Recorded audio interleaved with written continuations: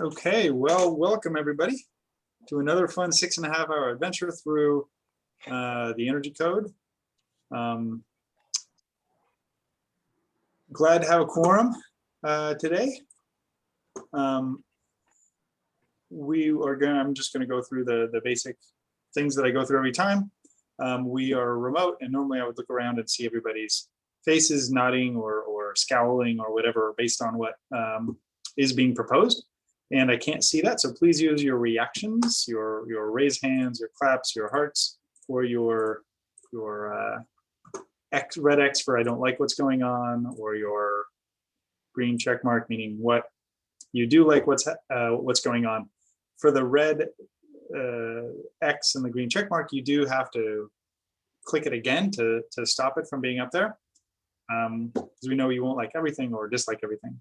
Also use your raised hand when you want the floor to say something, and you please lower your hand when you have the floor. I will call on people in the order in which I see their hands go up.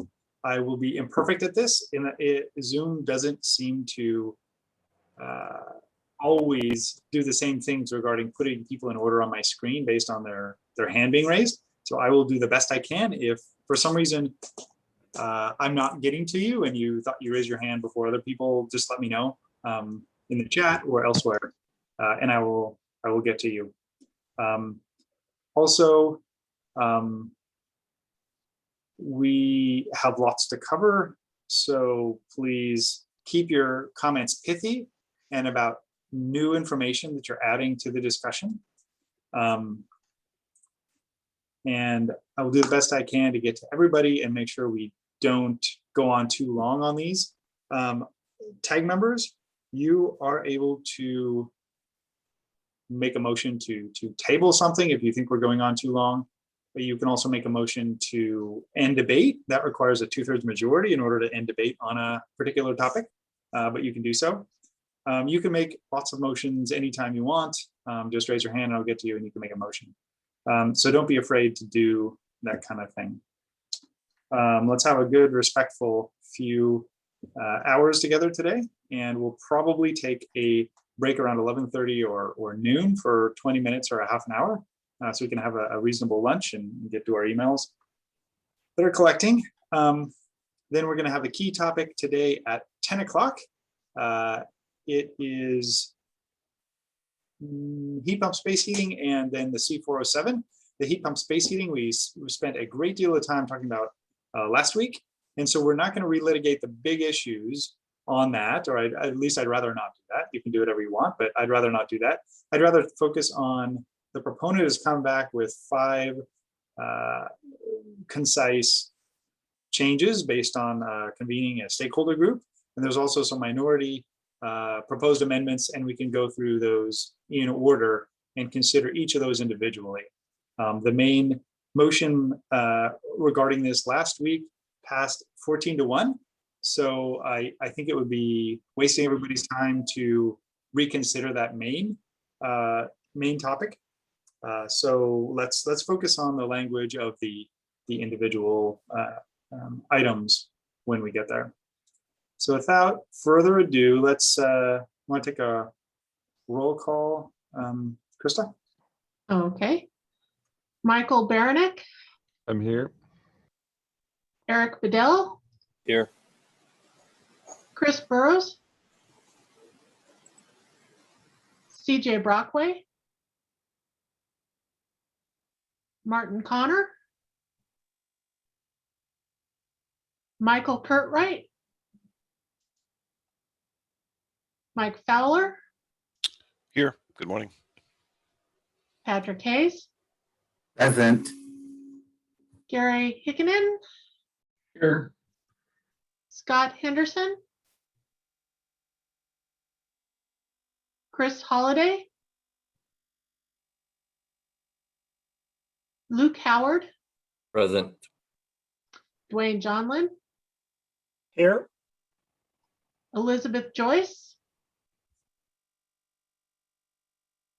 Bill Kraus. John Lang. Mike McGivern, Here. Alan Montpelier, Here. Henry Odom, Eric Olnon, Here, good morning. Andrew Poltorak, Irina Rasputnis, Present. David Reddy, Here. Lisa Rosenau, Good morning, here. Poppy Storm,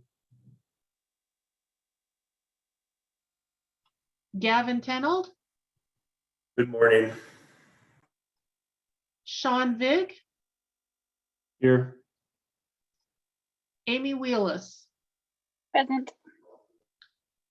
Are there any members who joined us who didn't hear their names called?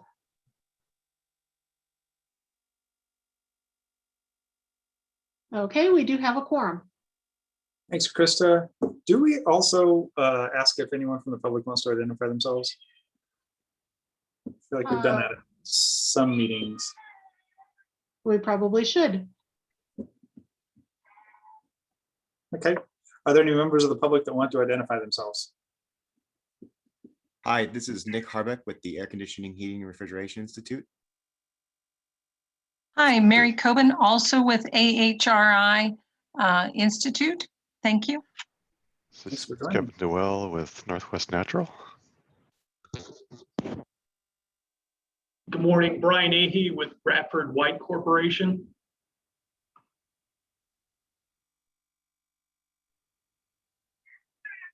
All right, anyone else? Hi, Okay, this is Sean Deniston with New Buildings Institute. Sean.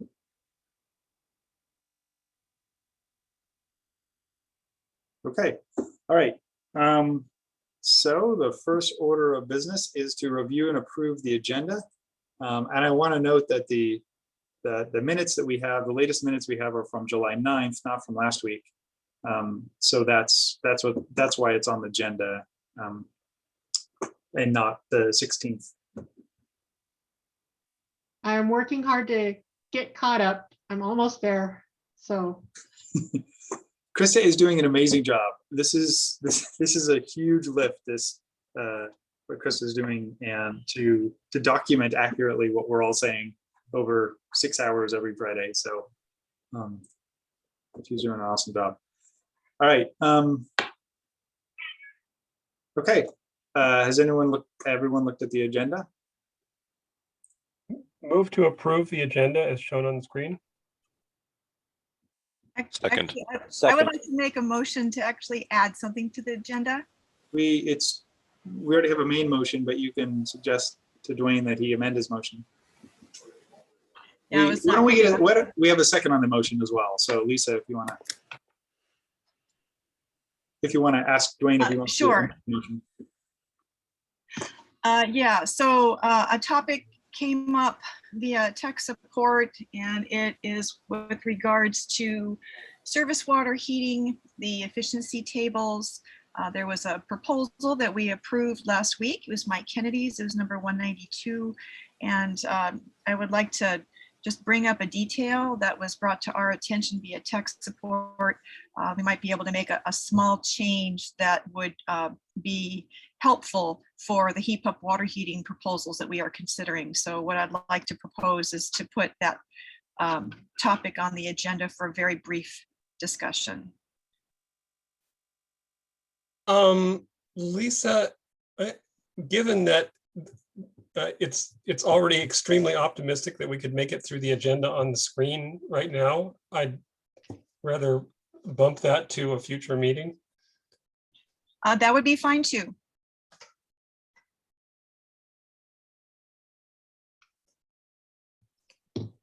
We have a motion to approve the agenda as written. We have a second. Further discussion. Okay, all in favor of the agenda as written, say aye. Aye. Aye. Aye. Aye. Aye. Any opposed, say nay. All right, we've approved the agenda. Let's look at the minutes from July 9th.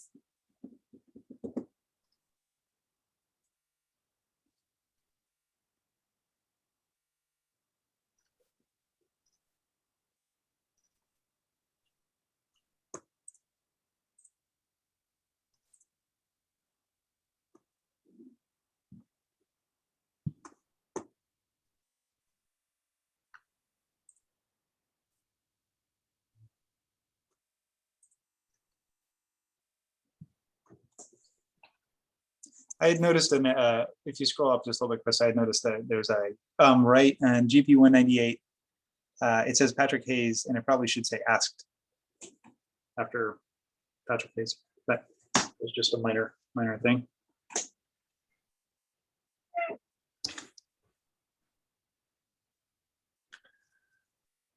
All right. Anybody have any comments on the agenda? I mean, the minutes from July 9th. Okay, Motion to approve the minutes. A Second. second. 2 seconds. All right, multiple seconds. I like that. All right, we have a motion. We have a second. Is there further discussion on the minutes? Okay, all in favor of the minutes as modified, say aye. Aye. Aye. Any opposed, say nay. Okay, we have minutes approved. We are on to the exciting part, envelope proposal. Reduce fenestration U values. This is a Dwayne. Oh, Patrick has his hand up. Patrick. I just would like to reiterate that what I said at the last meeting, that we can't tell whether we have a quorum, people could walk away, and that we do roll call votes so we can count everything up like we did at the last meeting. Patrick, you're welcome to make a motion to require that of every vote that we take. However, I don't think that that's necessary. I just think that we need to do the right thing. Okay, so Robert's rules state, as I mentioned last meeting, that a quorum is assumed to be maintained until someone, a tag member probably, calls it into question. So you are free at any time, Patrick, to say that I don't know if we have a quorum, and then we will re-establish a quorum. So you're more than free to do that. The way I will call votes is, unless somebody makes a motion otherwise, is that if something appears to be non-controversial, I'll do a voice vote. If something appears to have controversy, I will call for a roll call vote. That's how I'd like to run it, but you're free to make a motion to do something else if you want. I will. And Patrick, given. I can't see you. I just can't figure out how to get back to. Patrick, given that we have a lot of work to do, I prefer what Chalice is suggesting, that we not bog the process down with a roll call vote for every thing, just something where it seems like there might be some. Well, Dwayne, we didn't bog the process down at the last meeting by any means over using roll call votes. But the fact remains, since we're not all in the room together, that you could be on this screen and drive away and go to Safeway, and it appears that there's a quorum and there isn't. So that's why we need to do it. It's the nature of COVID style meetings versus in-person meetings. Patrick, are you going to make a motion to do something? I make a motion that when we have a vote, like you said, Shell, that is somewhat controversial and we need to make sure we establish a quorum, that we do a roll call vote. And if Okay, we have a motion on the table to have a roll call vote whenever something is controversial. I'll second that. Okay, we have a motion, we have a second. Further discussion. I would like to add in the further discussion part, especially in the afternoon, Shell, when people tend to drop off, you know, I mean, after lunchtime, we don't really know who's here and who isn't. Okay, we have a motion, we have a second. Further discussion. Okay, all in favor, go ahead. Yeah, Patrick, this is Gavin Tenold. How do we know when something's controversial? Is it just when we are talking about it at length and there's obvious opposition, or like what? I think that's how we've been doing it in the past, right, Shell? I mean, it's. Yeah, that's how I've been running it. So Yeah. I feel like it's been run okay, at least in that regard. So we have a motion, we have a second. Gary? Yeah, I might suggest that, Jill, if you ask for a voice vote, and there's even one nay or one opposing vote, that then maybe that's a good indicator to do a roll call. I think that's a good idea. Alan?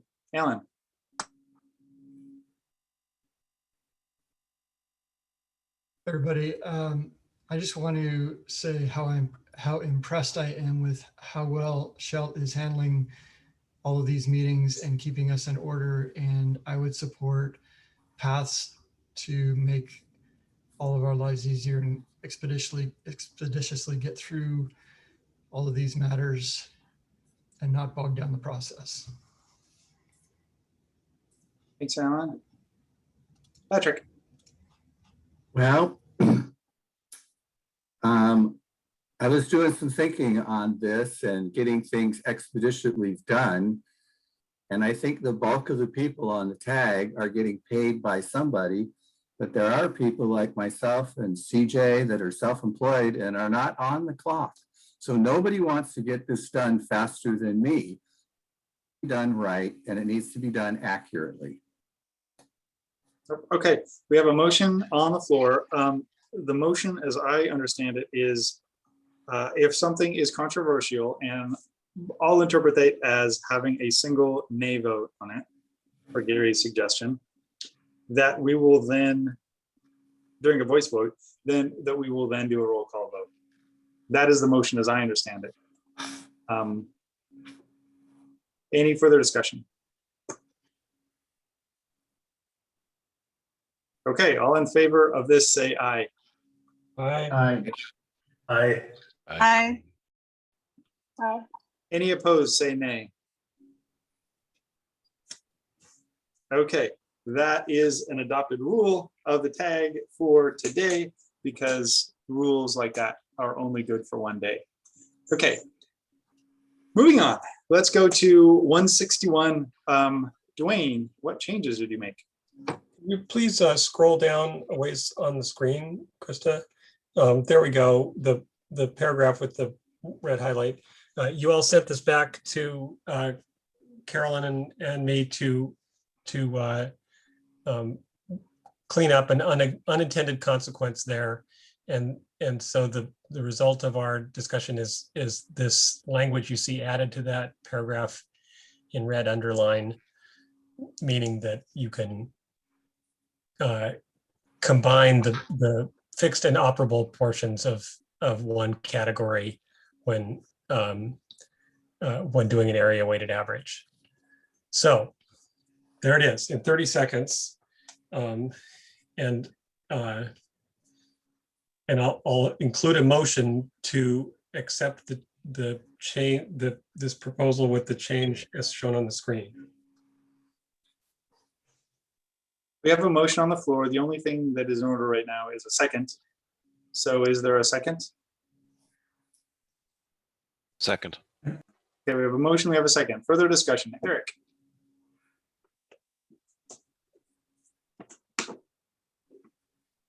1 second, sorry, I'm trying to put my video on. So I did, give me just 2 seconds, let me get my notes.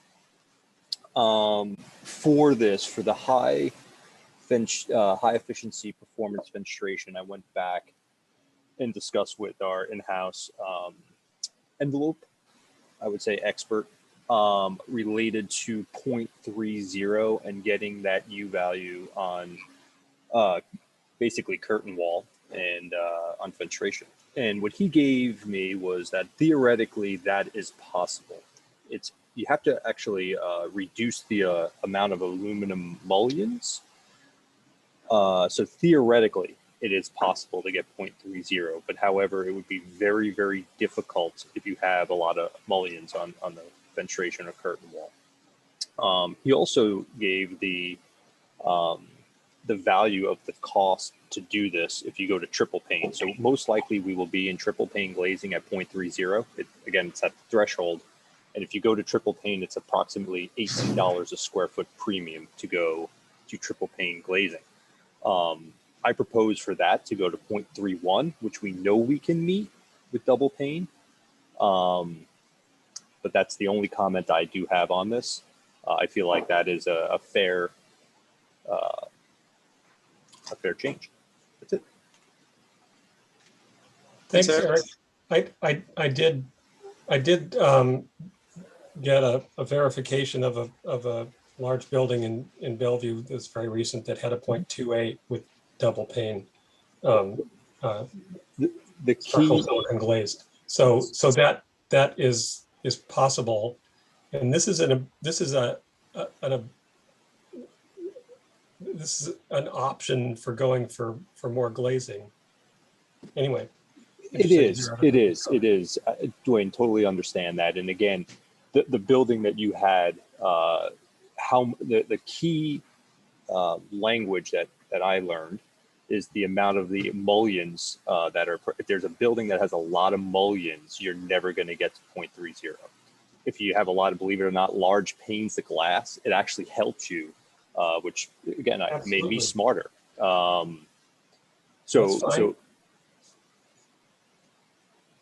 I just wanted to leave that out there. Again, I just wanted to give you just a little bit of research I did on the back end. Thanks, Eric. Thanks, Eric. Patrick?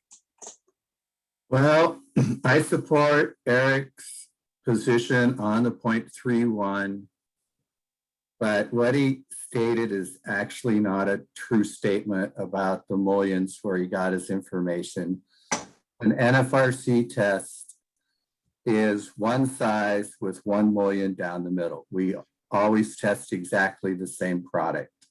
There is no multiple mullions in the test. So, but the 3.1 is a better number. And moving down to D, Dwayne, where you have 0.22, I would like to recommend that becomes 0.23. And the reason I state that is I average just a zillion projects every year, and with a double low E product and a decent punched opening vinyl window like VPI, which is the most common one used. There's some new players coming out, Prime out of Yakima. The average with a double low E, which would be like Solar Band 60 over NH4, always comes out 0.23. Getting to 0.22 rarely happens because of the mix between the operators and the fixed. The numbers really is 0.23. And just like what Eric said, I mean, these are real numbers that you can achieve. You're not giving the project a deficit or an advantage. It's like even money right down the middle. Patrick, did you notice that there's a separate category for operable there? So it's in there, it's 0.22 for fixed and 2.4 for operable to allow that additional.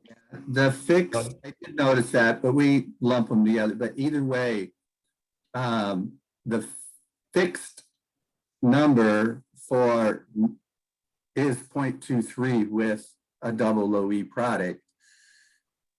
All windows don't test as good, and all manufacturers are not as good at testing and doing the simulations. And like Ply Jam down in Kent, they don't get close to this 2.3. they're up at the 2526s because they're just lousy at doing the business.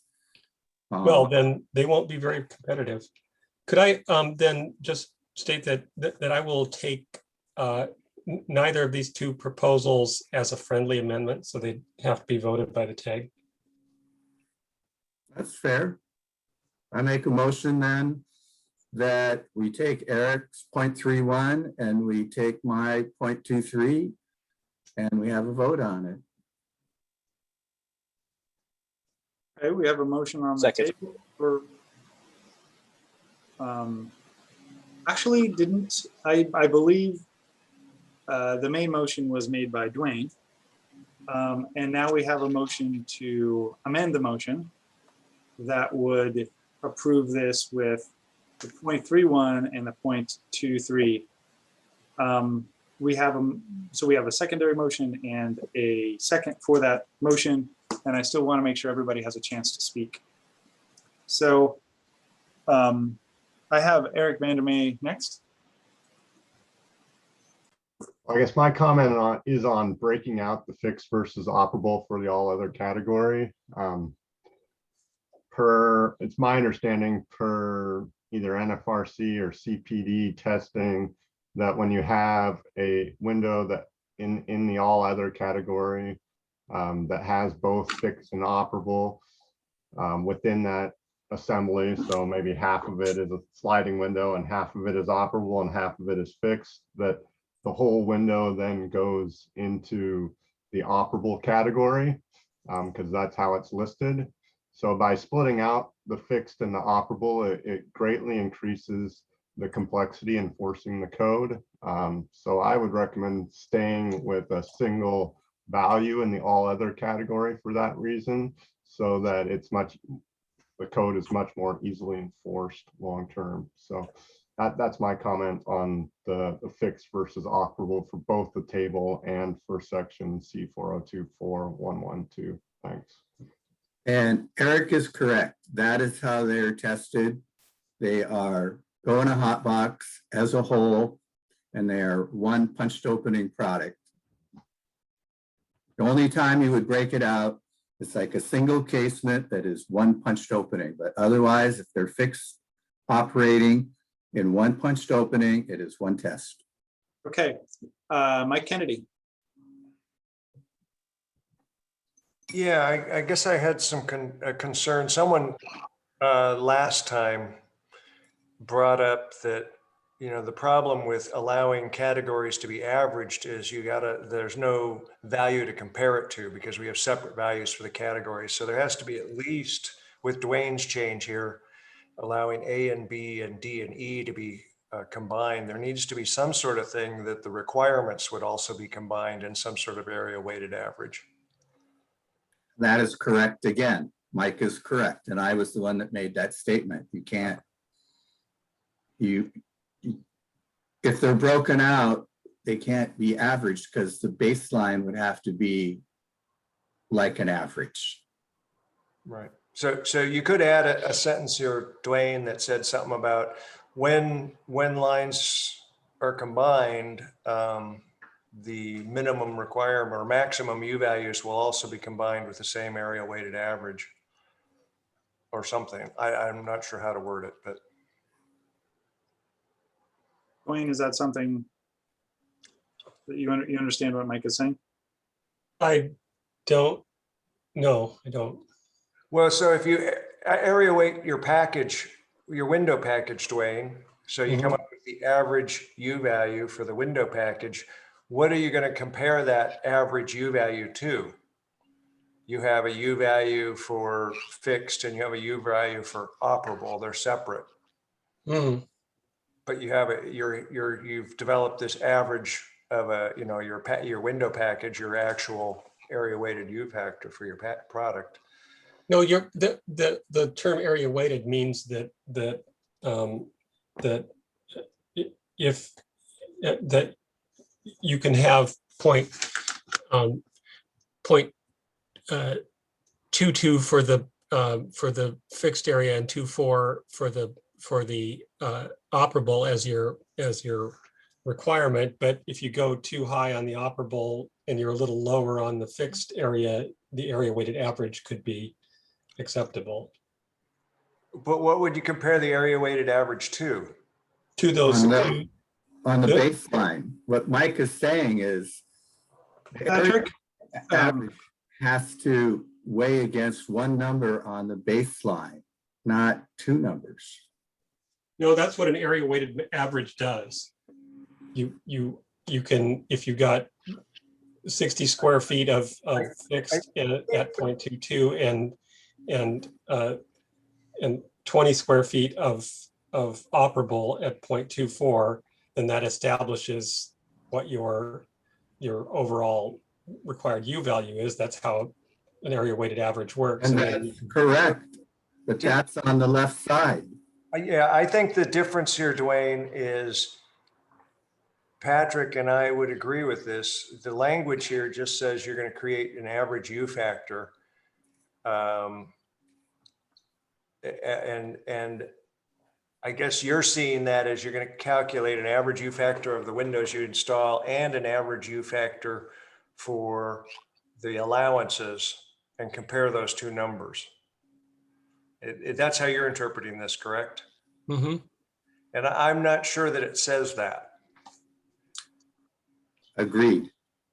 But anyway, if it does, I think it just needs to say you have to area weight your target U factor and your actual. And your proposed. But that would require making two schedules, which, you know, can be done, right, Mike? I mean. So anyway, I mean, as long as that's how this is interpreted, I'm fine with this language. I think you got to add language that says that the target number has to be averaged along with the proposed number, and then it's fine. Well, what do we call them in the table? Are they the minimum U factors? I think it's maximum U factors. So Yes. it'd be, instead of target UA value, it'd be the maximum U factors. Yeah. Sorry to jump in, but doesn't right above where it says area weighted average U factor before the red text, new text is added? To me, that covered it. So. I don't think so, because you gotta let them know that you have to average both sides of the algebraic equation, not just one side. Remember, you guys, I probably do more of this than anybody in this room, you know, and have for like 30 years. I mean, Mike and I know what we're talking about here. There's no question that you know what you're talking about, Patrick.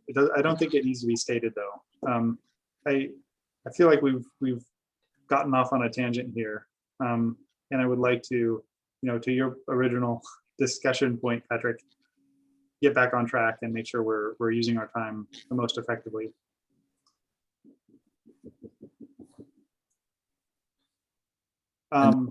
We have. I want to get to the other speakers. So, Eric Bedell, you've already said something. Mike, you've already said something. David, ready? Yeah, I just wanted to say I agree with, I think it was Eric Vandermeer's comment about the U factor for the all other category. The way the products are rated, it's just not really that often that you have just fixed or just operable within punched opening windows. So I would support the change to just removing, I guess, the operable part instead of target for the mold products or products that would also be considered non-fixed, like if they were installed on their own. So, and then this idea of, I mean, my understanding is this area weighted average thing that we're discussing is just if you're not using component performance approach, you could show compliance prescriptively by area weighting within categories. This is outside of component performance. Is that right, Dwayne? Right. Yeah, I mean, I agree that it's not clear that you would do the weight average. So I would support, as Mike and Patrick suggested, some clarity on that. Okay, we could table this and ask the proponent to revise it. we could also vote on it. So if somebody wanted to make a motion to table, we could. Otherwise, we're going to proceed with the motion, which is to approve with the 0.23 and the 0.31 as modified. So is there further discussion on this proposal? Or anybody want to table it? I'll make a motion to table it if Dwayne wants to work on that language so that it's Dwayne, do you want to work on it as Patrick is asking? I can make another shot at making it clearer, sure. Okay, we have a motion on the floor to table, which, okay, and we have a second. Is there further discussion on the motion to table? I'm sorry, I didn't see who seconded. That was Amy. Thank you. Okay, further discussion? Okay, all in favor of tabling, say aye. Aye. Aye. Aye. Aye. Aye. Any opposed, say nay. Nay. Okay, we're gonna do a voice vote or a roll call vote. Okay, Krista, let's do a roll call. I have to unmute to do that. Okay. Eric Bedell, Nay.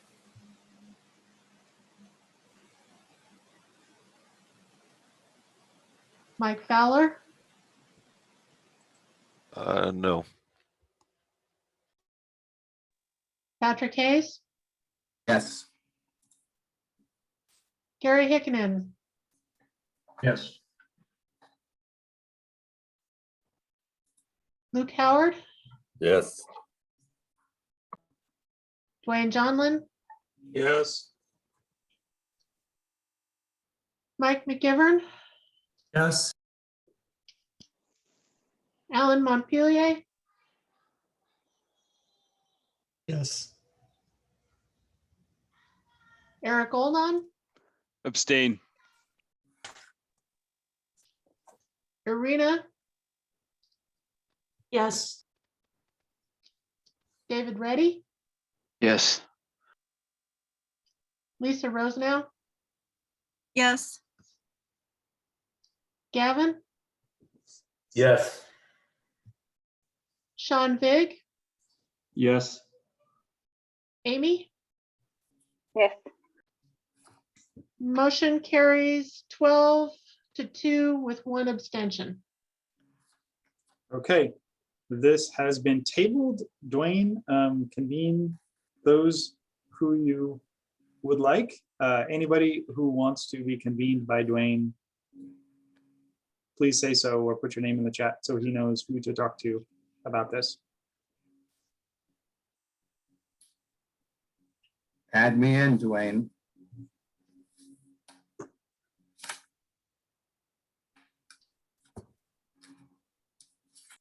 Okay, we're on to the next one. Pool water heaters. 177. Hey, I think that's me again. All right, go for it, Dwayne. So this requires that you not use electric resistance for your pool water heater when you're over 2,000 gallons. If you're wondering, that's like a pool that would be, 4 feet deep by 7 by 10 or something. So larger than that, you need to do something other than electric resistance.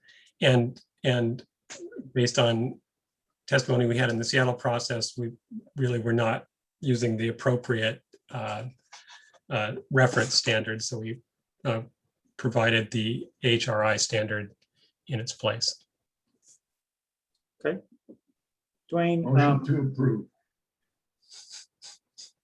we have a motion on the floor. I just wanted to say, Dwayne, Eric said something in the chat, Eric Bedell, about wanting to be involved in your group.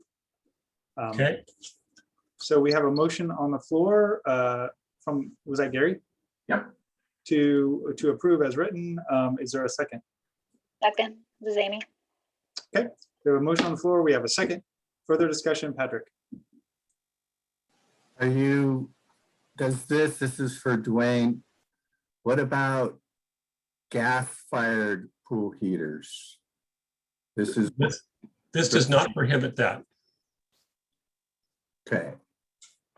As interesting. Well, in my California house, there is a gas-fired pool heater. It is 400,000 BTUs. It has enough heat to heat 4 houses in Alaska. They're not very efficient. This would be efficient. Heat pump water heaters and heat pump pool heaters are very efficient. Well, do I hear you making a friendly amendment? To outlaw gas pool heaters in the state of Washington. That's a possibility, Dwayne. I've been thinking about this for a week because I know, I mean, you actually would be doing Washingtonians a favor to heat a pool, even in Southern California, like late September. My wife has made the mistake of firing it up. It costs $300 a day. Patrick, is there a motion? Are you making a motion? If I had someone to back me up, I'd make a motion, but I haven't heard that yet. Well, you can make a motion and see if somebody is going to second it. You got a motion on the table. Yeah, we have a motion on the table. We have a second for that. Patrick seems like he almost would make a motion to amend the motion, which is a perfectly fine thing to do if you want, Patrick. Or you could not do it, whatever. I think I'll pass and wait for the next code cycle and turn in one. All right, Patrick is not making a motion. Is there further discussion on this issue? Okay. Eric, you turn on your camera. No, I'm going to vote yes. So Okay. I'm just getting ready. Okay, all right. All in favor, say aye. Aye. Aye. Aye. Aye. Aye. Aye. Any opposed, say nay. Okay. Thanks, Dwayne. This passes. And we're on to water heaters, and this is Sean Dennison. Sean, are you in the house? I am. All right. Do you want to talk about this one? Sure. So in the interest of keeping things moving along, I will just note one thing beyond the reason statement based on things that the tagger is considering, is that if the requirement for heat pump water heating goes through, then the incremental cost for this demand responsive controls would be effectively zero. This is a common feature included in a lot of heat pump water heaters, but not all. And I'm happy to answer any questions.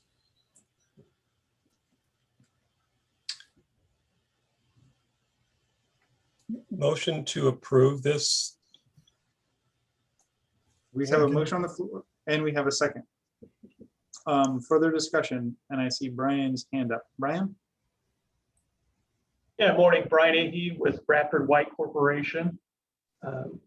We'd like to alert the Energy Code Technical Advisory Group that the Washington Department of Commerce through RCW 19.260 and WAC 194-24-180 has existing language regarding requirements for electric storage water heaters. And we suggest that the TAG group work with the Department of Commerce, as there seems to be some overlap in the languages and could possibly cause confusion for inspectors and in the field. There's also a requirement for CTA 2045B in this language. The Department of Commerce language has a requirement for 2045A. So we see some overlap and conflicts with this language with the existing law that's already out there. Thank you, Brian. Are there any changes to the language that you envisage that could make this compliant, or does it require a separate set of discussions, do you think? I believe it requires a separate set of discussions because we're talking about water heating systems versus water heater. There's a definition for electric storage water heaters from RCW 19.260.020. I believe it would be better handled by having the two groups get together. Okay, thank you. That's great information. I see Amy Wheelis hand up. Yeah, thank you. I think I would agree with that statement, but I'm curious, Sean, if you have any feedback or Yes, comments. so we specifically chose the B version of the standard because the functionality for demand response is broader than what you see in A. A basically only allows you to shed. So under the A version of the standard, you can get a signal that will tell the water heater just not to turn on, not to continue to heat water. Under B, the protocol is more substantial. It allows you to preload and to shed. It allows you to respond so more proactively to these grid events. And because of that, it allows really for greater demand response control. However, B is not widely adopted in central systems yet, in larger systems. And so the goal here is to push forward beyond the state regulation that's been mentioned where it can. And this is for the small water heaters, the small integrated storage tank water heaters, while recognizing that the rest of the market might be more difficult and might need to stay on the older, simpler standard. So this really is about getting as far as we can, where we can in a reasonable way. We are aware of kind of the state regulations that are moving through, and I suppose there may be some opportunity for some confusion, but this clearly defines the limited portion of the market that this would be available, that this would apply to. And so I think that the confusion would be limited and would provide a substantial benefit for demand response for basically a lot of homes. These are the types of water heaters that go in smaller, dwelling units, and the smaller commercial buildings that are only going to have residential type water heater. Okay, thanks, Sean. Do you, based on what Brian said, do you think you should we should table this and you should rethink, or not? I think that this proposal is meant to go beyond the state regulation. So it's really a question of whether or not the TAG wants to see this smaller subset of the market go beyond the state regulation, or to stay back where this broader market is being held back by the larger systems. Okay, and just the code will go into effect July 1 of 2023, just so everybody knows it's 18 months or so. And, or no, what is that? 20. And I guess the last thing, if the TAG thinks that the state regulation is enough, there's really no reason to coordinate this with the state regulation, because the state regulation is already going to be there. So this is about going beyond the state regulation. Okay, thank you. I have Nick next. Nick Harbeck. Yes, hello, this is Nick Harbeck with the Air Conditioning, Heating, and Refrigeration Institute. Thank you all for hosting this event and allowing us to speak on this. I'd like to maybe briefly kind of reiterate some of Brian's concerns. As we are AHRI, we represent a large number of manufacturers, including manufacturers of water heating equipment. And I want to say thank you to Sean and for putting this forward. And maybe there's a potential avenue for us to provide maybe more industry information, a potential position, or maybe recommendations that might assist the TAG in some of this decision making in the future. We'd be very happy to convene a committee and get back to you all with more information in the future. And thank you again for letting us stay involved in this process. Okay, thanks, Nick. I have Joe next, Joe Boros. Hello, this is Joe Burrows with Ream Manufacturing Company. I would just like to echo comments from the gentleman, Bradford White, as well as AHRI. Certainly, we have some concerns and would recommend some changes with respect to both the language to ensure that it's more consistent with the state requirements, and as well to address some of the other concerns noted. So thank you. Okay, thanks. And what I'm hearing is industry concerns with this, and I'm wondering if we should table this in light of those concerns, but I'm not making motions here. Mike McGivern, you're next. Yeah, Sean, I was just curious, is this going to save energy, or is this just helping the providers, the electrical service providers to manage their loads? Sean, you're on mute.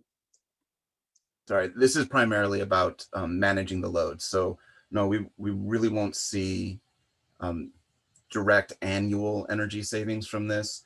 This is really about being able to manage the peaks. So we do see at least the potential, if this equipment is actually activated, because this is just the capacity, to have fairly significant management of peaks in the energy system.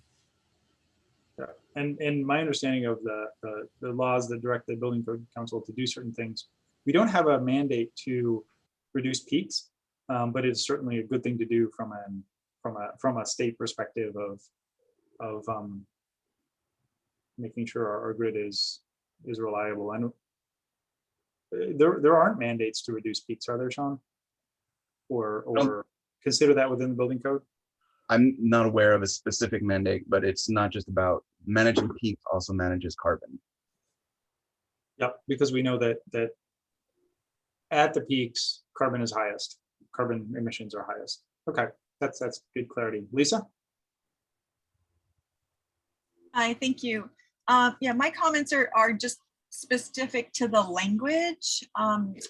So just a couple observations. The terminology should be consistent between the definition and the provision. So suggest using demand responsive control throughout, and also approved demand responsive control shouldn't be in italics because it's not defined. And then a comment about using the term approved, that's a vague, it's vague, it's unclear, approved by whom. So I suggest something along the lines of, or another method of demand responsive control as approved by the code official or something like that. Thank you. Well, Lisa, we use the word approved all the time, and it's defined as something the code official likes. Okay, I mean, as long as that's clear in other parts of the code. Thought I'd bring it up.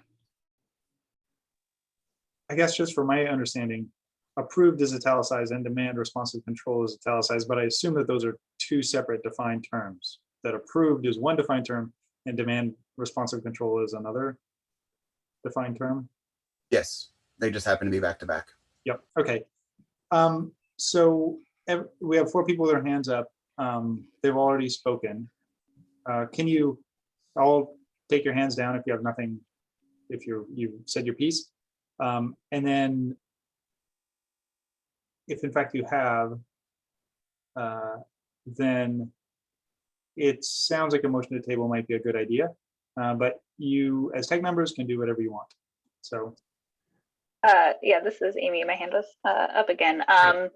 Though there is not a requirement for the Building Code Council to, reduce capacity, there are requirements for electric utilities to implement demand response programs, and technologies like this are needed in order for those programs to actually work. That said, I think I will make the motion to table. Motion to table on the floor. Anybody have a second? The motion, we have a second. Is there further discussion on this motion to table? Okay, all in favor of tabling, say aye. Aye. Aye. Aye. Aye. Aye. Any opposed, say nay. Okay, this passes unanimously. So, or this is tabled unanimously. So we are, all right. So Sean, if you want to help Sean, and I heard several people say that already, please put that in the chat or unmute yourselves and say you want to help Sean right now. This is Mary Coben with AHRI. We will definitely want to help with this work stream. Thanks, Mary. And I'm assuming AHRI, Mary Coben, AHRI. My colleagues and I are on the phone. thanks. Okay, and then Brian Ahey is saying that in the chat. So Amy also. So, all right, you have your group, and then we'll consider this in the future. All right. Well, we seem to be tabling things today. How about the DOAS? We're going to get into DOAS now, and we're going to spend a long time on DOAS. So this is 111. This is a Lisa proposal. Yeah, thank you. So the proposal on the screen is actually a combination of my original language in my proposal and a couple of details that were included in Dwayne Jones' proposal.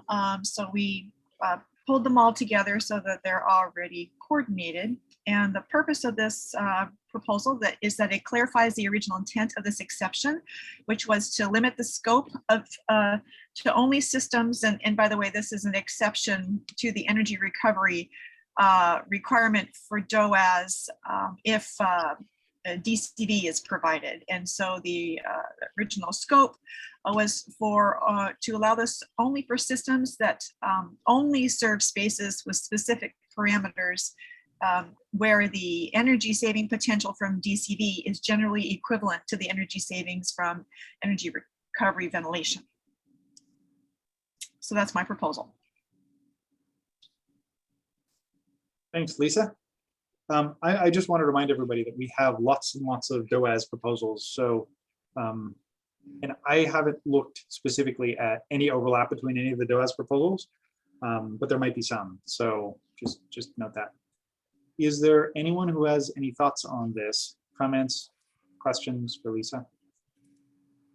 Motion to approve. Motion to approve. Is there a second? Second. We have a second. Is there further discussion? Okay, all in favor say aye. Aye. Aye. Aye. Aye. Aye. Any opposed say nay. Okay, hearing no nays, this passes. Thank you, Lisa. We are on to an enthalpy question. This is a Dwayne one.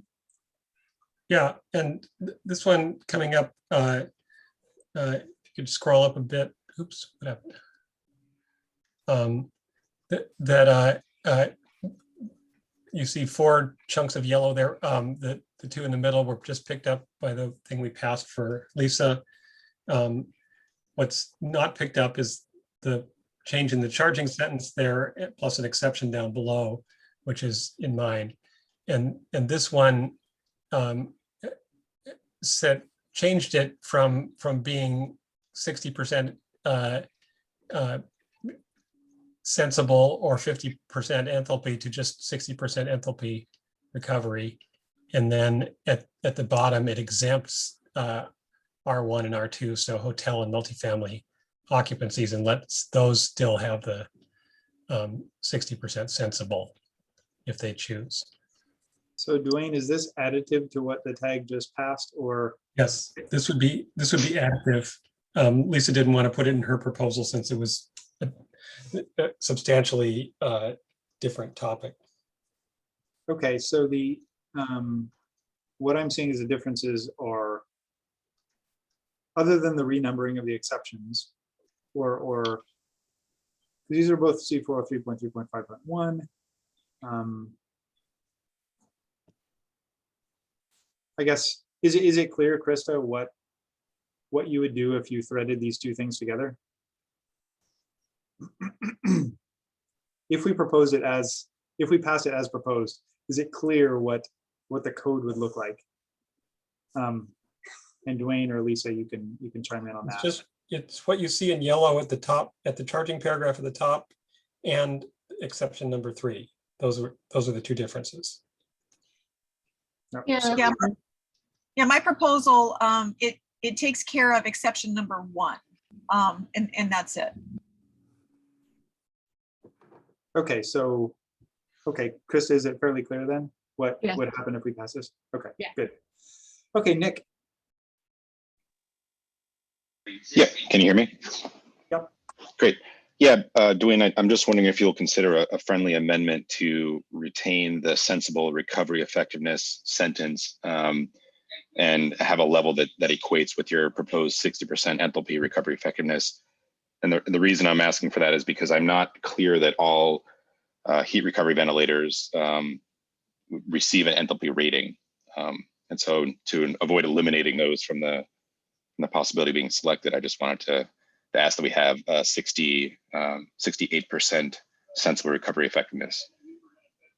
I would accept that as a friendly amendment. So in that case, we would not strike that language that I had stricken there. We would just change the 60 to 68 and the 50 to 60. Is that right? That's right. I'll take that as a friendly amendment. Okay. Mike Fowler. On a similar comment to that was just made, Dwayne, for consistency, would the R1, R2, should we also make that 68 sensible, 60 for having the same values? Well, I had specifically at urging of a number of engineers permitted 60% sensible for the R1 and R2 systems because of it greatly expanded the product availability for those little units. Okay, understood. Then no proposal to you from me. Lisa, I saw your hand go up, go down, go back up. Yeah, sorry, I just spotted something else. Yeah, so so basically, I'm just making sure I understand. So number 3, then it does, since we just now added sensible recovery effectiveness back in, would Yeah, the we should, good point. We should reword that so it should say provide 60% sensible heat recovery effectiveness in lieu of 68% sensible. Yeah, thank you. Good catch.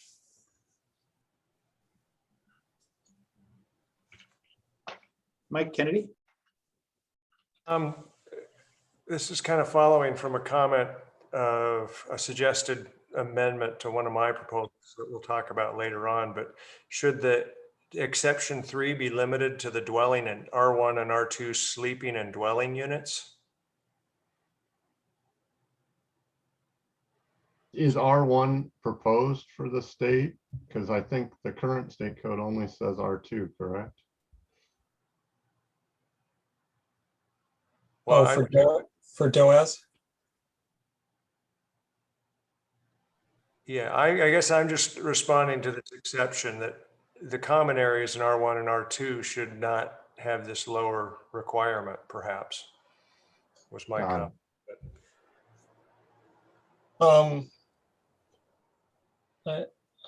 I'm not, I'm willing to let that go. Okay.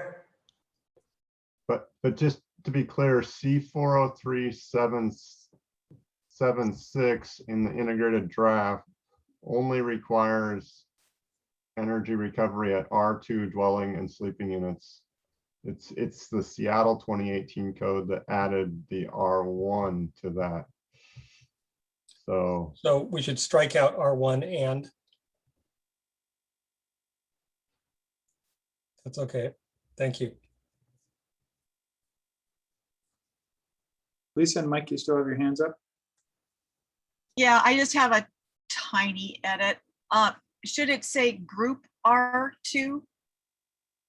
I don't know if that matters, but I think that's the way it's. That's proper, yes.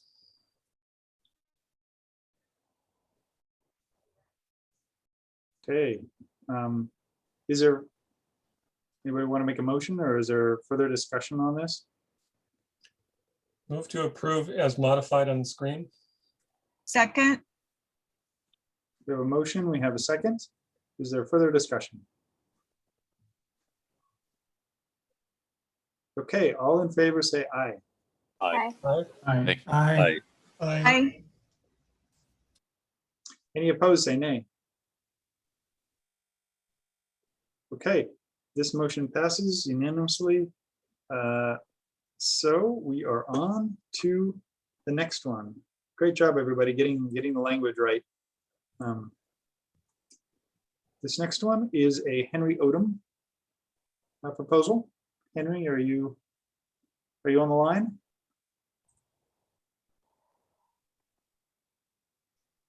Mark Frankel, you are named also on the proposal. Are you around?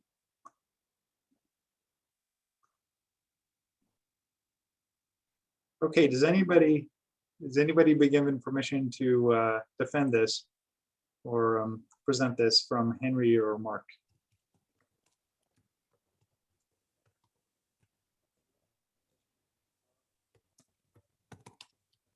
Okay, well, we could have a motion to table it, or if everybody really likes it, we could also move forward with it.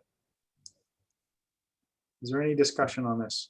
Or Motion to not move forward with it since nobody's here to explain it. So to table it or to disapprove it? Disapprove. Okay, we have a motion to disapprove. Is there a second?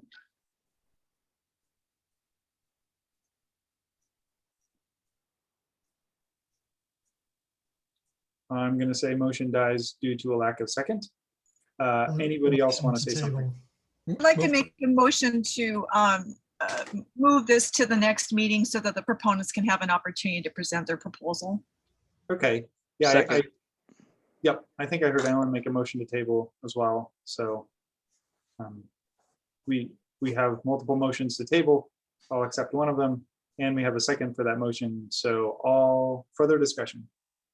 Actually, no, motion to table doesn't allow further discussion, I believe. So all in favor of tabling, say aye. Aye. Aye. Aye. Aye. Aye. Any opposed, say no. Nay, rather. I will contact Henry and Mark and see if either of them's available this morning to defend that. Okay, and just for clarity, we can draw from the table or pick it up from the table later in this meeting if we vote on that. So just for clarity, if they show up, we can deal with it. All right. Next one is the DOAS Fan Power 110, and that is Lisa. Yes, thank you. So the purpose of this proposal is to make it clear that there are two distinct requirements. Currently in the code, the title of this section is DOAS with energy recovery.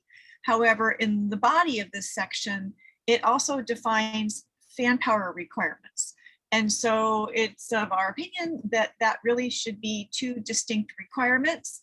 So if you scroll down, Krista, you can see that what we've done here is we have added another section. So we'll have the one section that's DOAS with energy recovery that covers all the details that are associated with energy recovery. And then there would be a new section that is DOAS fan power. In addition to that, we are adding a calculation for how watts per CFM is defined. We've received a lot of questions via tech support about how that is supposed to be calculated because there are a variety of different opinions about that.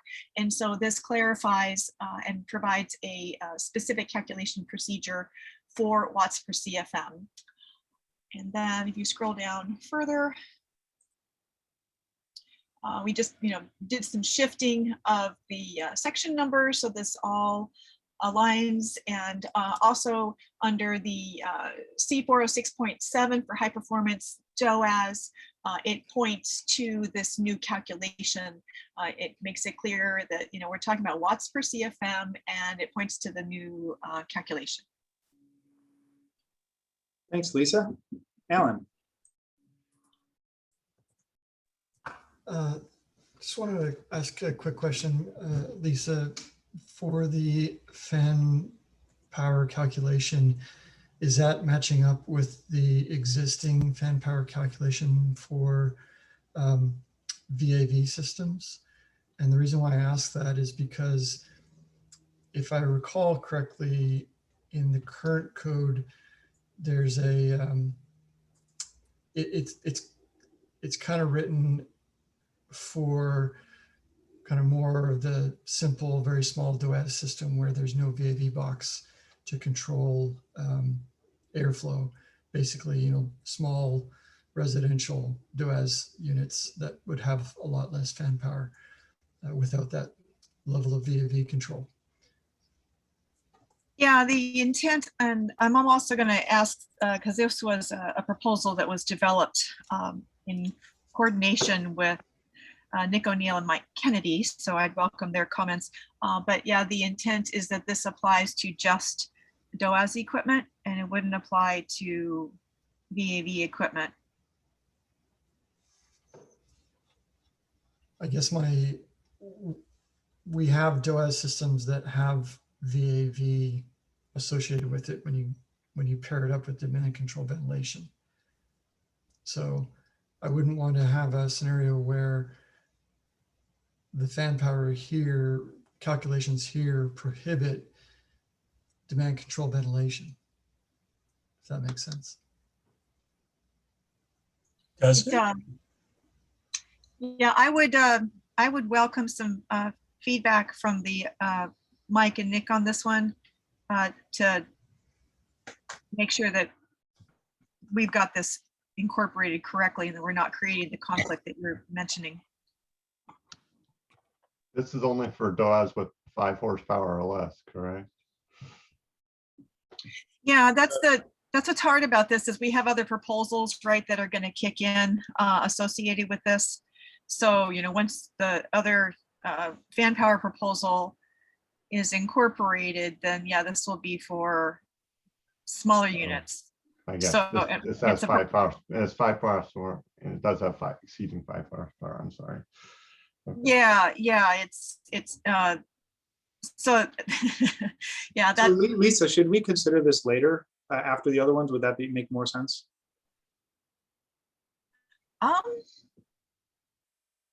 and then I'd have to look at the agenda. Is Nick O'Neill's proposal for fan power, is it on the agenda? It is, yeah. It is. Yeah, you know, actually, I like that idea. If we looked at his first, then it would be clear how my proposal is going to complement that proposal, and it might address Alan's questions. Okay, I'll entertain a motion to consider Nick O'Neill's proposal out of order. That requires a 2/3 majority to do so, but if somebody wanted to make a motion to do that, we could do that. I'll make a motion to move his proposal up and present mine after his. Second. We have a motion and a second. Further discussion? Do we know Okay, what proposal number that is we're moving? For Nick? Yeah, that would be, looking for it on here. 138. Yep, 138. Thank you. 138. I'm looking for 138 on the agenda. Yeah, section 7. Mechanical proposals tabled from June 25th. Okay, yeah, that's like the 6th one down or something like that. Okay, so Lisa, is your motion to consider that right now? Or just to, I interpret the motion as to consider that one right now, 138. Right now, is that your motion? Sure. Okay. Yeah, the motion is to look at proposal 138 now and then bring mine back up for discussion. Okay, that's the motion. We have a second. All in favor of that motion, say aye. Aye. Aye. Aye. Aye. Aye. Any opposed, say nay. Okay, motion passes. We're suspending the rules and considering this out of order, which is perfectly fine. We voted for that. So let's consider 138 right now. Nick. Great. Yep. Thanks, Joe. Right. So 138 we discussed back on June 25th. And since then, there's been a couple of modifications for the proposal. All of those modifications have been to align language and edits with the final language for Title 24, which is where this proposal is coming from. So essentially what we're doing is we're striking the existing section on a fan motor horsepower 403.8.1. So all of that is stricken out. And then Krista, if you would scroll down.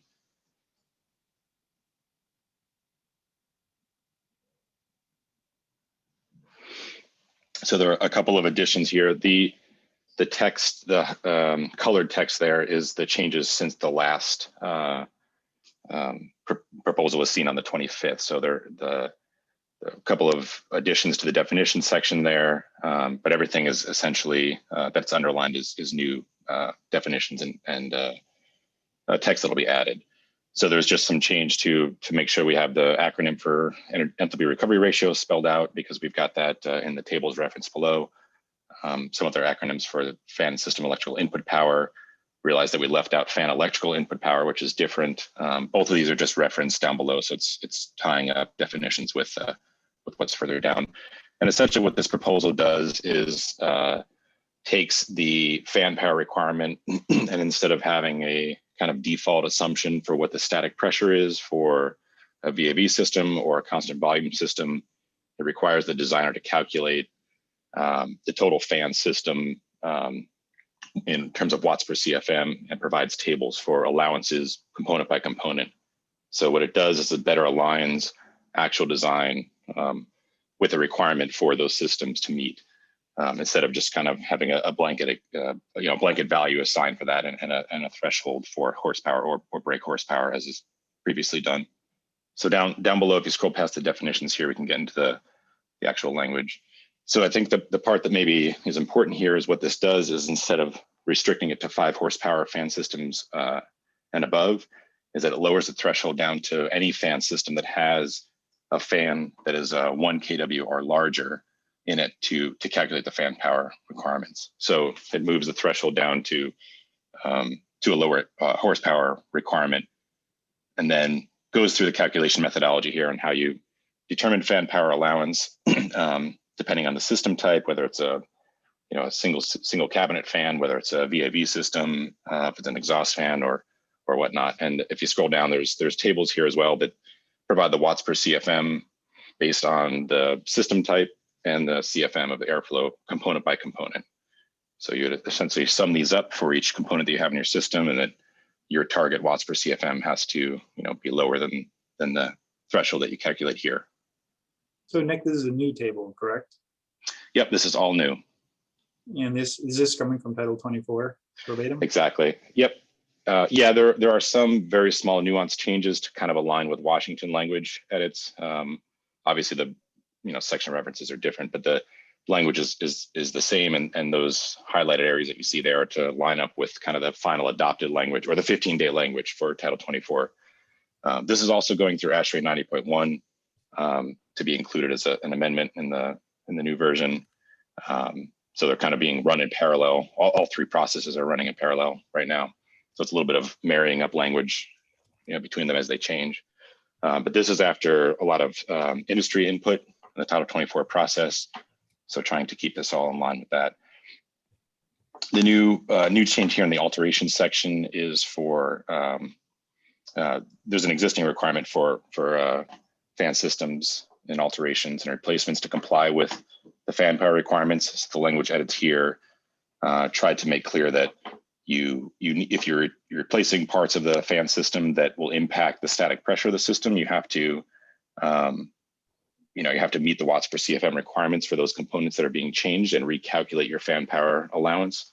But you are given additional fan power allowances down here for retrofit systems, both for standard systems and systems that might require an adapter curve, which was an industry request during the last round of Title 24 review. So that's what that's added down here.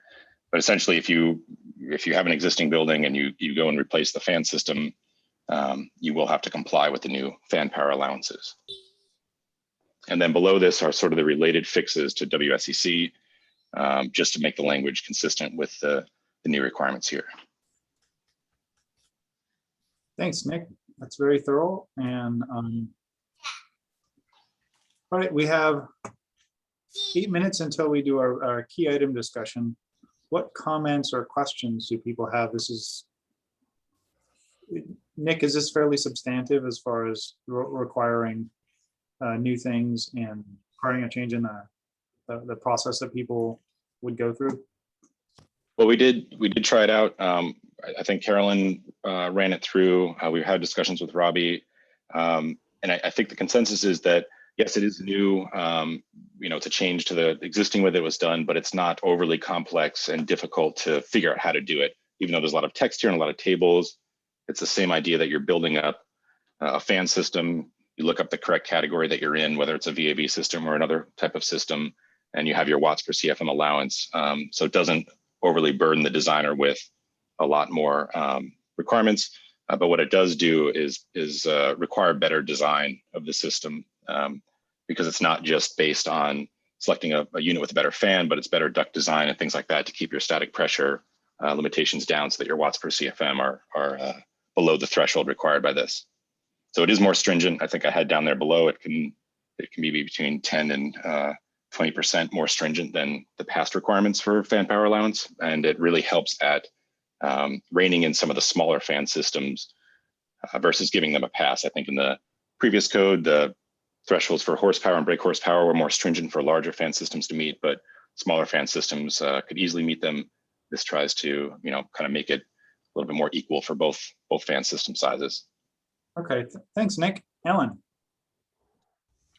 Yeah, I think from an engineering design standpoint, these are calculations that we're already doing, so I don't see any, any substantive extra work here. And it looks great from my perspective, just because it covers lots of different system types. Thanks, Alan. Michael. Yeah, I'd echo what Alan just mentioned. It's not complex to actually go through this process. Nick, I did have a question for you, and I may have missed it. I had to step away for a second. How does this apply to alterations? So if you were to replace a unit and you're having to deal with existing ductwork, is this possible, or is there any adjustments you apply for existing systems? Right. Thanks, Krista. Right there. So for the alterations section, it does say, similar to how the current code operates, you do have to comply with the fan power section if you are replacing a system, but there are additional allowances in that table right there that you're allowed to take, both with and without an adapter curve, depending on what you need for that unit. The intent here is not to require alterations to the ductwork, but just, these levels were determined by kind of a push-pull, sort of fan system replacement, where you might have to replace the air handler, and maybe you go with a better fan to meet these allowances versus replacing ductwork. Thank you. Okay, further discussion? Mike McGivern. Motion to approve as presented. Second. We have a motion, we have a second. Is there further discussion? Okay, all in favor say aye. Aye. Aye. Aye. Aye. Any opposed say nay. Okay, passes unanimously. That means we are back to Lisa's proposal. We have 4 minutes until the key item discussion. Let's keep going on Lisa's proposal. Until then. Okay, great. now that the fan power proposal has been approved, if you scroll back up to the, that section there, then do need to make some revisions to this section here, where it states that the fan power shall comply with, I think that it's new section C403.8.1 fan systems, because that section makes it really clear it applies to fans that are equal to or greater than 1 kW. And then the language then would say for fans less than 1 kW, it shall comply with this equation. Hey, Lisa, I have a suggestion. What if you wrote that down? I mean, maybe we can take care of it right now, but what if you wrote that down during our break after the key discussion? Sure. Unless you think we can do that on the fly. I think just to make sure we get it right, I'd be happy to take a few minutes and wordsmith this a little bit and come back and present that revised language. Okay. And then we're going to basically move to the key discussion after this. So if anyone else has suggestions for what Lisa might want to work on, we'll probably take our break after the key discussion. So Nick.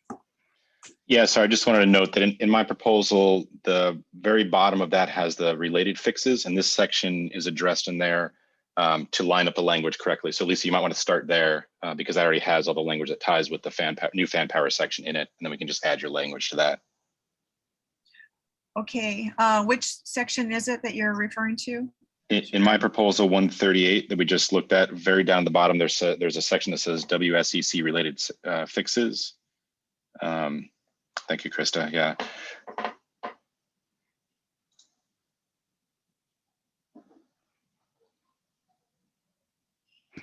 So right below that table. So right here is, here's the 403.351.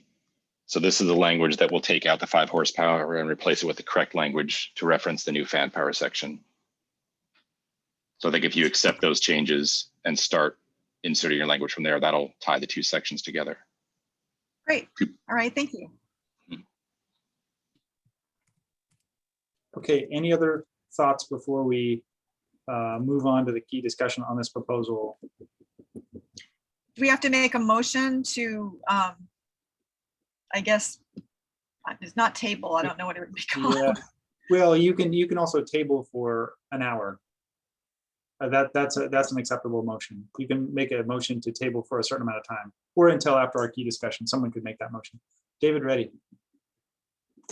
I guess one thing I wanted to point out was that it seems that the code will, I'm not aware of a proposal to address the low capacity fan ventilation threshold. It seems like we're going to have a pretty big gap in the fan power requirements from 62 watts up to 1 kW, 1000 watts.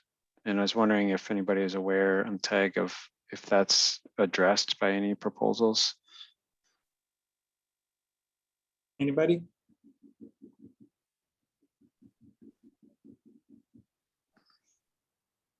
Okay. I didn't think there was, but I don't know. I guess that's something that the TAG maybe want to revisit.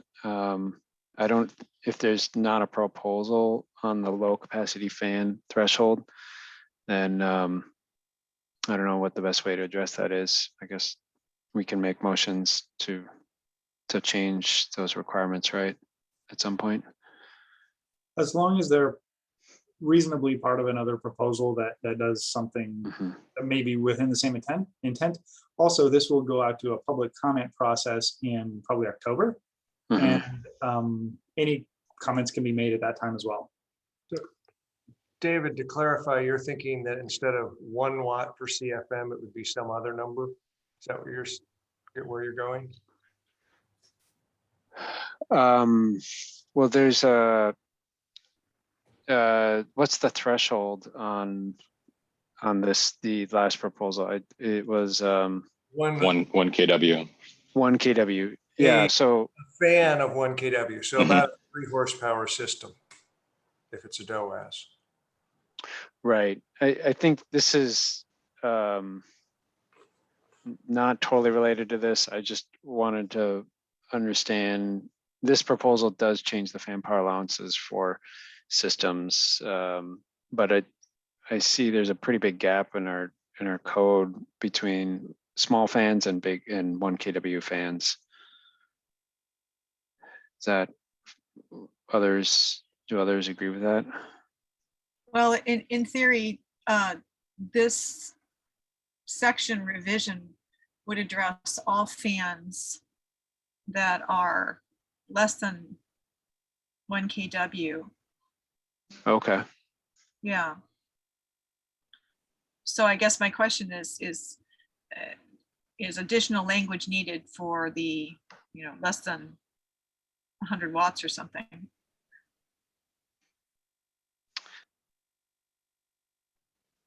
Right. Go ahead, Nick. I'm sorry. Yeah, I was just going to add, I think just to maybe sum it up, the proposal we just voted on was for fan systems 1 kW and larger. This DOAS fan power is for below that, right? Below Yes. the 1 kW threshold.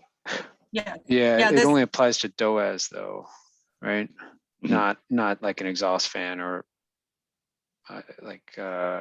small fan systems. There's a separate section in the code currently for what they call what's the low capacity ventilation fans, like bathroom exhaust fans and whatnot, but they're limited at 62 watts,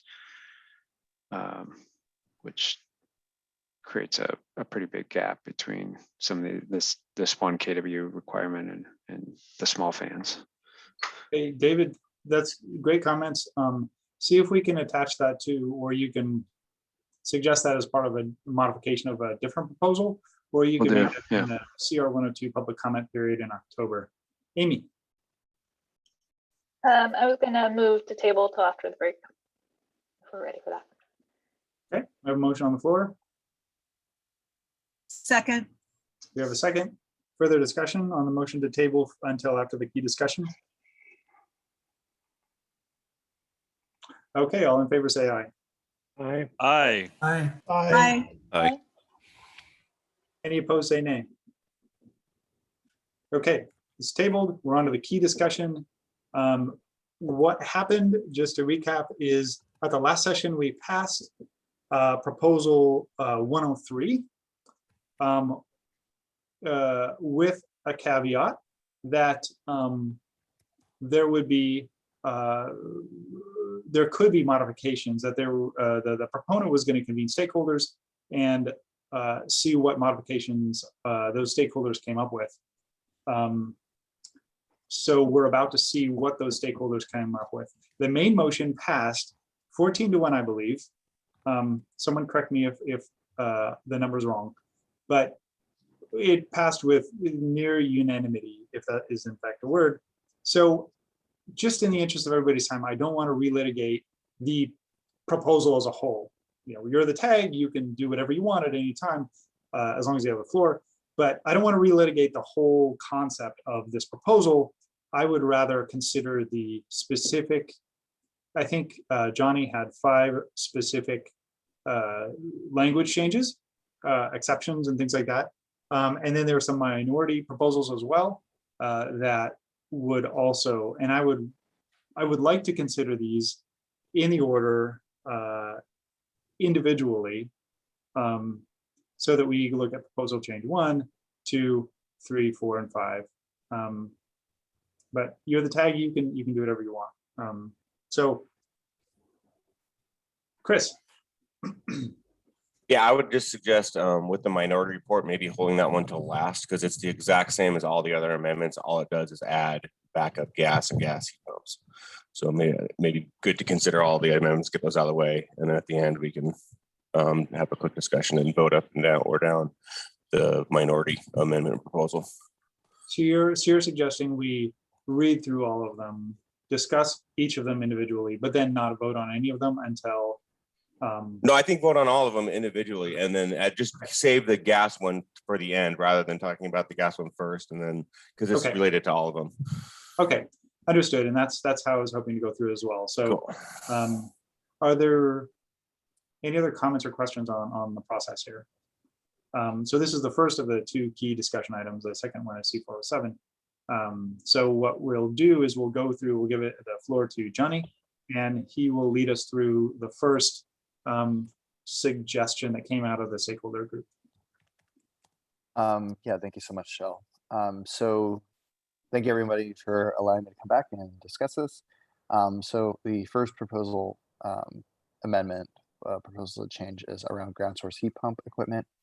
We're basically making small edits around changing in the controls for auxiliary heating from it being related to outside air temperature to being around the entering water temperature. This is more of something that designers of ground source heat pump systems would be familiar with. It doesn't really make sense to have it be controlled by outside air temperature because that's what we're trying to avoid through a ground source heat pump system.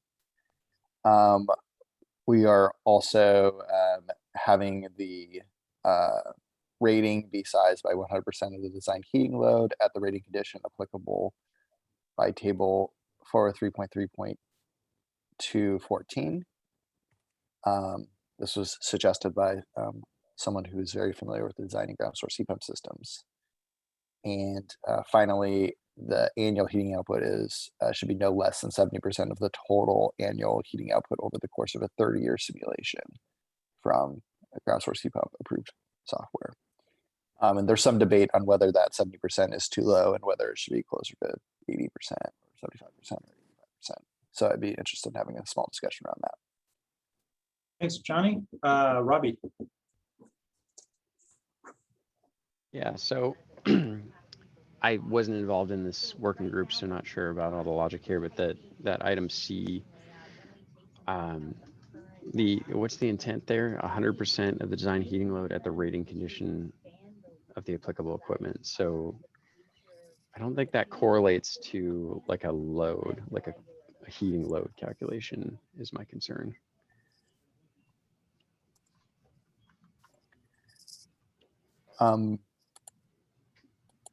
Dwayne, are you on the line?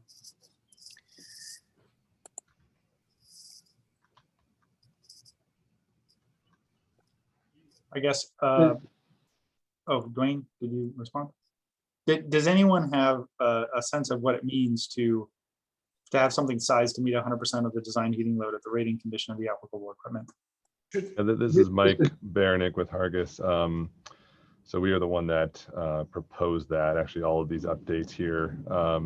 We didn't really understand where the 70% came from, which was what the original exception noted at 32 degrees. And we just noticed that the table that's referenced here, there's a lot of different conditions within that table, a lot of different equipment type. So all this is really saying in our, at least what we tried to get across was that at the rating conditions within those tables that your heat pump should meet 100% of your designed heating load.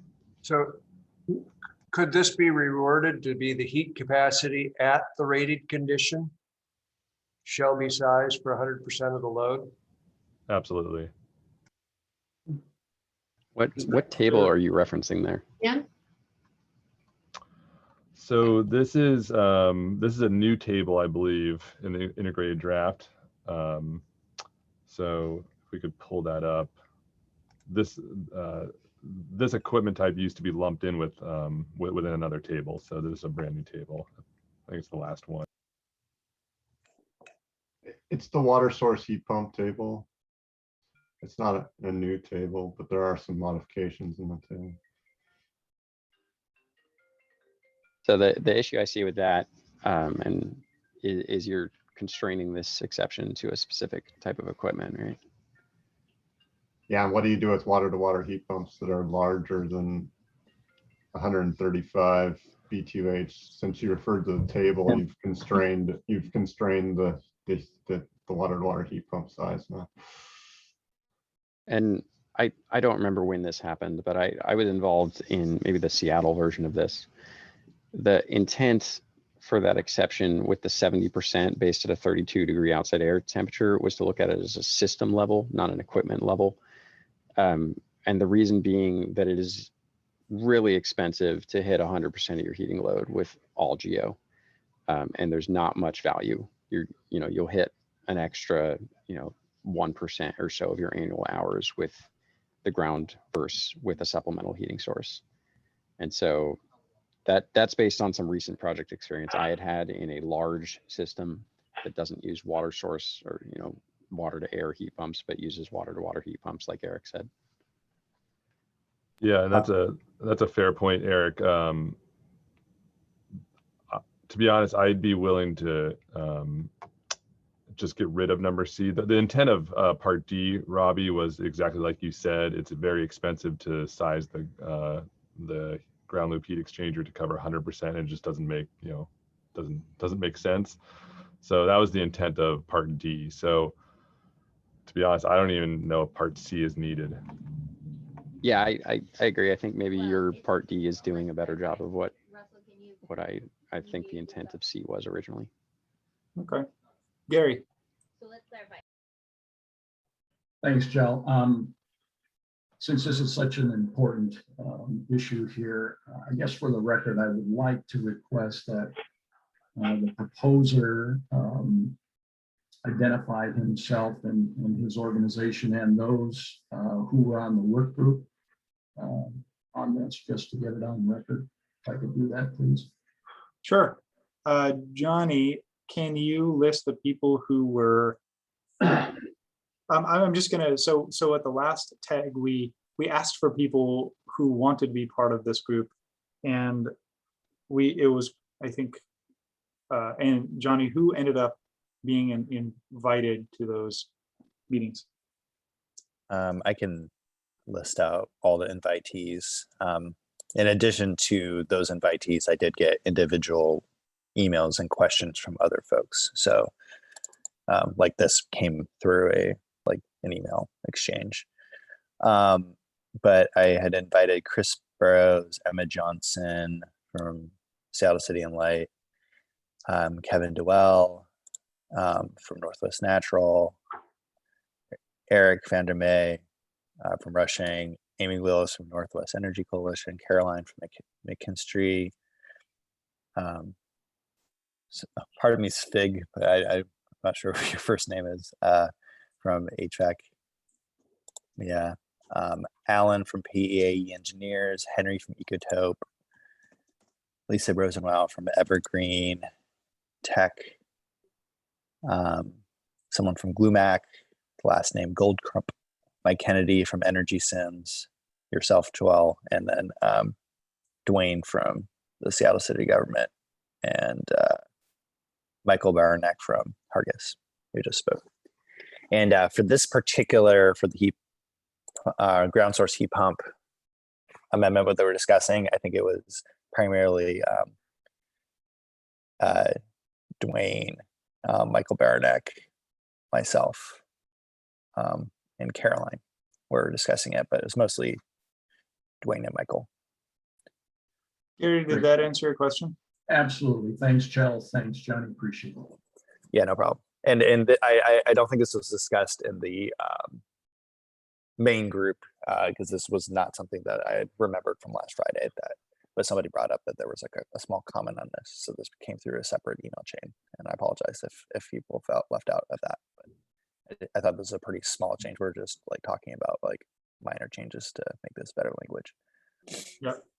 And so Johnny, what you listed was first, the group that was invited to comment on the whole proposal, and second, you listed the people who were primarily involved in this proposal change number 1.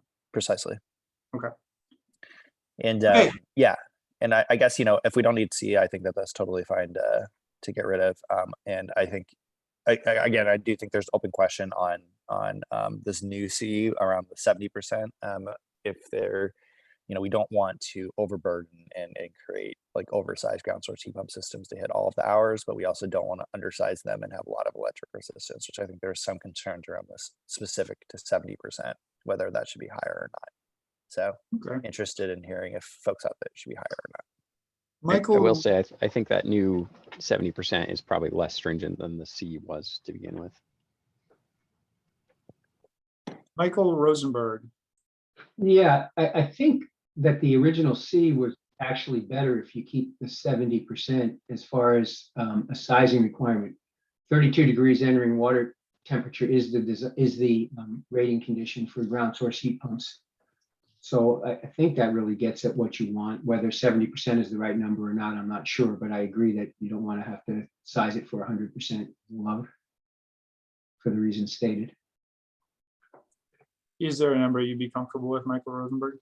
I'm not sure. I know that, I used to work for a firm where we designed a lot of these, and we often did that, putting a supplementary boiler in.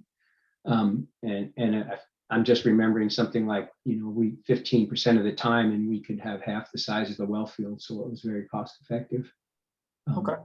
70% seems a little large. Okay. I had Alan raise his hand, but then lowered it. So I'm going to go to Dwayne then.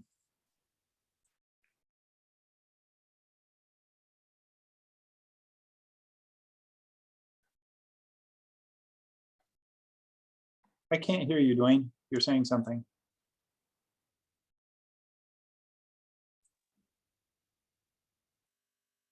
Let's move to David Reddy and come back to Dwayne. I just had a question on the IGSHPA approved simulation software requirement. Does that organization have a formal approval process, or is it just that it's listed on their website?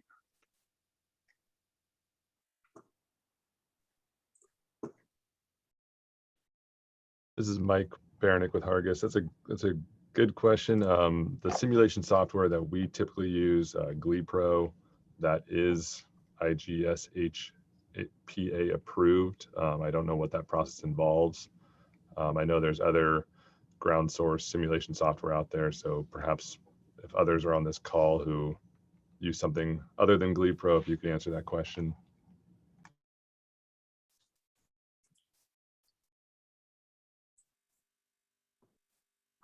I mean, approve might not be the right word. If you just Google that statement you have in there, it comes up with a website that has a bunch of software listed.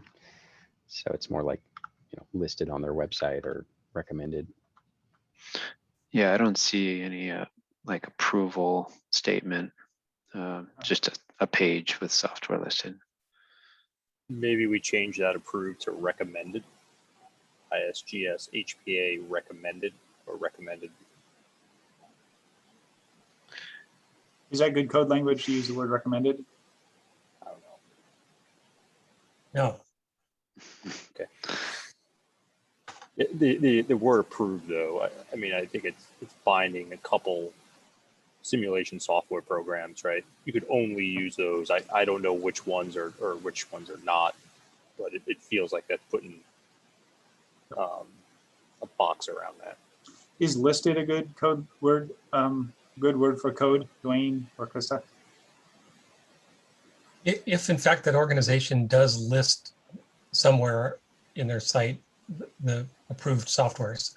Okay, it sounds like they do. So, okay, Dwayne, did you have something else to say?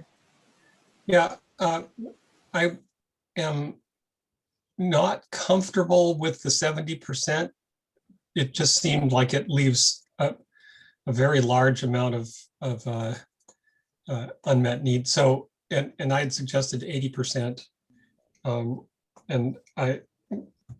but I defer to the engineers on the call. What's the kind of an appropriate balance point for that? Thanks, Dwayne. Alan raises his hand. Alan. Yeah, just responding to your comment there, Dwayne. Yeah, I think 80% is certainly doable. When we've looked at these systems, the actual size of the geothermal field to hit 80% might only be 60% of the peak load or something of that order of magnitude. So there's still a lot of room for, downsizing or making the geothermal system cost effective. Thanks, Alan. Michael Baranick, you still have your hand up as well? Yeah, I'm fine with the 80% as well. One thing that I do think needs to be added, though, is that this is over the course of a 30-year simulation, and depending on the balance between heating and cooling loads, that well field can degrade over time. So I think we need to put something in there before the word, before the word heat pump, that this should either be the average or perhaps the minimum. Maybe the average, since we've bumped it up to 80%. Just like to get others' feedback on that. Because if we don't do that, well, the way this calculation would work is, you have to look at this over the course of a 30 year. So if we say average, you could essentially pick year 15 to ensure that you still meet that 80% requirement. That makes sense. Michael Rosenberg. Yeah, I thought that was the purpose of the 30-year simulation, so that you make sure that even at the end of the 30 years, if the ground temperature changes, you're still meeting 80% of the annual heating output. It's not an average, right? It's you still have to meet, at the end of 30 years, you still have to be meeting 80%. I think we have decent code language up here. Does anybody want to make a motion to approve this as modified? Or is that already still? Could I just explain that a little more? Oh, sure, please. Because the idea is that the well field degrades, so at the end, it could have very little capacity for heating. So if you take the average, you're not going to be getting any capacity at the end, right? If there's very little capacity in year 30, the idea is you want to make sure at year 30, you're still providing substantial heating. So taking the average, I think, defeats the purpose of this clause. So are you suggesting we use the word final or something, or minimum? I think the way it was fine. It says over the course of 30 years, or final, maybe that's better, but I don't think average is right. Okay. What about Alan? Alan, go for it. Yeah, I was, just wanted to support that comment. Without kind of drawing this out any further, then is that going to cause an oversizing of the systems, and people will be less likely to do it if it's at 80% on final? If there's a risk of that, I'd be supportive of sticking with the original 70%. This is Mike with Hargis too. If we're going to use the 30 years or the final, then I'd prefer to go back to 70% as well, just because there can be an imbalance in heating and cooling loads, and that can degrade over time. I don't read this language as being the final. It says the percent over the course of 30 years, which sounds like another way of saying average. So if we said average and 80%, maybe we'd have good language that people are happy with. Michael Baranick. Yes, I would go with either average and 80%, or final and 70%, or I guess the minimum and 70%.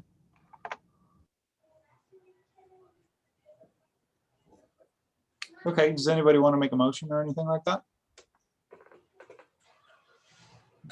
David Redding. Yeah, I agree that the over the course isn't clear. To achieve what I think Michael Rosenberg suggested, would be the final in the final year of the 30 year. So I'd support that change in the 70%. Michael Baranick.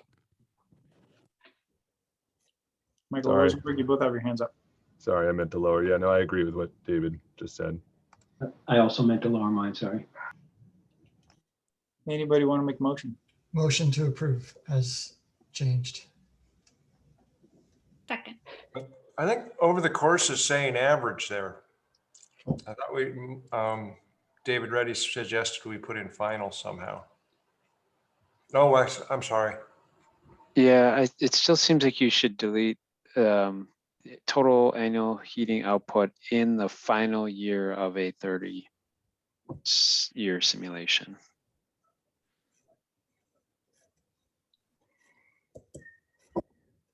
And then delete the over the course. And I think you could delete the final that was inserted above. Yeah. That reads as I interpreted others to desire. Okay. New motion to approve with this language. Okay. Was that a second as well, Amy? Yes. Okay, so we have a secondary motion to modify the original proposal with this slightly different language. Is there further discussion?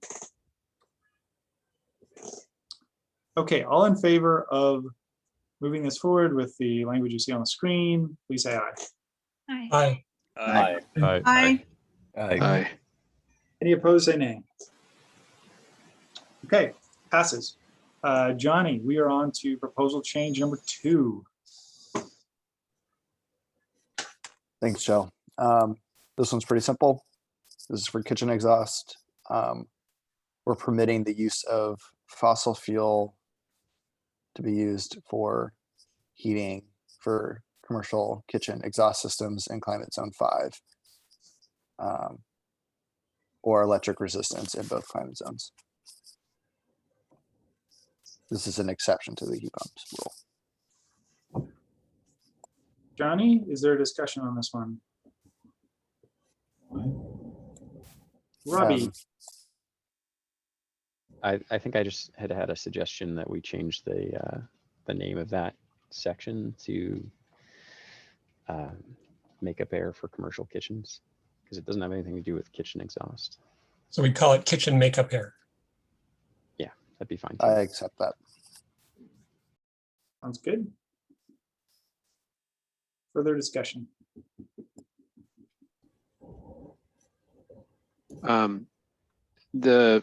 It seems that specifying that electric resistance shall be permitted, isn't that precluding other forms of heating? It's like you're limiting it to fossil fuel and electric resistance only.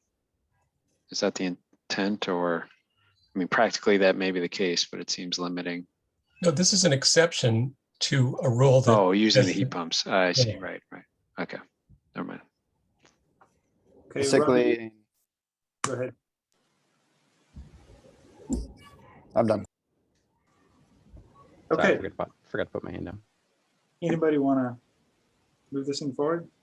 This is just a clarification. Eric Bedell. I just have a clarification. This is using like a furnace within a makeup air unit. Is that correct?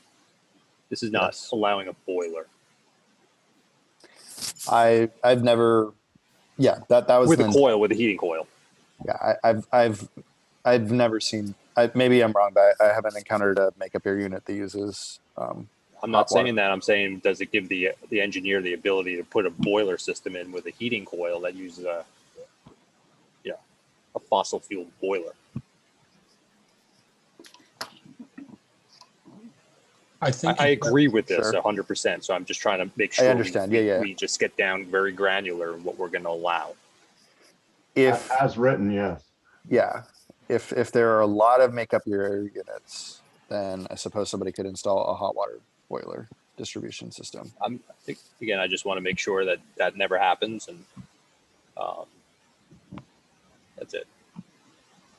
Well, like Eric said, it is permissible the way this is written. And I have a project right now that uses hot water coils and makeup air for a big campus. So it does happen.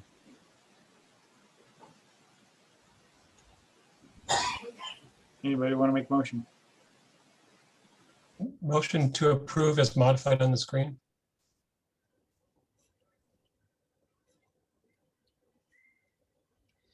Second. We have a motion, we have a second.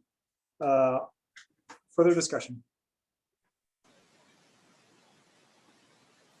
Yeah, All just in let the record show that Gary and I agreed on something. The record will show that. Should it say Everybody fossil raise a fuels or fuel? All in favor, say aye. Aye. Aye. Aye. Aye. Before I vote, I thought Eric Vandermeer was Yeah. making a comment. I think I think fuels, fossil fuels should be plural. Really? There's more than one fuel? We're in the middle of a Natural vote. gas. We're in the middle of a vote, Eric. Any opposed to this, say nay. Okay, so this passes. Eric, you can make a motion to reconsider this with an S at the end of fossil fuel. You I want don't to think make, Eric can, but I will motion to reconsider by adding an S to the end of fuels. okay, Amy's made a motion to reconsider. Is there a second? Second. Okay, we have a second. All in favor of reconsidering, say aye. Aye. Aye. Aye. Any opposed, say nay. Okay. And Amy, do you want to make a motion about adding an S? Motion to approve as shown on the screen. Second. Okay, we have a motion, we have a second. Further discussion? Fuel, wait a second. Fuel is not something you count like potatoes. Fuel is a quantity. And so you can use fossil fuel, but you're not going to have in the same kitchen makeup air several different fossil fuels. Fuel is singular the way it's properly used. Agreed. To add to that, at the beginning of this measure, there's a definition, fossil fuel combustion. So perhaps the S is not necessary. Okay, does the fossil fuel or the fossil fuels industry want to weigh in? I guess you have. So, okay, we have a motion on the table and I guess the charging paragraph says other fossil fuels, so it is already used in a plural sense in the charging paragraph. So. Well, yeah, but there's where you could be considering that you could use propane or natural gas or something else. Got it. Well, I'm fine with it either way. It's fine. okay, we have a motion. I didn't hear a second for that motion to add the S. Was there a second? I think Eric will. Okay. Yeah, I second it. Okay, we have a motion and a second to add an S to fossil fuel. Further discussion on this important topic. Okay, all in favor of adding an S, say aye. Aye. Aye. Any opposed, say nay. Nay. Nay. Nay. Okay, for the rules we established, we now need to take a roll call vote. So, Kristen, Can I withdraw my motion, or is that out of order? I believe you can well, I guess we're in the middle of a vote. I don't know. Yeah, if we're you in the middle withdraw of a the vote. I motion don't when think. it's- What was that, Kristen? Yeah, since we're in the middle of the vote, I don't think it can be. All right, all right. Okay, let's do a roll call vote. Eric Bedell, Nay.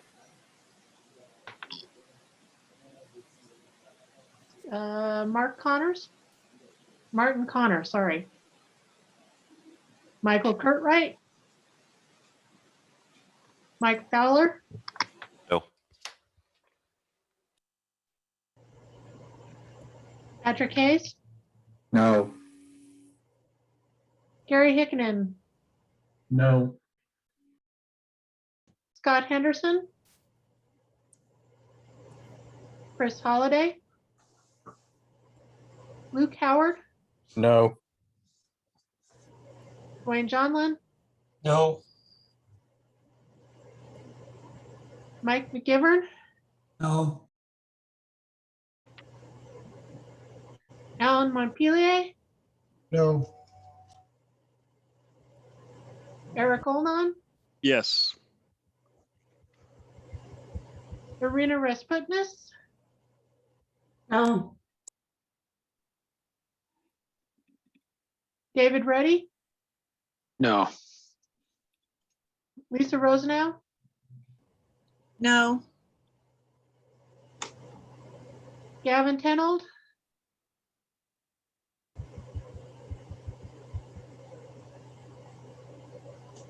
Sean Vig, No. Amy Wheelis. Yes, and I look forward to this being memorialized in history. The motion fails 2-12. Okay. That was really, really exciting there. All right. Freeze I guess we- protection. Sorry. Can I Proposal go? change 3. Go for it, Johnny. Sweet. Freeze protection.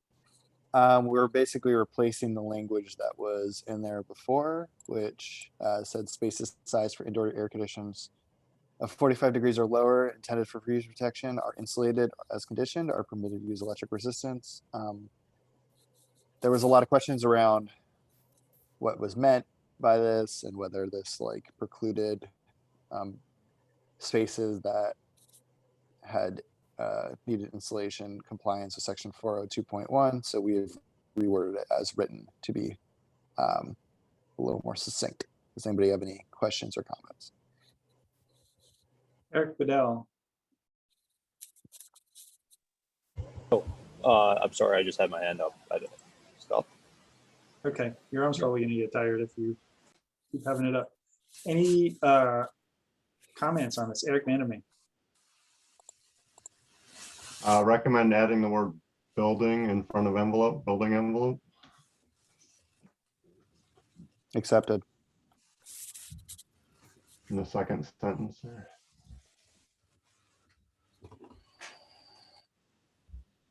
Are there other comments on this proposal number 3, change number 3?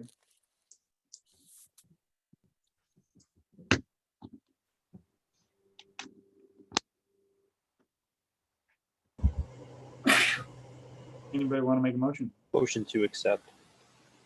Okay, we have a motion. Is there a second? Second. We have a motion, we have a second. Further discussion? Okay, all in favor of this, say aye. Aye. Aye. Aye. Aye. Aye. Any opposed, say nay. And I'm sorry, I didn't get the maker of the motion. I believe it was Eric. Eric Bedell. No, I was motioned to accept. Can you repeat your question, Krista? Oh, I just didn't get who made the motion on this one. It was me. Okay. Yeah. Thank you. Okay, proposal 4, Johnny. Yeah, so this proposal was emailed to me during the meeting on Friday by Eric Vandermeer, and it was a friendly amendment for dedicated outside air systems, allowing for the use of fossil fuel in climate zone 5 or electric resistance in climate zones 4 or 5 as auxiliary as an auxiliary supplemental heat to temper supply air to 55 degrees. Yeah, Eric, I'm not sure if Eric wants to have any more comments on that. Eric, do you want to say anything?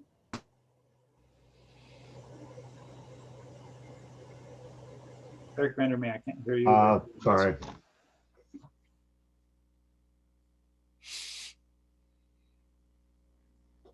I mean, probably should just say fossil fuel, not fossil fuel fired. That's probably a mistake there. So to be consistent with how we're saying it in the other sections. Otherwise, yeah, this allows preheat for defrost or supplemental heat to get up to a neutral air temperature of 55 degrees. There was some discussion amongst the committee about what is the appropriate temperature, and 55 was selected as the minimum temperature that doesn't require duct insulation in the building for ducts that are within the building conditioned envelopes. So we thought that was a pretty low threshold. And if I'm not the highest point, yep. Okay. And I think Eric, Or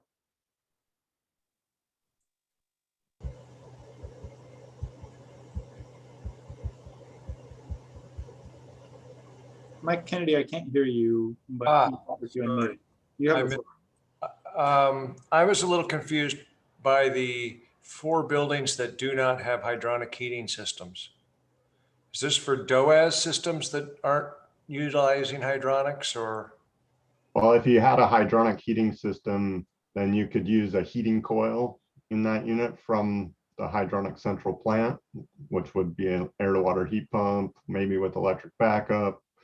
So the idea was that you could only use electric if you don't have a central hydronic heating system in the building. Okay. Would you So want I to don't- say for portions of buildings that do not have hydronic heating systems? Sure.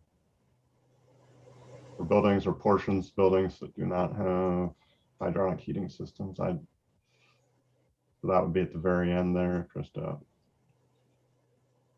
That would allow a retail space or something to then, in a mixed use building, to be able to use electric heat, but you couldn't use it. Yeah, okay. Okay, are there other comments? Mike Kennedy? Anybody else? Dwayne? Just wanted to say that we heard from some engineers that this isn't really necessary, but since it's new to a lot of people, at least for the cold climate side of the state, that it was a reasonable thing to do for at least this code cycle. Get everybody used to how well the heat pump systems perform. And I'd also say that, you know, the DOAS exceptions that were developed for the Seattle code, there are cities in Western Washington have lower design temperatures than Seattle does. So anyways. Okay, Mike Fowler? Quick question for Eric, just in that first sentence where it's got energy recovery ventilation. I don't know if that excludes heat recovery ventilation. Does it matter if it's sensible or latent what the ventilation system is doing?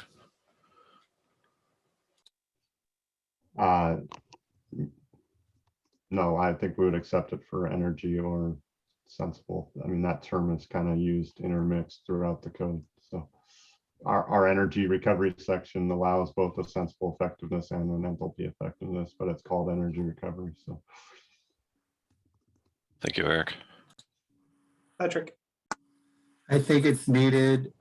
Heat pumps historically have always had backup heating. And since we're doing this, and it's a big step, I think we should have it in here at least for one code cycle until we know that that we don't need it. Are you good with the language on the screen then, Patrick? Pardon me? Are you good with the language on the screen then? I am. Okay.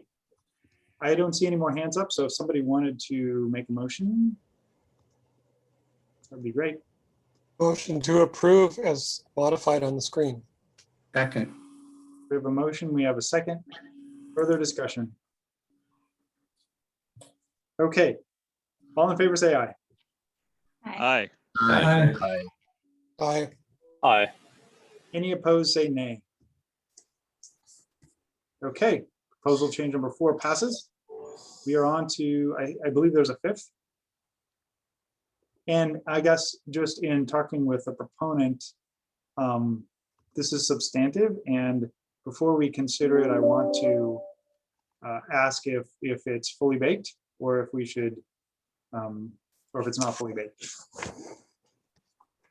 I think that we've done a lot of work on it, and I think that I'd say it's 95% baked.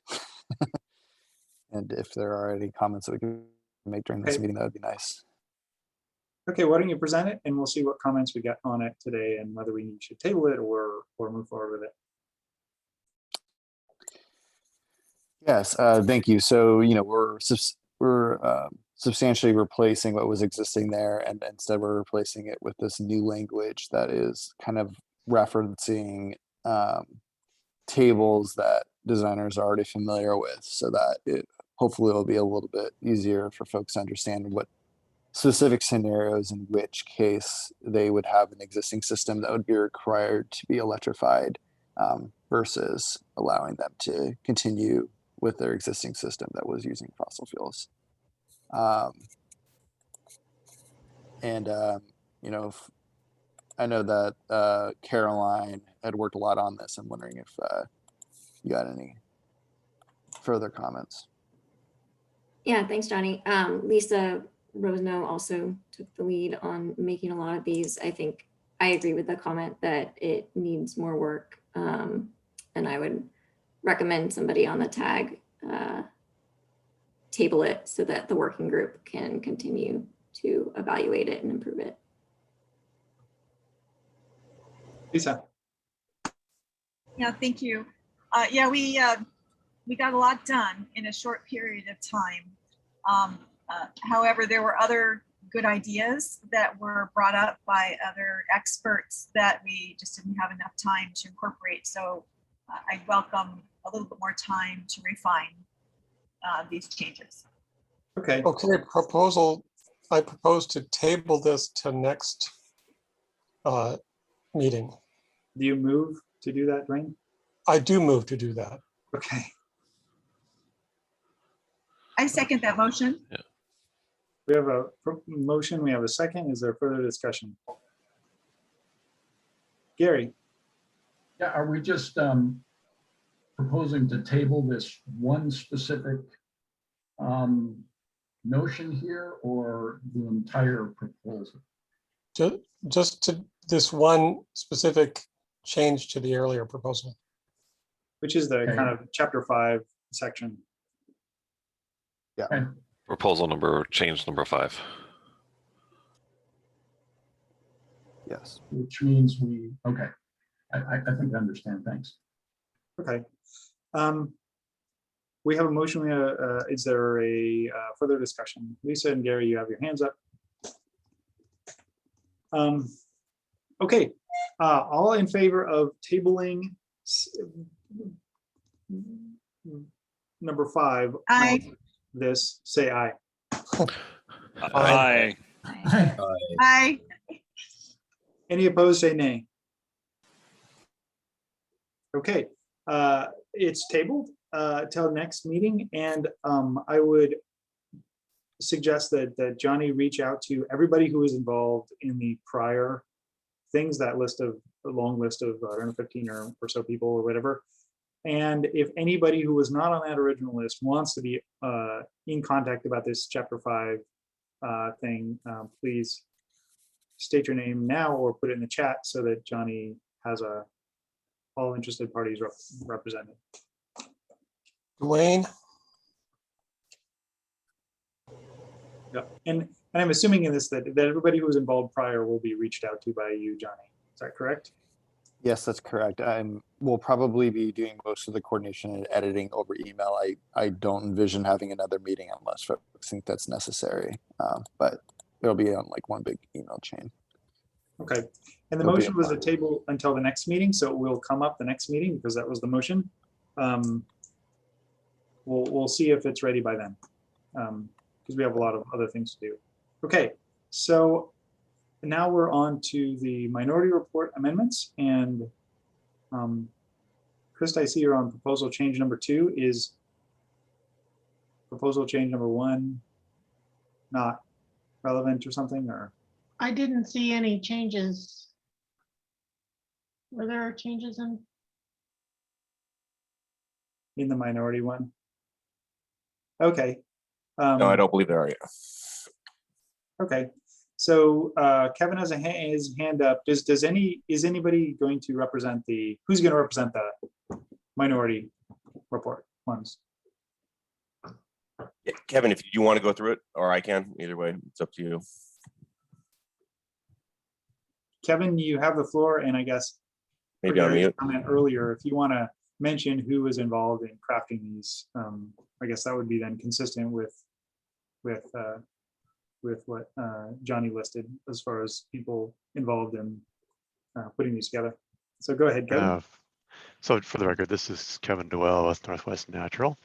And the folks involved in these amendments were myself and Chris Burrows and in part Gary Hickinen as well.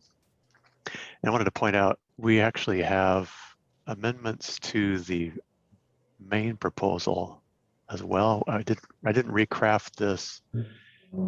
I just kept the original format that Johnny sent out on the evening of Wednesday. So there's actually another file that should be brought up first. You before we want to get do into that these. one first before we do these? I think that's a more appropriate, yes.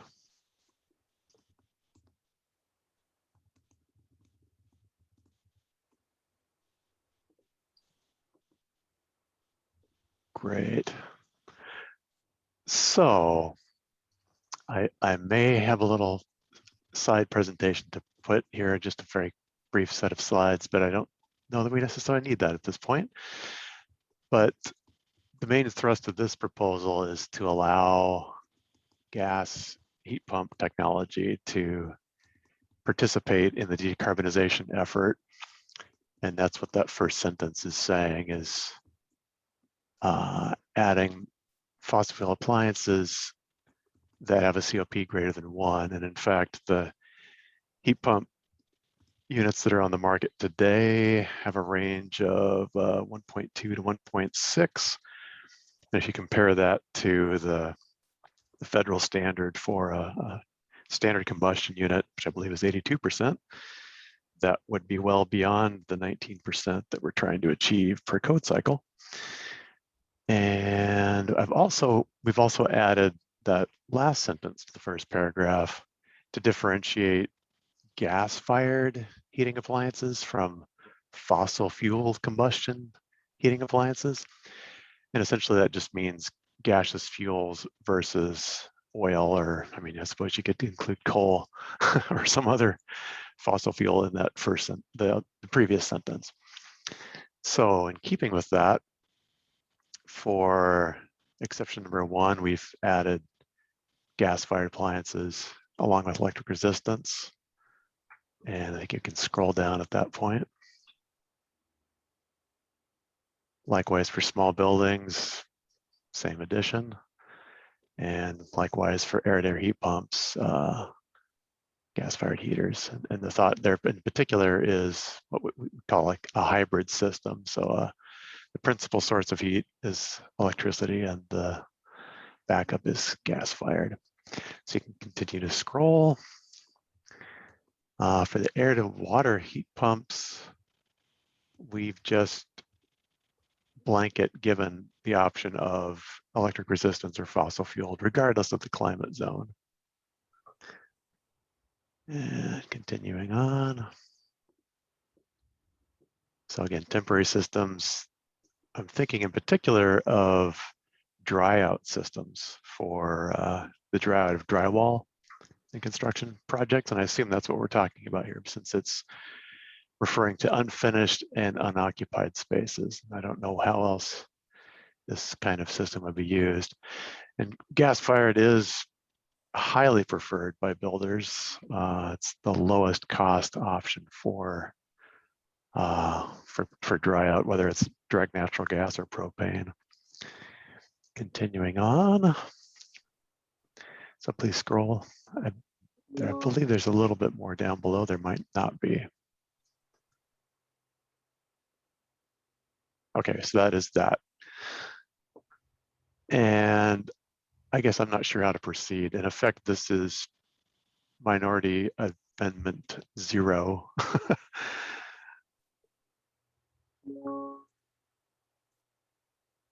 Got a question for you, Kevin. Yes, please.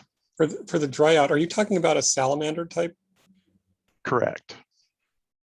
We've always avoided those because they create a huge amount of moisture themselves. I mean, yes, there is water produced from that combustion. However, as I said, it's a preferred method, as I understand it. Oh, thanks. So I think, I mean, I really don't know. Kevin, you asked how to proceed. I guess this is, I don't know exactly how to proceed here. I don't know if this is basically saying we need to move to reconsider the main motion from last time, or if this is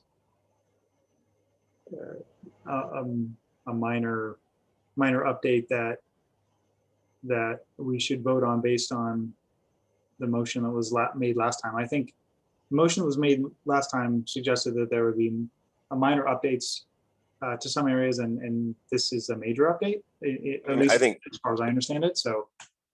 Shell, I think last time you specifically said that backup heating was going to be included in the amendments we would consider this Yep. week. So, I mean, I would prefer if we could just vote on it and get out of the way and then you all move on.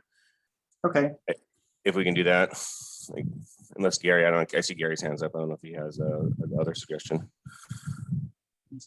Well, only kind of that, Chris, that we want to okay, dispatch with this quickly. We could just vote on that first section. like, what, you mean the whole proposal, Gary, or just pieces of the proposal? Are you suggesting we vote on pieces of what's on the screen or the whole thing? Well, not to belabor things, but since we voted piece by piece, maybe we vote piece by piece on this too. Okay. Chris, you had your hand up? Yeah, I was just a suggestion. So, like, can we do this as a whole, and then because we did the amendments piece by piece, and then each amendment piece by piece, so we have 6 votes total. On this Word document? This document is one vote, and then the changes Oh, to okay. the other amendments would be another, which would be individual votes. Okay, that's clear to me now. Gary, that's what you said, you were suggesting as well. Maybe not, but I'll go with Chris's suggestion. Okay, Amy. I was wondering if the proponents of this minority report had information on commercial gas heat pumps and their coefficient of performance compared to electric commercial heat pumps. If you have a table or some information, or maybe somebody else on the line has some information about that. Yeah, so Go ahead. Yeah. I could provide that information. I don't have it readily at hand, but there are at least, I know of at least 6 manufacturers of commercial grade heat pump, gas heat pump equipment, and I do have their coefficients of performance. I just don't have that readily at hand. They're higher than 1, I presume. Correct. 1.2 to 1.6. Yeah. Yeah.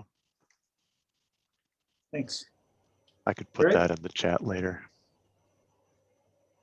Eric, A Vandermeer? follow-up question on that. Are there any rating standards for these natural gas driven heat pumps that can be referenced, or I know there's no table for them, but are we going to be required that they at least list their efficiency per a standard, or is that not yet available? I believe that's available. I don't know what standard that is off the top of my head. Good question. I mean, that would definitely help strengthen the proposal if you know, because all the other equipment has to be listed and labeled and, you know, tested per AHRI or others. So if we can at least reference a standard that you have to, you know, provide an efficiency to, that they at least have to provide the ratings for that. So that would help enforcement there. Absolutely. And I'm digging for this as we speak here. And I guess that language could be added later as editorial language, but we could require it in the motion, I guess. Correct. Are there other comments on this this entire Word document of changes? And I guess perhaps it's too late to do this, but I could suggest that the change to sentence 1 could stand on its own, separate from the rest of the additions, which basically add gas-fired appliances to other backup heat sources. So you're suggesting, Kevin, that you would like the tag to vote on the modifications of the first sentence separately than the rest of the changes in the Word document? Actually, the first paragraph, let's just say the first Okay. paragraph. Okay. Amy? Yeah, I mean, I understand that gas heat pumps are slightly above 1, but I understand that electric commercial grade heat pumps are, substantially above that, in the 3 to 4 range. So from an efficiency perspective, I don't see how this advances our goals. Well, to iterate, the current standard is 82%. And if you're at 1.2, you're just at a 38%. Am I understanding correctly that the goal is a 19% increase in efficiency per code cycle? That's what, when I draw a curved line, we need 19% each code cycle to get to 2030 and hit the 70% reduction. So correct, yeah.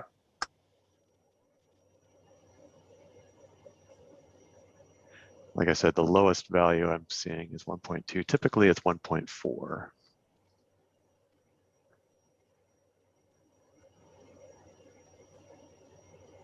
Does anybody else course- have comments on this? Does anybody have, I mean, Kevin, you could speak, but does anybody else have comments on this?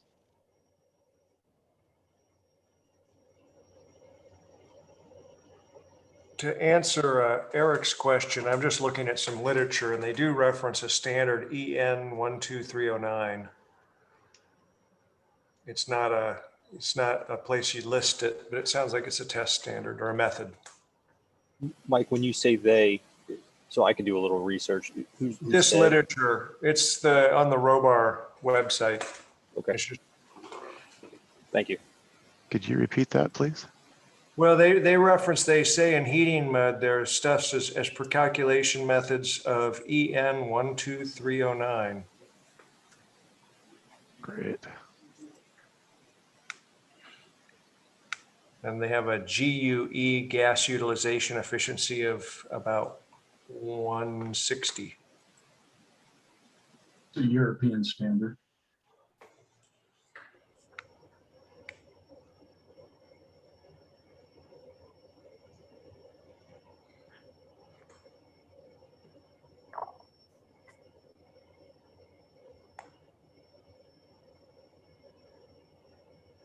Okay, does anybody else have comments on this? Would we want to put in here, unless those appliances have a COP greater than 1 per and are tested for something or other? I guess I'd like to add some information from a study that was, excuse me, recently released by Fortis BC, which I recognize is north of Vancouver or north of Washington, but I think has a similar situation climactically.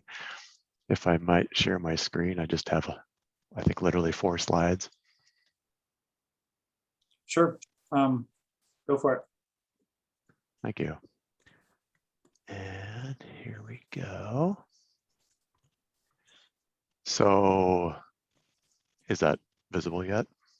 Yeah, I see it. So the Canadian government has tasked utilities to achieve a 95% carbon reduction by 2050. And Fortis had a study done by Guidehouse to figure out ways to get there. And they are a combined utility that is gas and electric. So they looked at a strict electrification pathway to get there and also what they're calling a diversified pathway, and found that the results were quite similar for both. And the difference is, as you might imagine, the diversified pathway does include some electrification, but focuses more heavily on renewable gas and gas heat pumps, actually. And what they found for their system was the peak demand on their electrical system was dramatically more with the pure electrification pathway, and was, as you can see, substantially less. And actually then, it goes without saying.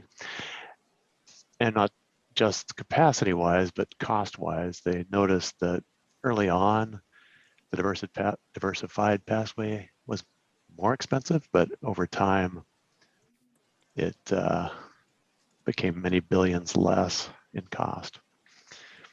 And that's the end of that. Thanks, Kevin. And now I'm struggling to get back to where I can turn that off. Just a moment. Johnny. Not to belay the point, but we could also, the Washington State Energy Strategy did a similar socioeconomic modeling and found that for the state of Washington, it is more cost effective to reach the climate goals using all electric than using fossil fuels in buildings or fossil fuel, alternative fossil fuels in buildings or in vehicles. So different regions may have different results. I haven't studied that specific study, but I am more than happy to put in the Washington study reference. It's the 2001 Washington State Energy Strategy. And I imagine that has changed now with the passage of the Cap and Invest bill. Now that all utilities have to meet a carbon standard.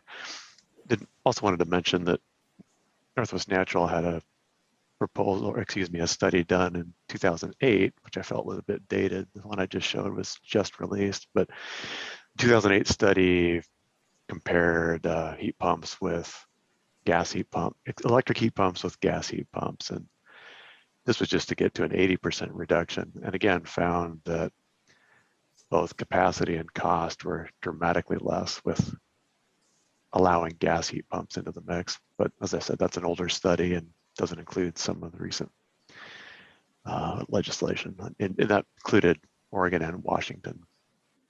Thanks, Kevin. Eric Bedell. So Kevin, you mentioned that there's multiple manufacturers on this, and you're going to put some, I guess, comments in the chat. What technology is this? Is this like an absorption heat pump that you're presenting that has a COP? It's a gas-fired heat pump. I'm not familiar with that, so I'd like to become smarter if we do table this and that technology is out there. Can you just give a little bit of what type of device would satisfy this fossil fuel greater than 1.0 COP?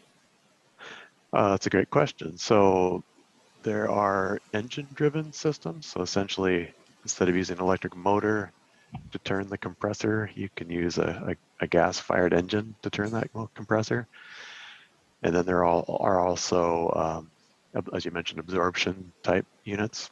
So instead of using electrical heat, you're using gas, or electrical energy, you're using gas heat to drive a refrigeration process.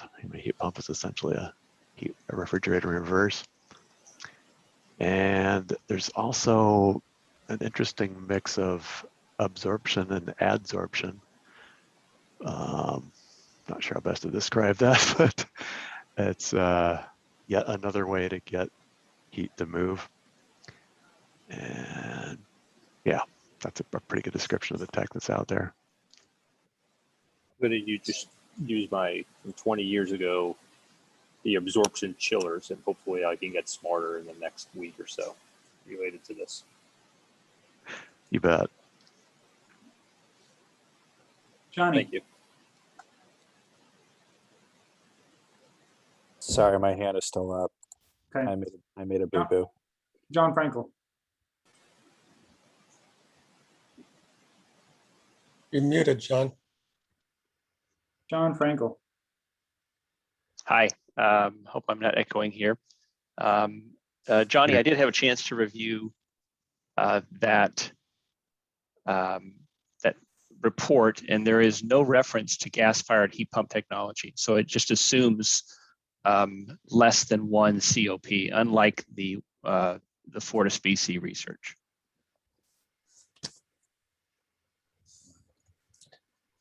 I would like to call the question. Okay, call the question requires to cut off debate requires 2/3 majority in order to do so. That's on the table.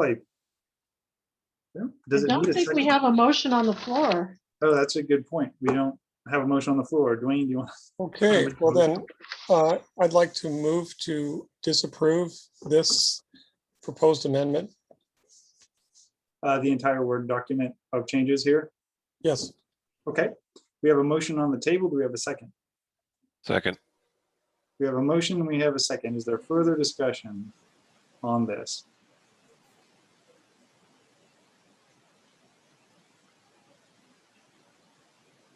Okay. I'm guessing there's going to be at least one nay vote on this. So let's have a roll call. Okay, Eric Bedell, Nay, I'd like to get smarter on this, so nay. Martin Connor, Michael Kurtwright, Mike Fowler, Yes. Patrick Hayes, No, Gary Hickenen,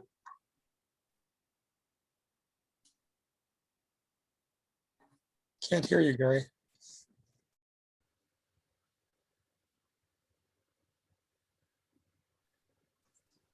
Gary, I'm assuming you have an opinion on this. But we can't hear you. Type it out.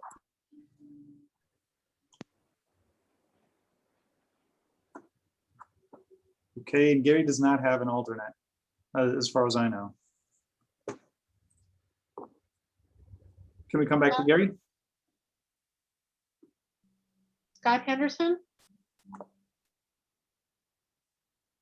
Chris Holliday, Luke Howard, Yes. Dwayne Johnson, Yes. Mike McGivern, Yes.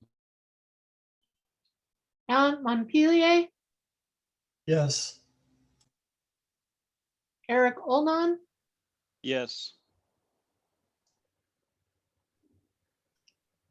Marina Rasputnis, Abstain. was that a nay? Abstain. Abstain, thank you. David Reddy, Yes. Lisa Rosenau, Yes. Gavin Tenold,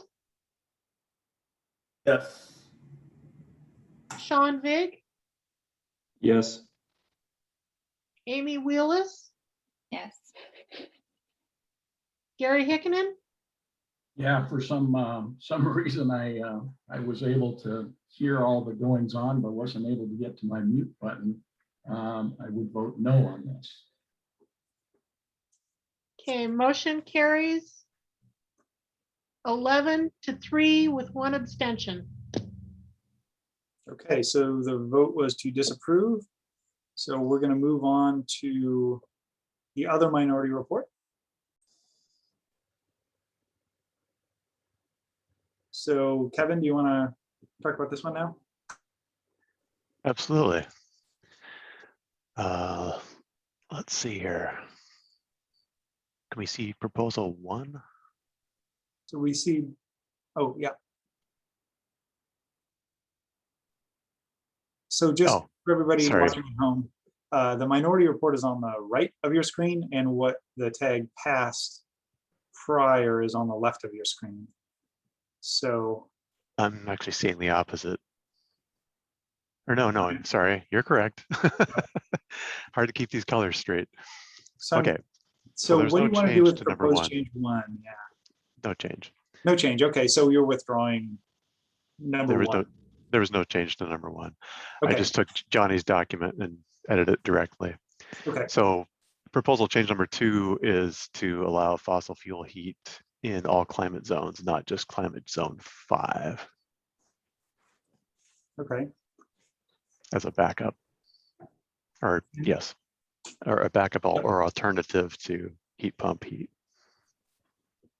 Okay. Further discussion on this one. motion to approve. Second. We have a motion and we have a second. Is there further discussion on this? Yes, I'll be voting in opposition to the motion. I think that our climates over on this side of the mountain are mild enough that we don't need the fossil fuel. Okay, thanks, Dwayne. Anybody else have any comments before we vote? Okay, let's do a roll call on this one.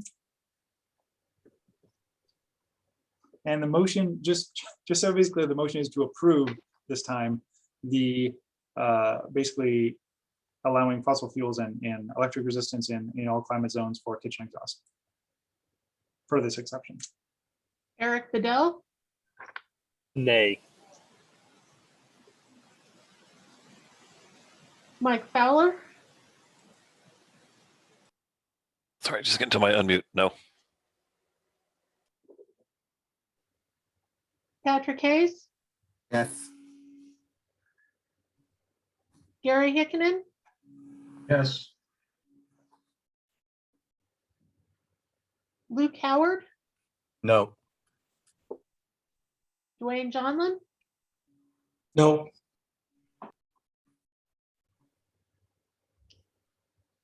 Mike McGivern, Oh, Alan Montpelier, No. Eric Olnon, No. Irina Rasputnis, No. David Reddy,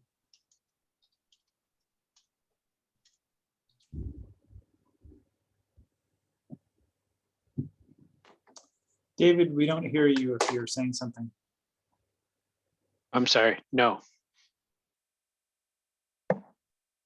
Lisa Rosenau, No.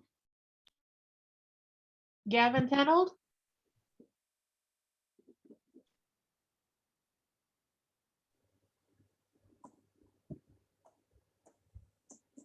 Gavin, Sorry about that. No. Sean Vig, No.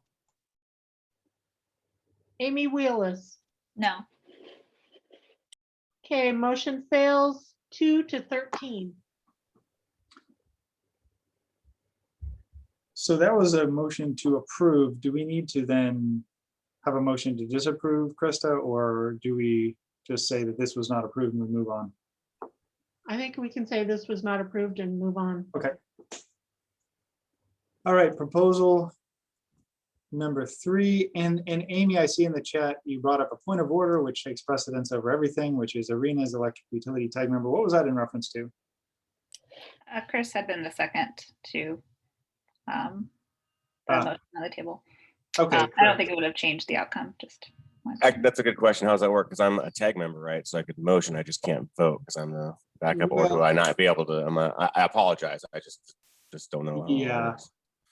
Just so it's clear, and this is, I didn't expect you didn't necessarily know this, Chris. But so there's a primary and an alternate for some positions. And if the primary is in attendance, then the alternate cannot vote. And I believe they also can't make motions. Yeah, that's the question. I knew about the voting. I didn't know about the motion making thing. Okay, so I'm sure somebody else would have seconded it, so. Yeah. Okay, let's move on. Kevin or whomever wants to suggest number 3. So proposal number change number 3 is very simple. It simply adds gas-fired heating to the electric resistance provision for freeze protection.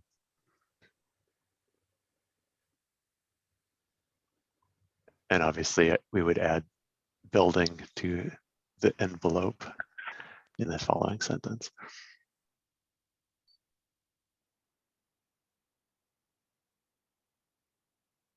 Is there discussion on this item?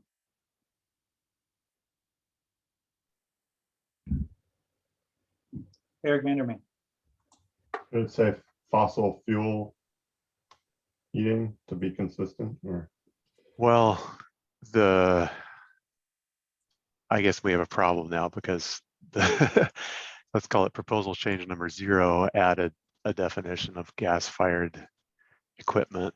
I guess in this case, since that has been defeated, it would now be fossil fuel heat or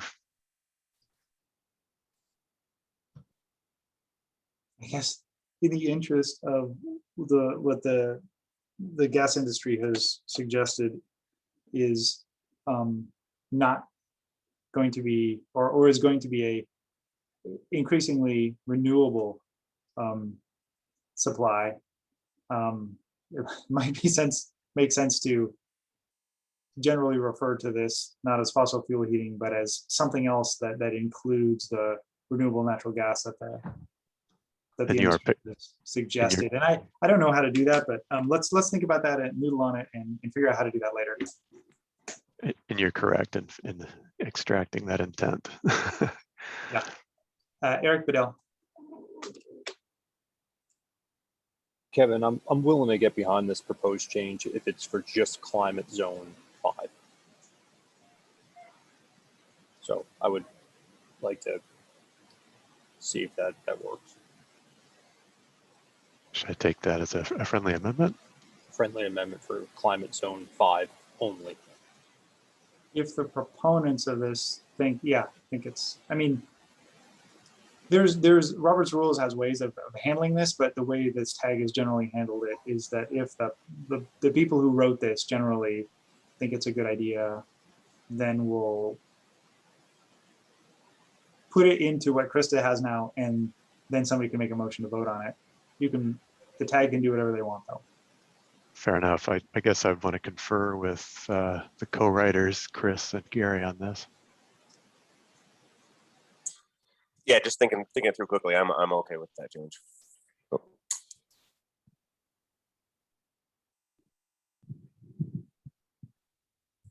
Thanks, Eric.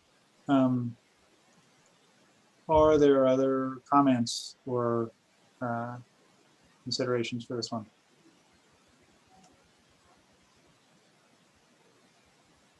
Okay. Anybody want to make a motion? Motion to approve. We have a motion to approve. Okay, we have a second. Is there further discussion on this? Who was the second? Eric Bedell.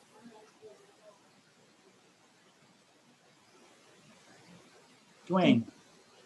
Yeah, I'll vote against this because it is it's talking about just heating spaces to 45. That the fossil fuel heat won't be necessary in this case. Okay. I'm sorry. Could you explain that? Yeah, I don't. Sure. Sure. I could see that heating a space up to 70 in some instance might be necessary to have some a boost from fossil fuel, but we're talking about keeping a space at 45, even if it's 5 degrees out. That's not a huge boost. I guess I'm misunderstanding. The purpose of fossil fuel heating was simply to include it. Not that electric resistance would not cover the load. I think you could make an electric resistance heater large enough in any case. Sure. I'm taking it as a general principle that we're doing what we can to reduce fossil fuel use dramatically in Washington State. And through a series of amendments here, we've opened it up where it was a convincing case that no, we really still need some ability to use fossil fuel for cold weather or other issues. But this didn't seem like one of those issues. Thanks for the explanation. All right, and just to clarify, I think there's a little bit of language that needs to be cleaned up here, which is we're using electric resistance. There's 2 versions circled, and I feel like we should strike out that electric resistance, just to make it clear code language, are permitted to use fossil fuel in zone 5 or electric resistance in 4 and 5. That makes sense? Yeah.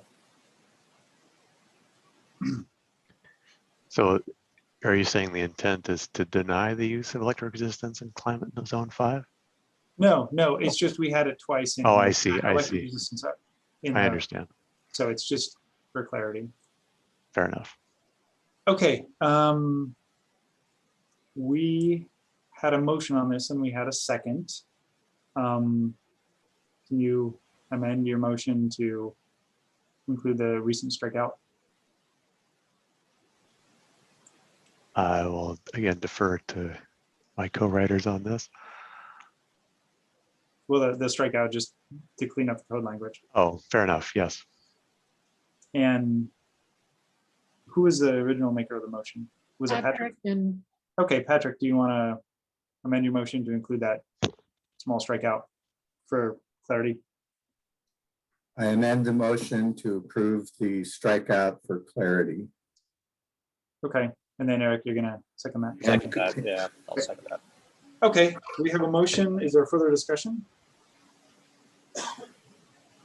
Okay, well, let's do a roll call on this one as well. And the motion is to approve. So a yes vote is to approve and a no vote would be to not approve. All right, let's go. okay, Eric Bedell, Yes. Mike Fowler, No. Patrick Hayes, Yes. Gary Hickinen, Yes. Luke Howard, No. Dwayne Johnlin, No. Mike McGivern, No. Alan Montpelier, Yes. Eric Olnon, No. Irina Rasputnis, No. David Reddy, No. Lisa Rosenau, No. Gavin Tenold, No. Sean Vig, No. Amy Wheelis. No. Motion fails 4-11. Okay. Let's go to proposal 4. Kevin? Again, similar to previous ones, this is simply expanding the use of fossil fuel heat as a backup in all climate zones, not just climate zone 5.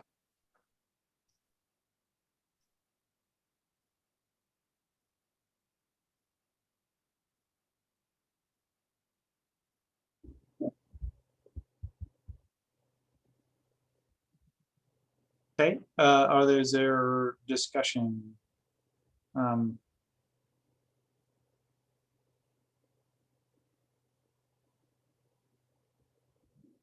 Move to approve.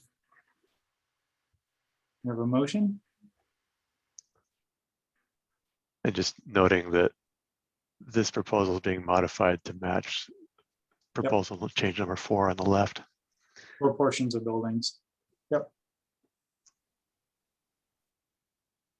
Okay, is there a second for Gary's motion?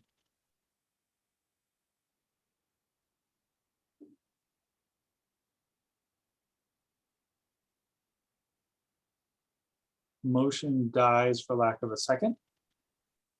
Anybody else want to make a motion or discuss further?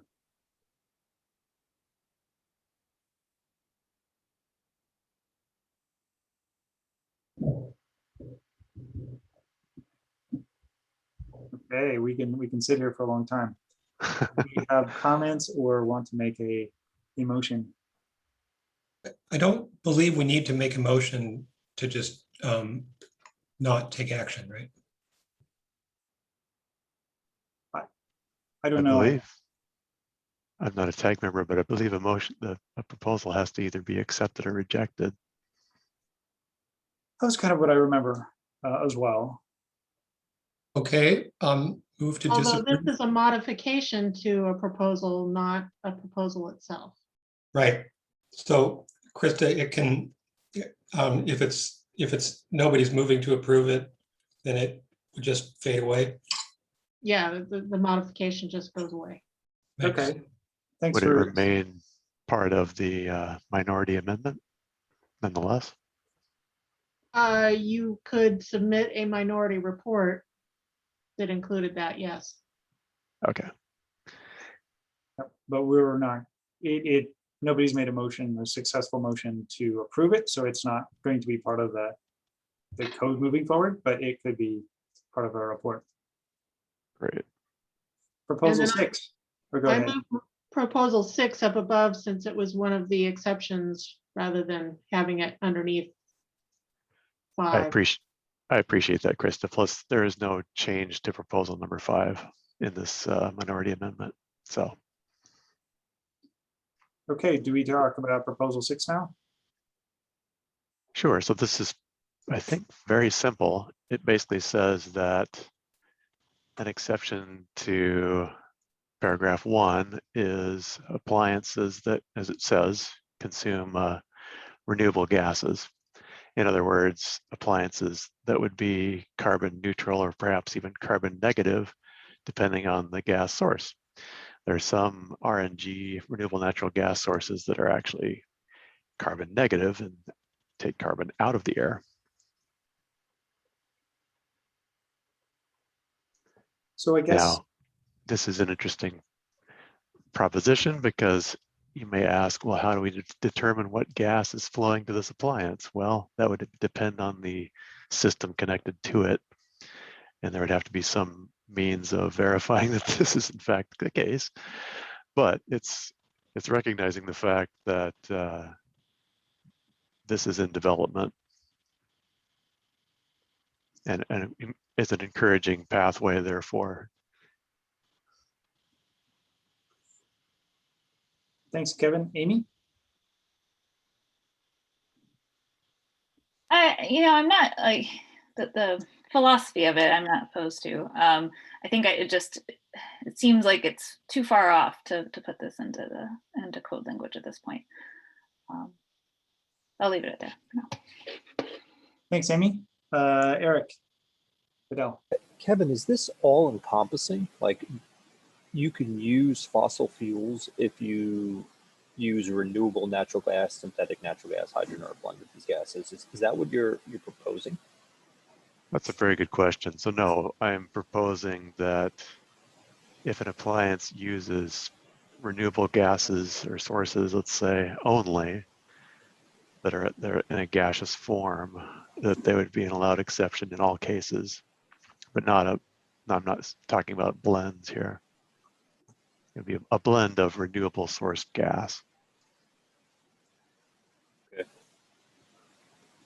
It clarify it to me if it said only appliances that consume only. I guess that's fair enough. That is the intent. And how they would be, yeah, how you'd verify that. I don't know, but Lisa.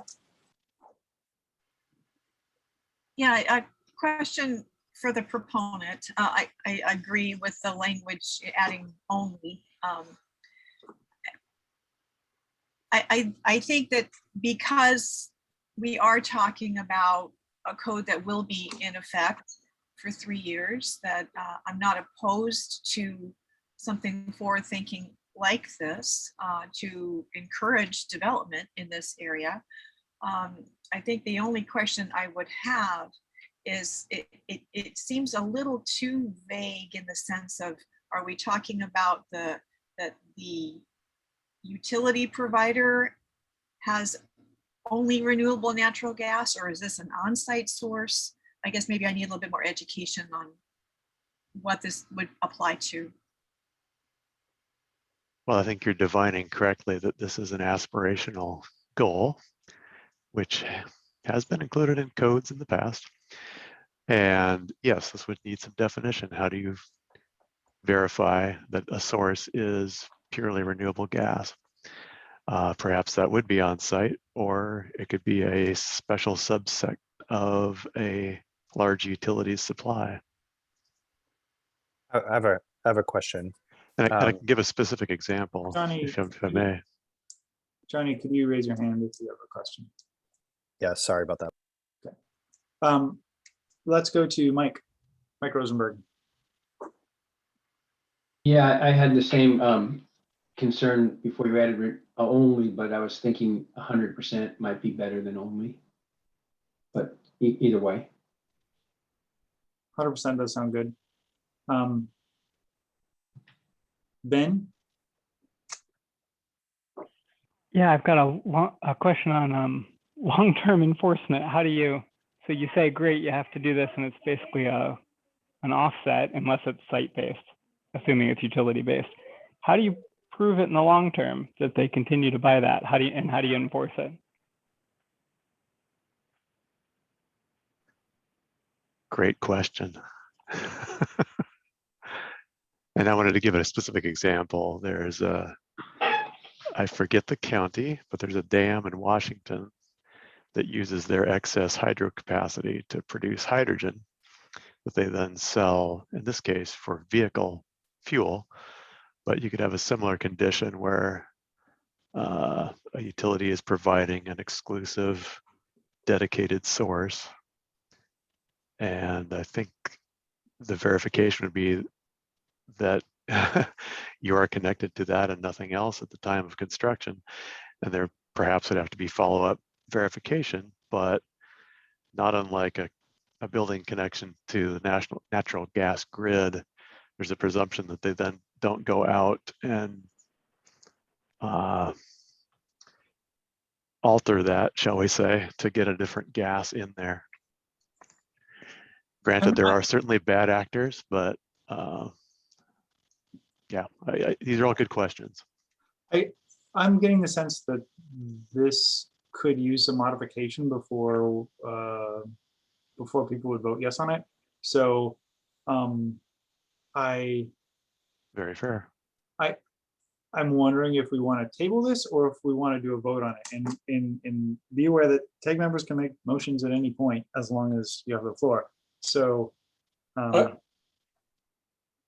I would, well, I guess we discovered last time we don't have to move to disapprove, but I would rather not continue discussing this particular one, given how heavily loaded our schedule is. So are you making a motion to disapprove or to? If you like, I can make a motion to disapprove. I feel like, yeah, I mean, you are a TAG member, you can make motions. Just like Yes. everybody else. Move to disapprove. A motion to disapprove. Do we have a second? I'm gonna second that. I'm gonna second that, Dwayne, for you. Okay, we have a few seconds here. Is there further discussion? And I see Gary's hand up. Yes, I'm gonna move to table this. Okay, a move to table takes precedence over a main motion. So is there a second for the motion to table? I'll second. Who is that? Mr. Rosano. So, okay, we have a motion to table and a second. I'm guessing this is going to be controversial, so let's take a roll call vote. Oh yes, further discussion on this motion to table. I don't think there's further discussion on tabling, right? Okay, thanks. Let's vote on it then. Roll call. Eric Bedell, Hey. Mike Fowler, No. Patrick Hayes,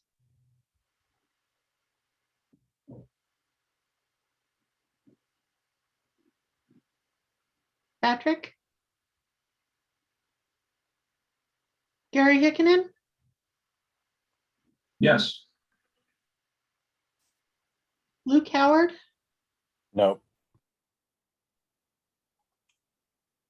Dwayne Johnlin, No. Mike McGivern, No. Alan Montpelier, No. Eric Olnon, No. Irina Rasputnis, No. David Reddy, No. Lisa Rosenau, Yes. Gavin Tenold, No. Sean Big, No. Amy Wheelis. Yes. Motion fails 3-11. Okay, so we're back to our main motion, which is to disapprove. Is there further discussion on that main motion? And I see Eric Bedell and Ben Roush, your hands are still up. Lisa. Yeah, I had one more thought question on this one. As a baby step for this idea, would it make sense to limit this to only on-site renewable resources with the intent that this, we just kind of let the market move between now and the next code cycle to see what the utilities end up doing? I'm guessing that would require some different code language, Lisa. Yeah, it would require a change to the language that would indicate the appliances that consume 100% on-site renewable, whatever. I don't know if the proponent would agree with that, but that would be one way to at least get this the ball going on this one near term. But nobody's generating their own renewable gaseous fuel on site as part of their building, right? Nobody. Unless they have an anaerobic digester. That's true. And a big, like a brewery has a big feedstock. Yeah. Yeah, Johnny just made a comment, wastewater treatment plants, that is true. I know we're talking industrial, but again, we're forward thinking. I don't know if garbage landfills are, maybe methane gas. You're right, that's a great question, Dwayne. We have a motion on the table to disapprove, and we're taking comments on that motion right now. I see 4 people with their hands up. I think Gary is next. Thanks, Joe. Yeah, just voting to disapprove for expediency purposes, to me, it's not the right way to go.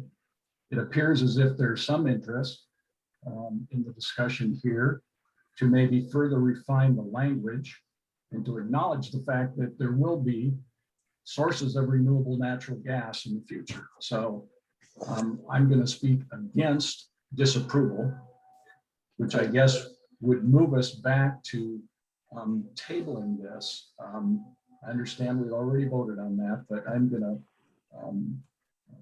vote against disapproval of this, hoping that we might be able to refine some language.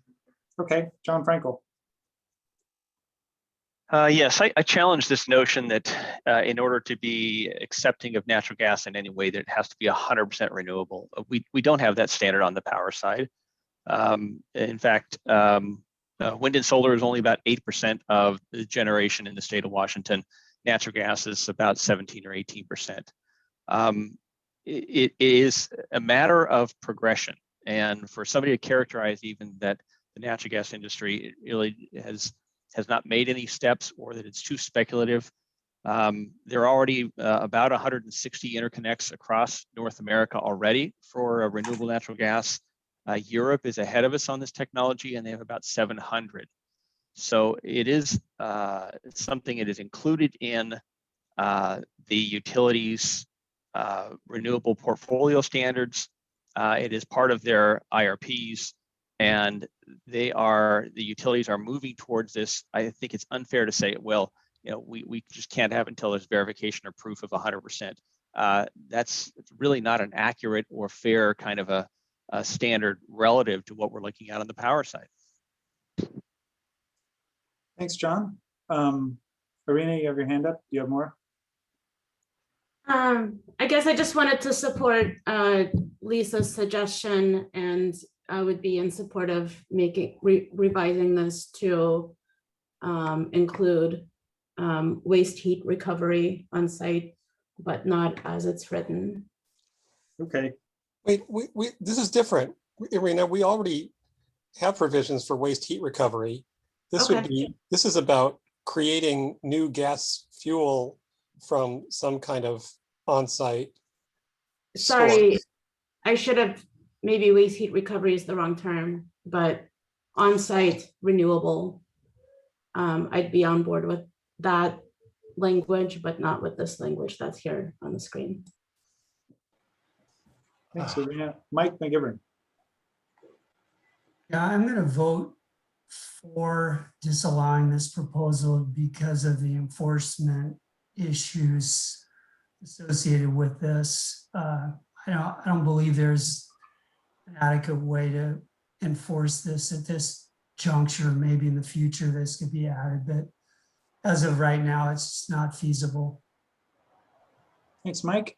Mike Kennedy. Yeah, I might have missed this. I apologize if I did, but one concern is appliances. Are we talking, there's a couple areas of the code, and I think someone else is in one of the proposals associated talking about heating furnaces and heating equipment as appliances. Is this meant to be all heating appliances, or is this limited to, like, I mean, I guess the scope here is a little uncertain to me. And I'm just using the language with the proposal that started with appliances and used that throughout. Ben Roush. So if you change this to site energy, you're going to be doing things like methane capture and then burning it, which is an undisputed positive. You're taking something that's 30 times global warming potential and changing it down to 1. I don't know that, so if you make it clear that it's a renewable source, like give examples, wastewater treatment plants, landfills, cattle operations where they capture and run through a digester, things like that.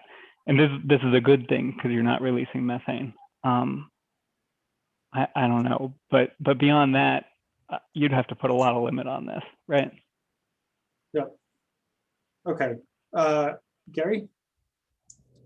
Well, again, I'm hearing a fair amount of discussion and ideas around maybe we just need clearer language rather than flat disapproving it. So again, I'm going to vote against disapproval. I think this has some promise in getting the language right. Yeah, and I guess we've already made a motion to table and the motion to table failed. I don't know if we can make another motion to table and have that succeed. So right now we have a motion on the table, and I'd like to get to the vote on that because we have a lot of stuff I agree. of us. Call the question on disapproval. Okay, Gary's doing a call to question that requires a 2/3 vote in order to end the debate. I'm going to just go out on a limb and try a voice vote on this call to question, which would simply end debate. So all in favor of ending debate right now and voting on it, say aye. Aye. Aye. Aye. Aye. Any opposed to that, say nay. Hey, Okay, let's do a voice vote on the call to question. We need a 2/3 majority, and we need to do a voice vote because there was a nay. Eric Bedell, Yes. Mike Fowler, Yes. Patrick Hayes, yes, Gary Hickenen, Yes. Luke Howard, Yes. Dwayne Johnlin, Yes. Mike McGivern, Yes. Alan Montpelier, Yes. Eric Olnon, Yes. Irina Rasputnis, Yes. David Reddy, Yes. Lisa Rosenau, Yes. Gavin Tenold, Yes. Sean Vig,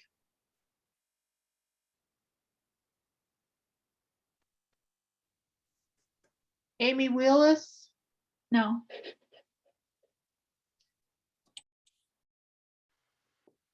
okay, so this was just the motion to call for the question? Or was this the vote on the This question? is, this is the call to question. We need a 2/3 majority and it will end debate and then we will immediately take a vote on, without further discussion, on the motion to disapprove. So this was, And, sorry, Krista, I amend mine to yes. Okay, so it's a unanimous vote of 14-0. okay, so the question has been called. There is no further discussion. We need to vote on the motion to disapprove proposal change number 6. And so it's, the vote is to disapprove. So a yes vote says disapprove, a no vote is to do something else. So let's take a roll call. Eric Bedell, Yes, disapprove. Mike Fowler, Yes. Patrick Hayes, No. Gary Hickenen, No. Luke Howard, Yes. Dwayne Johnlin, Yes. Mike McGivern, Yes. Alan Montpelier, Yes. Eric Olnon, Yes. Irina Rasputnis, Yes. David Reddy, Yes. Lisa Rosenau, Yes. Gavin Tenold, Yes. Sean Vig, Amy Wheelis, Yes. motion carries 12-2. Okay. Motion carries 12-2. I am going to suggest that we take a good 20-minute break and then come back to our second key issues. Second key issue, and when we get back, I'm gonna beg you to expedite this process. All right, so we'll come back at 15 after the hour, 15 after noon. Thanks, everybody. Welcome back. All right, Gary, you have your hand up. Yeah, hopefully just a real quick question, Jill. I just want to make sure I understand where we're at on the space heating proposal. It seems to me like was there just one more amendment tabled until next week? Is that kind of where we're at? But in all other aspects, the space heating proposal has been approved as amended, or I just want to make sure that I understand where we're at on that. Yeah, the main motion last week was to approve the whole thing with a few caveats. And then today we considered a few code language tweaks to that, some of which were passed and some of which were not passed. So that's where we are with the space heating one. So it passed with a few amendments added today. And I guess there was one perhaps tabled. And so that's mostly done, I guess, in my opinion. In other words, it will move on to the CR 102 process, or at least move on to the MVE committee and the State Building Code Council to move into the CR 102 process. That's my understanding of where we are. After resolution of that final amendment that was tabled? Yes. Yep, anything that's tabled will be discussed in next week or the following week. So the only vote will be on that final amendment. Yes. So your minority report would be heard by the MVE committee and not the TAG. Got it. Thank you. And if I misstated anything, please someone correct me. All right, Lisa. Yeah, I just wanted to mention that I've submitted a updated proposal 110. That was a homework assignment. And so I don't know when you wanted to bring that back up, but it is has been emailed to Krista. We said we would bring that up right after the key discussion. We're not yet done with the key discussion. We're just starting with the second part of the key discussion. So there's two proposals that are still part of the key discussion for today's docket. And 070 is on right now. So Mike Rosenberg, do you want to talk about any changes that have been made to this and any discussion from the group that you've been talking to?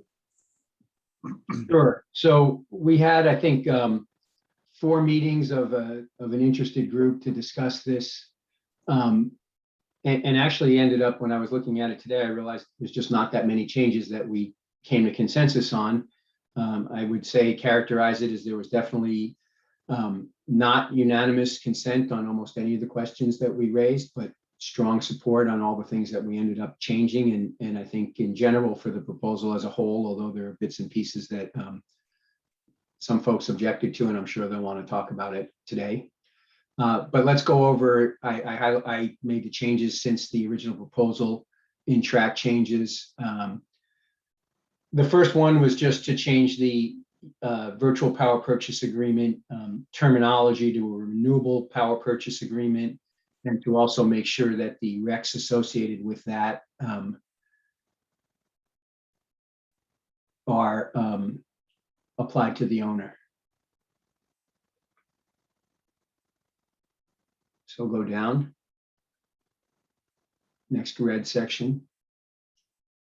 This was about compliance forms. DOE has sponsored the creation of some compliance forms for the whole building performance approaches that are in ASHRAE 90.1, which includes Appendix G that's in the Washington Code and Section 11. And they have agreed to do some customizations for Washington State for those compliance forms. So they'll be available to be used. And there was pretty strong consensus that it made sense to require use of those forms. And the link to them is listed here. Although the Washington State specific improvements are not published yet, there's a beta version of it, but that's not online.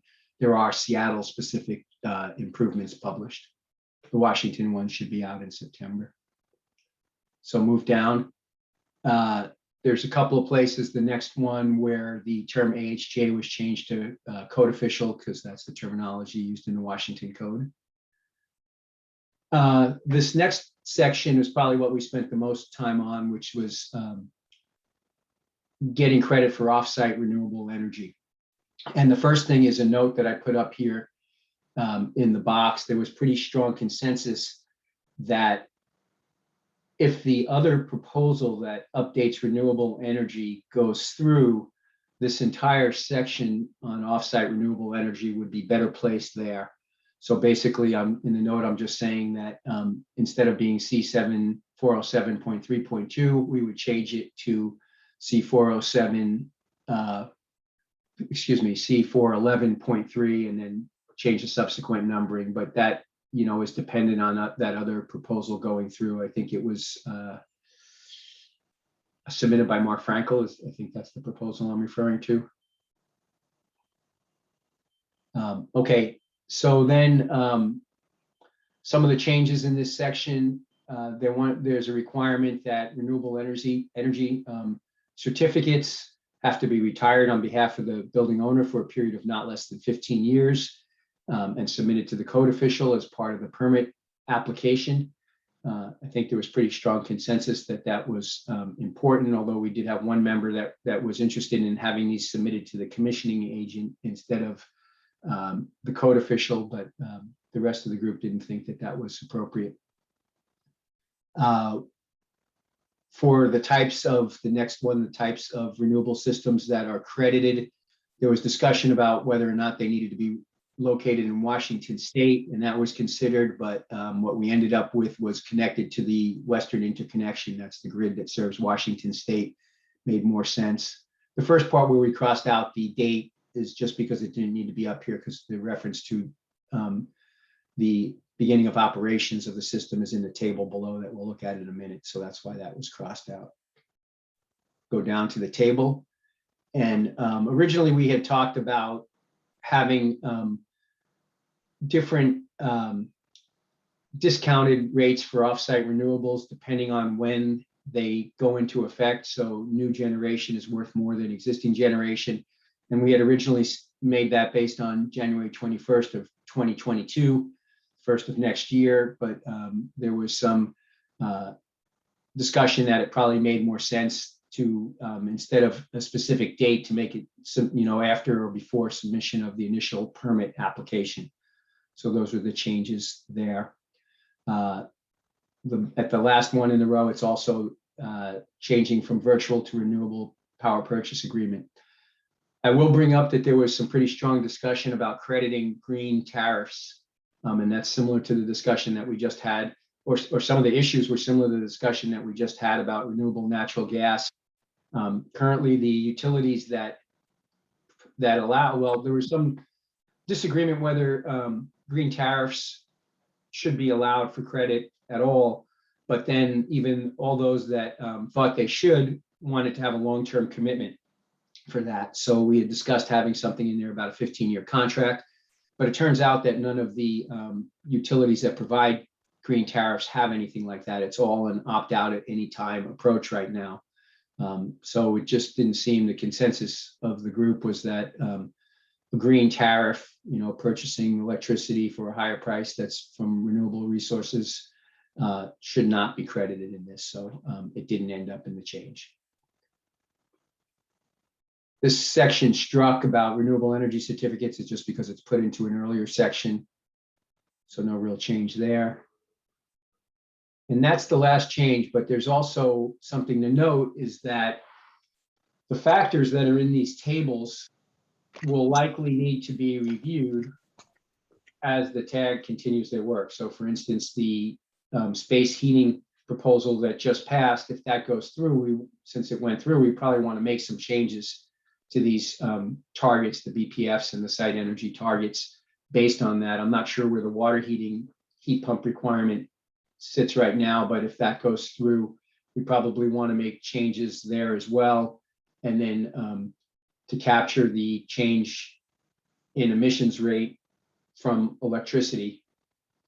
So there's a few things like that I think that, we couldn't really put it in now, and Jill thought it would be good to consider sort of everything else in the proposal with the idea that we would update the numbers in a couple of weeks, as we know more about where we think the code is going to land. Yeah, and I guess Krista or maybe Dwayne can help me with this one, but yeah, I think the BPFs, the idea is that you don't want to make the performance path much more difficult or much easier. So the BPFs, the numbers in the table, we would want to update later based on some modeling, based on the code that the tag passes. Is that so? Dwayne or Krista, if you know more about that process, it might be helpful to hear a bit more. Yeah, I know last time through, we had PNNL run those numbers and give them to us after the tag had completed their process. And as it was going through the MVE committee meeting and we were preparing the CR 102.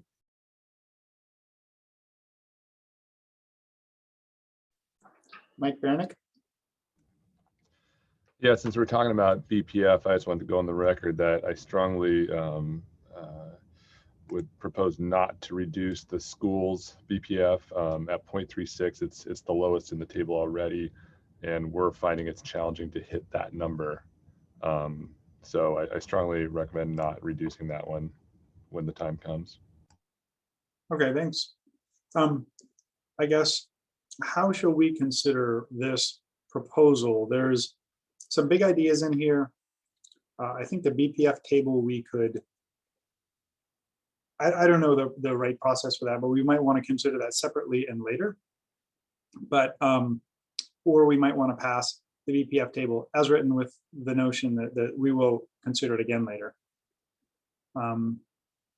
So I guess if people have thoughts on, or if Mike, you have a thought on the best way to pass this, I think maybe the whole thing is open for discussion now.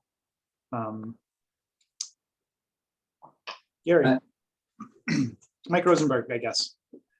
Well, I'd say we could consider sort of an approach to updating the BPFs. I don't think we should, you know, I don't think we should vote to approve these BPFs pending some other change, but I guess we could. I mean, for instance, if, you know, right now I think we have fair certainty on the emissions numbers, so I could update them with that. And that actually makes a couple of the building types go up because you've got sort of a lower, you know, a smaller denominator, right? Because less emissions from electricity. That was something I wasn't expecting. But then again, if we make the switch to have all the target systems based on heat pumps, that will go the other way, right? So it's a little bit of a moving target right now. Okay, so Mike Baranik, your comment would be considered today, and you can suggest something for that if that's what you're intending to do. Yeah, I would suggest not to reduce the schools from 0.36 down to 0.33. And you know, we've run through the numbers many times on multiple projects, and I mean, even zeroing out all heating energy, which is obviously unrealistic, we still can't get it to comply. Okay, are there other comments on this particular suggested change?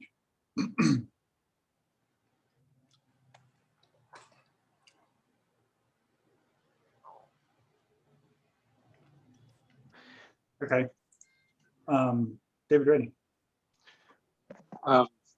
Yeah, I guess, I mean, my understanding of the development of the BPF is that, yeah, it would be based on a suite of prototypes and that would be modeled to meet the 2021 proposed code and kind of use those as a way to guide these values. So they're not necessarily going to be a uniform reduction across the board. They'd be more representative of the. I just want to point out that there's. Is that right? Yeah, close. I want to point out that there's definitely not going to be time to, or resources to create a full suite of buildings that meet the, you know, the 2021 code. Once we know for sure what we think is going to go in there, there's months worth of work to do that. But I think what we want to do is hit the big ones that, you know, would have a significant impact, like the change in heating source, if we can.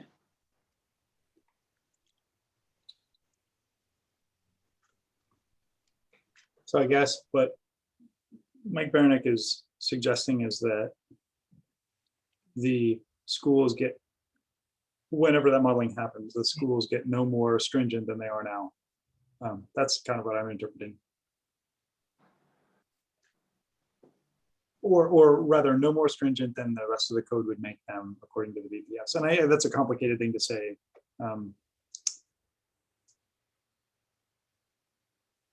So I guess, Mike Rosenberg, this modeling would be done after the tag is completed, right? Or I would say what we'll start to do is when we have a firmer handle on, a tag vote on something, right? Because, for instance, we don't have to wait for the tag to be completed to know if you're not going to be voting on the emission factors again, right? You've done your last vote on that, and they're moving to the next step. Is that correct? I mean, the tag is free to do lots and lots of things. So I'm not going to say what we can't do, but Okay. we have passed the carbon emissions, electricity, and we've passed the carbon table. So we don't need to get back to that. I guess would the BPFs be done before the CR 102 goes out? I don't know. When is that? That would be October. Oh, yeah. Well, it's almost August, right? Yeah, we should target that. then. Okay. And would the BPFs be done by mid-September? We'll be probably would like as much time as possible, just because there's a couple other things going on right then at the end of the end of September is the end of our fiscal year, which is when everything is due, right? So it's usually a crunch for us. So Okay. So by mid-September is when the Code Council and the MVE committee will vote some code forward into the public comment process. So I guess what could happen is you do the modeling, the code goes into the public comment process, and then as a public comment, you submit the revised BPFs based on the modeling. That we could try to get it to that first step in mid-September, and the other one could be a backup if we run into any problems. Okay, so if you get it to the MVE committee in mid-September, I think that would be. How does that work? MVE committee would consider that. So the MVE committee will get this code in mid-September, and I'm trying to get a date exact. For that is the 16th of September. The MVE committee will meet and we'll look at this code, the code that the tag passes, and relitigate a couple of issues and and then send it on to the Building Code Council, which meets on the 17th of September, the following day, and will, it's expected, pass the code into the public comment CR 102 process. And then about a month-ish later, they would go out for public comment as a CR 102 and be open for 60 days, during which anybody in the world who wants to make a comment on the code can make a comment on the code. And after that, the Building Code Council will convene several times to take public comment in Spokane and Olympia, and then discuss the code and vote it forward to a final commercial code in March. So if you wanted to submit before the 16th of September, the MVE committee could put it into the public comment draft. Otherwise, it would probably be best as a public comment. So what's the procedure for getting it to the, did you say the MVE or M&E committee? In other words, Mechanical Ventilation and Energy Committee, Krista. So it's after the tag. So what's the process for getting those numbers in front of them? I guess I'm not sure of. Just Right, email it to me, Krista. Okay, and okay. Yeah. Which is, I think, how we did it last time. Yes. Okay, sorry for the diversion. I wanted everybody to understand what we're going to do and not do in the tag. And it sounds like we won't get final BPFs within this tag process or be able to get to them. So I guess let's just take comments on the whole proposal as it is. Gary had his hand up a while ago, so I'll call on you first, Gary. Thanks. I was going to ask if Michael was going to talk at all about the site energy metric down there and explain the purpose for that, because I did have some comments on that. Right. Yeah, we talked about it pretty extensively, and then talked about it in the working group as well. And Gary was not in favor of keeping the site energy metric in there. The site energy metric is really an opportunity for a few things. One is it gives us a path towards the 70% reduction in site energy that's legislatively required in Washington State by 2030. And then it does a couple of other things, which is it gives us a path to address unregulated loads through that metric without compromising the efficiency of the rest of the building. So if we require an improvement in site energy and we allow credit for unregulated load improvement, we can do that while addressing the concerns that many stakeholders have about not preserving the efficiency of the asset of the building itself, of the regulated loads, the envelope, heating, cooling, ventilating system, et cetera.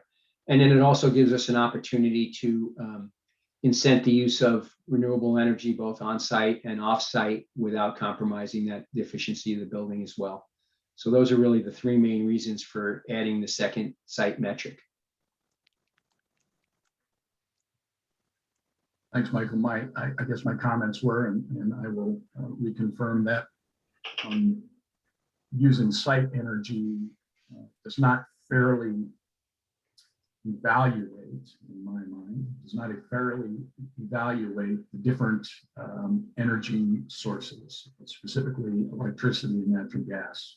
And the example I've given before is site energy would say that electric resistance heating is better than a condensing furnace or a condensing boiler. And so it was my recommendation that if we were to use a second metric, that it should be either energy cost, and I understand the issues there, or source energy, to make sure that the different energy sources are being treated fairly.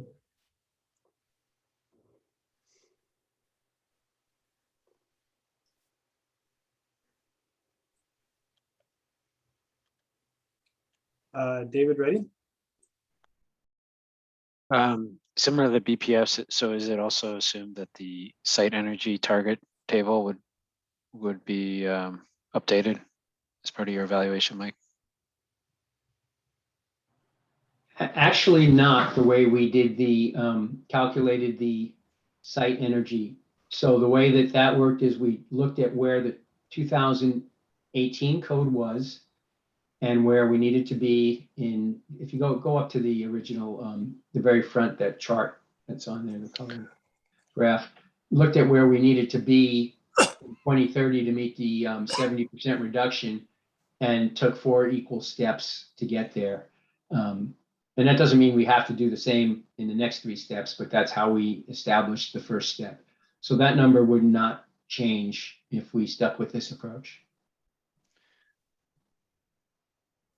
Well, I mean, is the tag open to that? I mean, the idea of revisiting, because I mean, to kind of follow Michael's suggestion on the school, that means that the school wouldn't necessarily take the same line, right?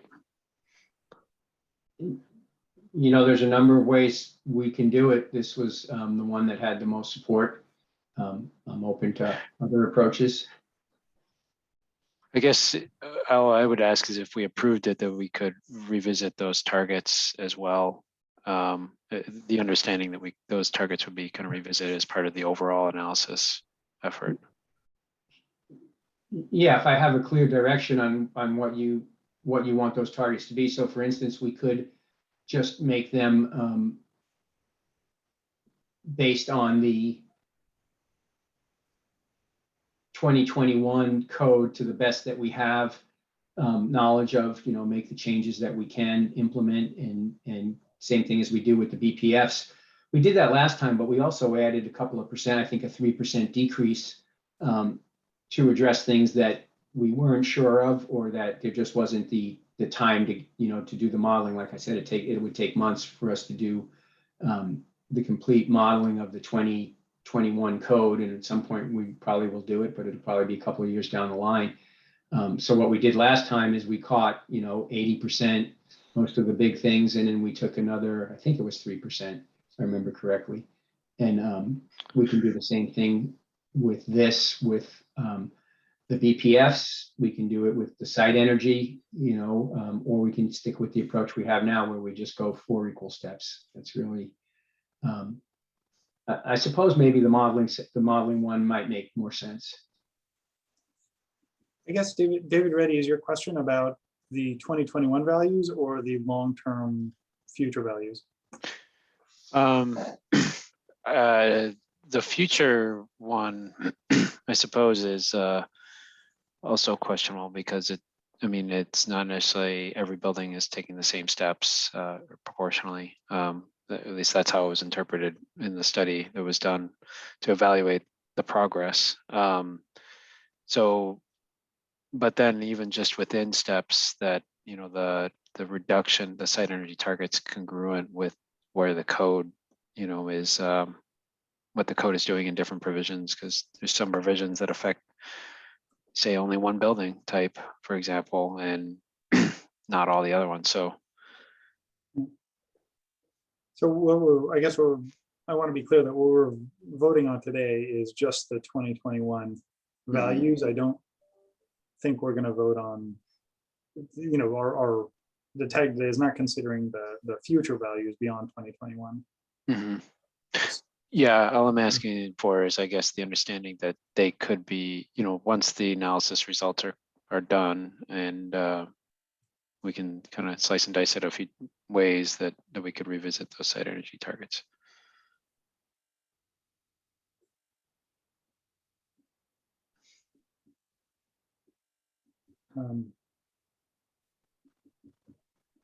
If you're looking for me, to wait in, and I'm certainly willing to do that.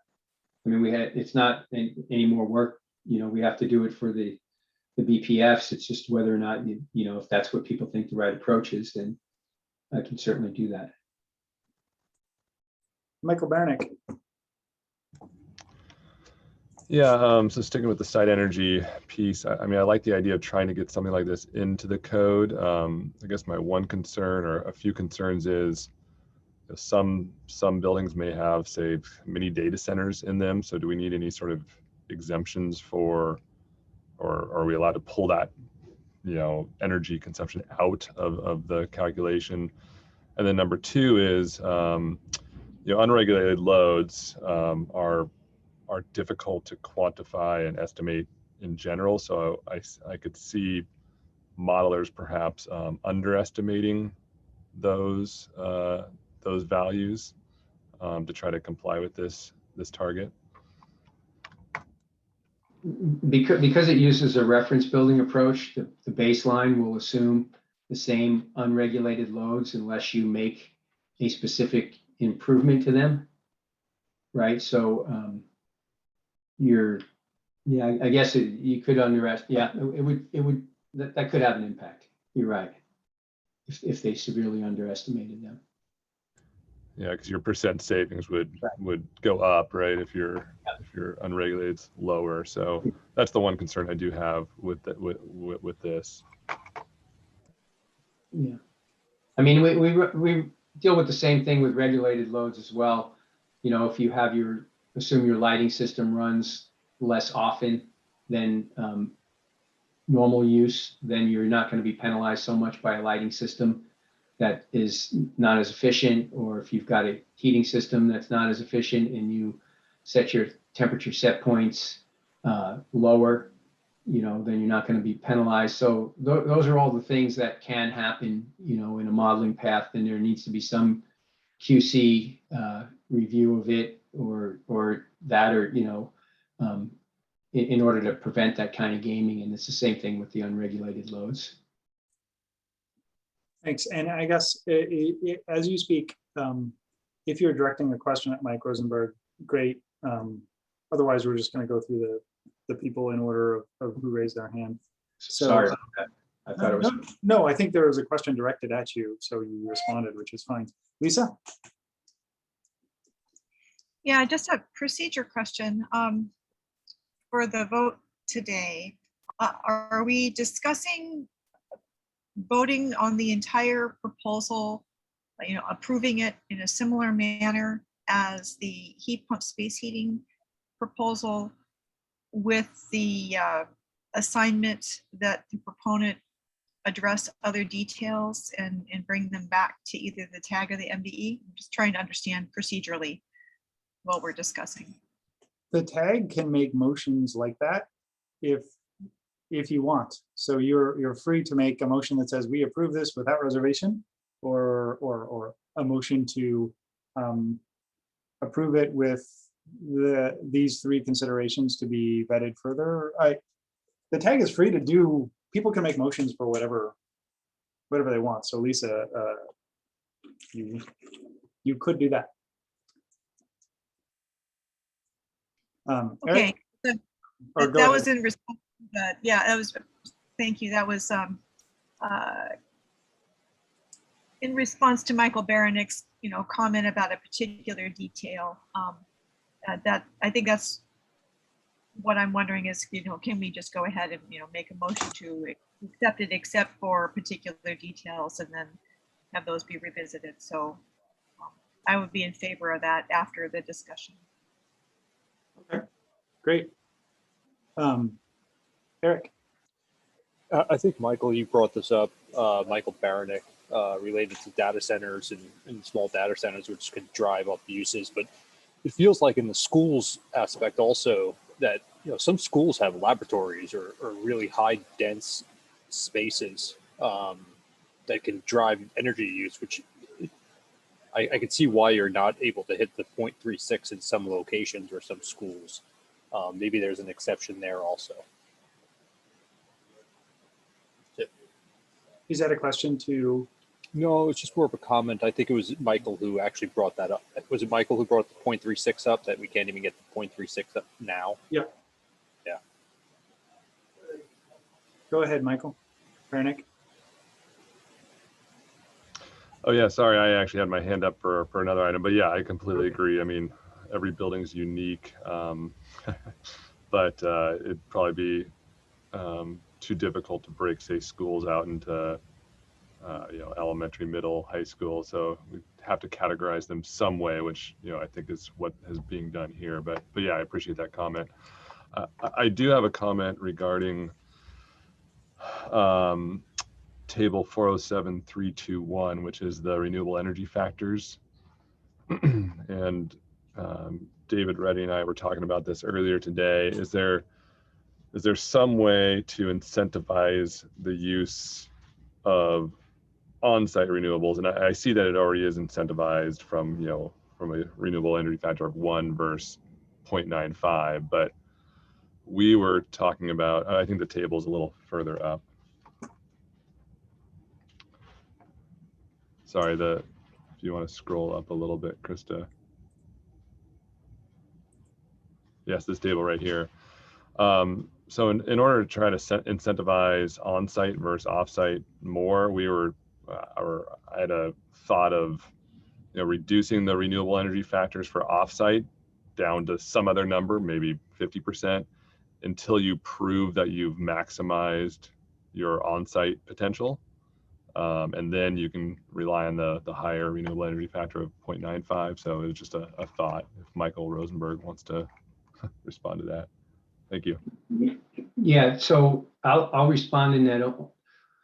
This isn't my area of expertise, so we brought in a bunch of stakeholders and experts, even from outside the tag, to kind of weigh in on what the proper way to credit the offsite renewable energy systems were. And David did bring this up at least one of the meetings, and there wasn't consensus among the group to change them from what they are now.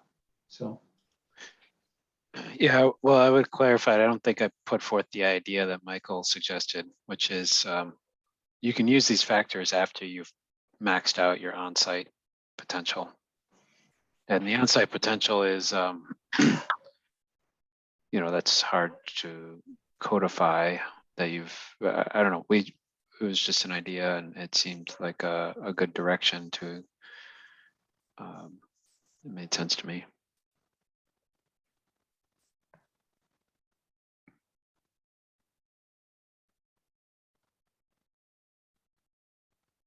Gavin. Yeah, I kind of want to echo Michael's comment there that the purpose of incentivizing on-site renewables over off-site is key to this code.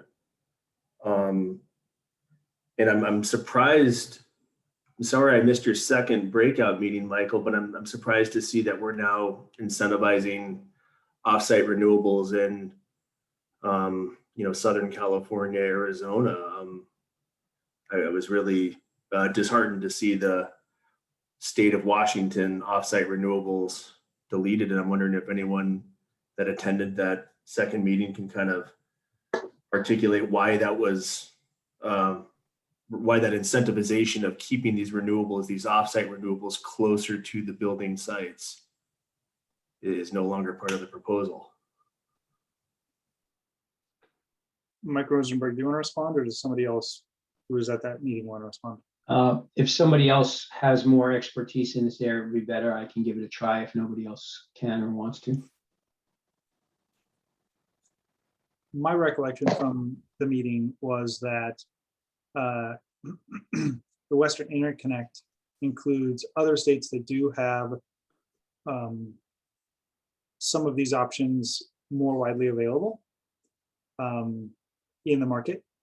And so if this was to be a viable option, a more viable option, we would need to expand beyond Washington, because Washington doesn't have, the perception was from talking to experts that Washington doesn't have availability of some of these options.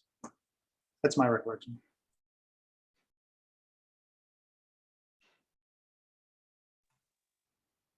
Then I would make a motion that we move these distributed resources down to 0.3. I mean, if we can't show that it's close to the source, helping with peak voltage issues and account for distribution losses, we need to assume that these renewables are profoundly less valuable to a site in downtown Seattle, or even central Washington for that effect. Kevin, did you make a motion right there? I did, yeah. I think that we, offsite renewables here to qualify them at 0.95. I think we should, if we're going to be incentivizing things that are coming in from a vast distance, we either need to have distance or we need to discount them quite heavily. I'm just echoing Michael's point there. You made a motion. Yeah. The proper procedure is to see, and my understanding is everything other than on-site would be at a 0.3 in your motion. Yeah. Shell, am I able to respond to this one? Well, we need a second. If we have a second, then then we will continue discussion on this. Or if there's no second, then we could move on without voting on this. So do I hear a second?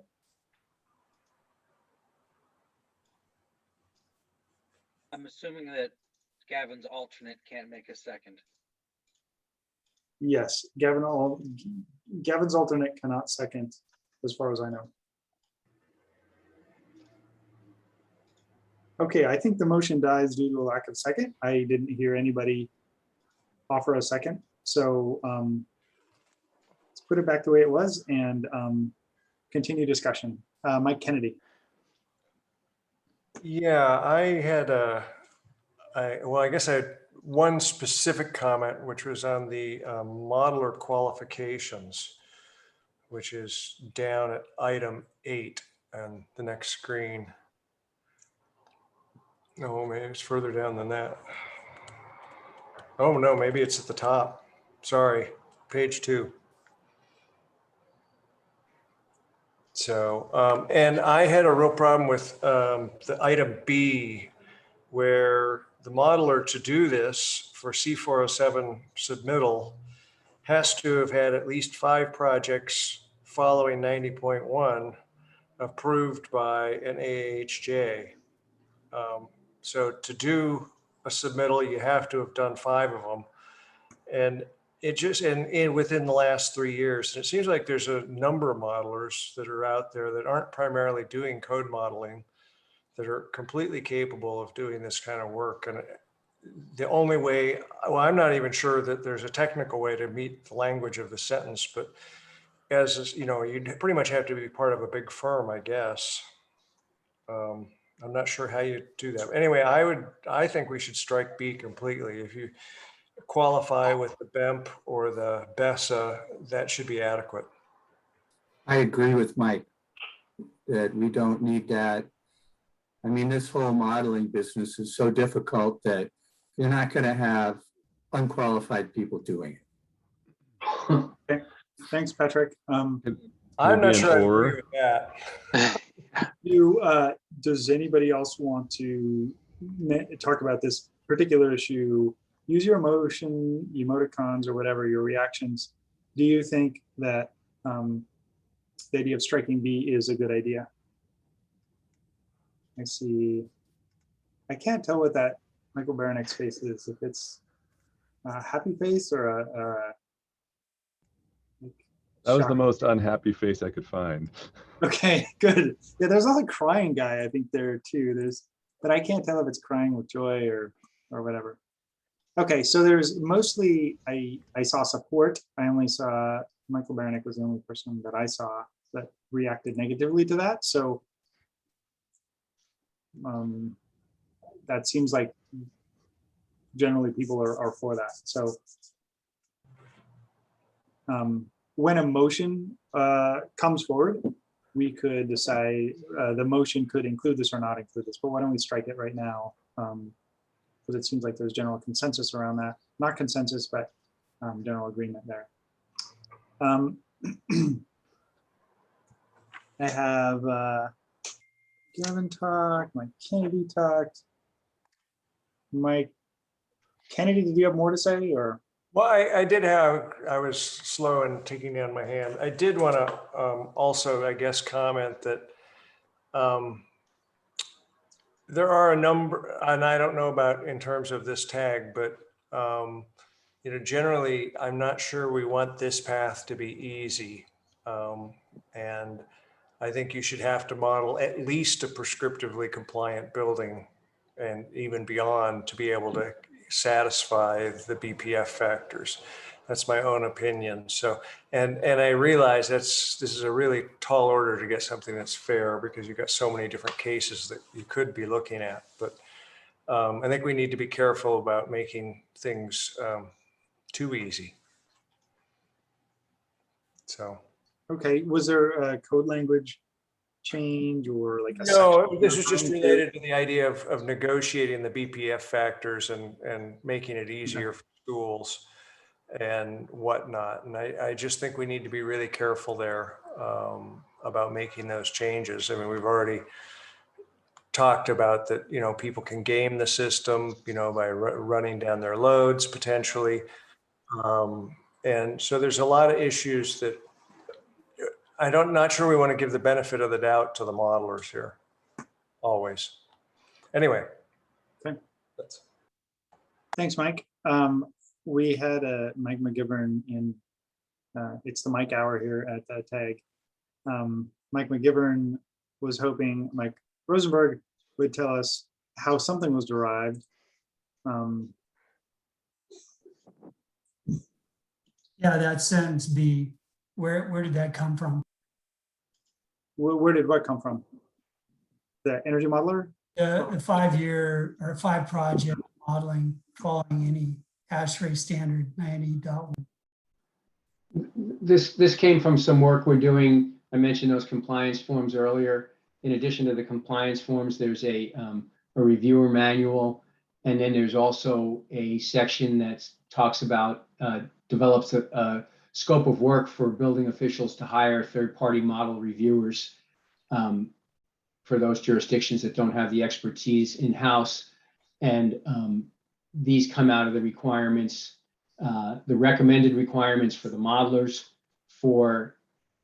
that's part of that compliance form and review manual, and then also for the third-party reviewer.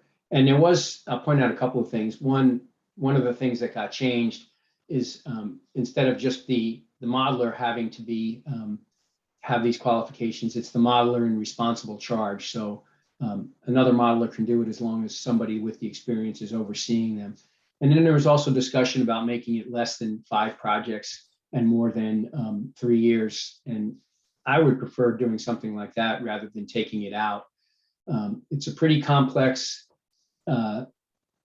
compliance path. It's not just being approved by an AHJ or a code official. It's a rating authority, which typically means lead. So there's hundreds of modelers that have done lead projects following some version of Appendix G. So there are quite a few people that would qualify for this. So I would suggest instead of striking it, that maybe we make it, 2 or 3 projects and we make it 5 or 7 years or something like that. Okay, how do people feel about that? Use your reactions. How do you feel about leaving it in, but having it 3 years or 3 projects?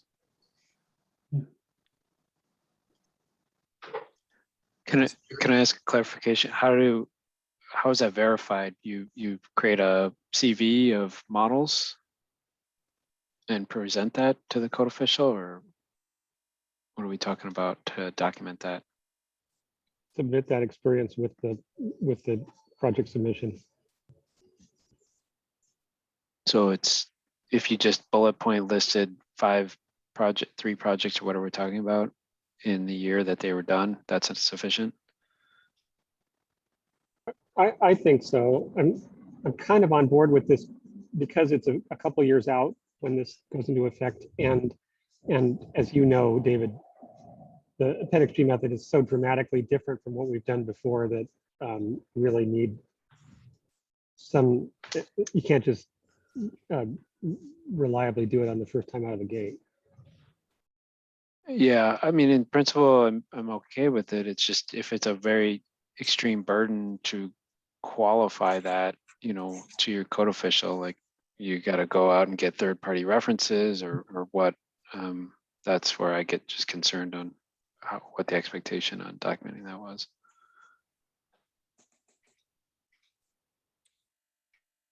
Okay, I saw lots of thumbs up for leaving it in with 3 projects.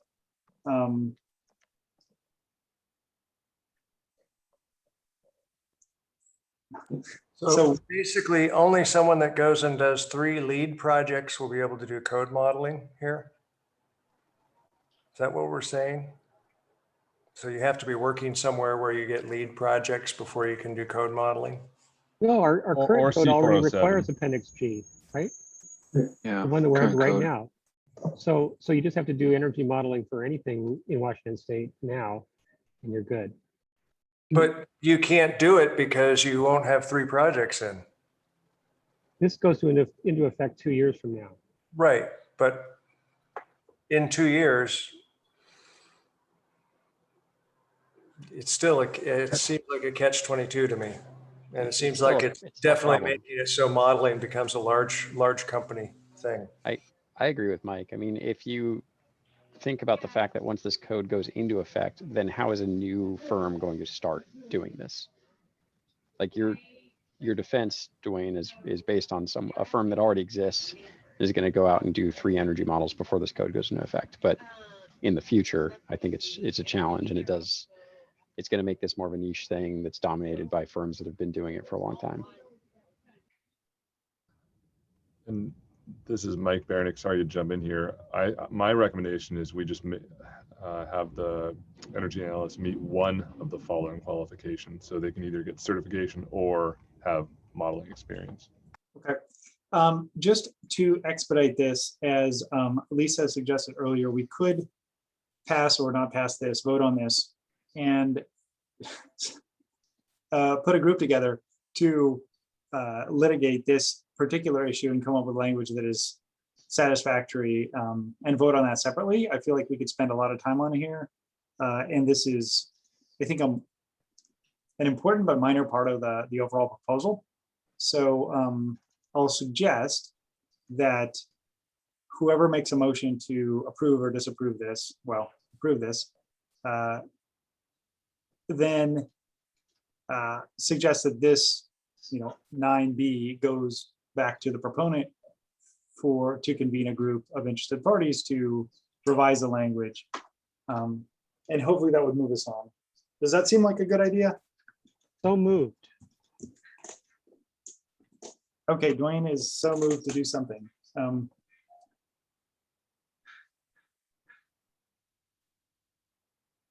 So Dwayne, what I said was, when someone makes a motion to approve this. I just did make a motion Okay, to approve what you just said. Okay, Dwayne made a motion to approve this whole proposal, right? Dwayne, did you? Right, with that, and with the understanding that we might have people come back and propose a change to 9B.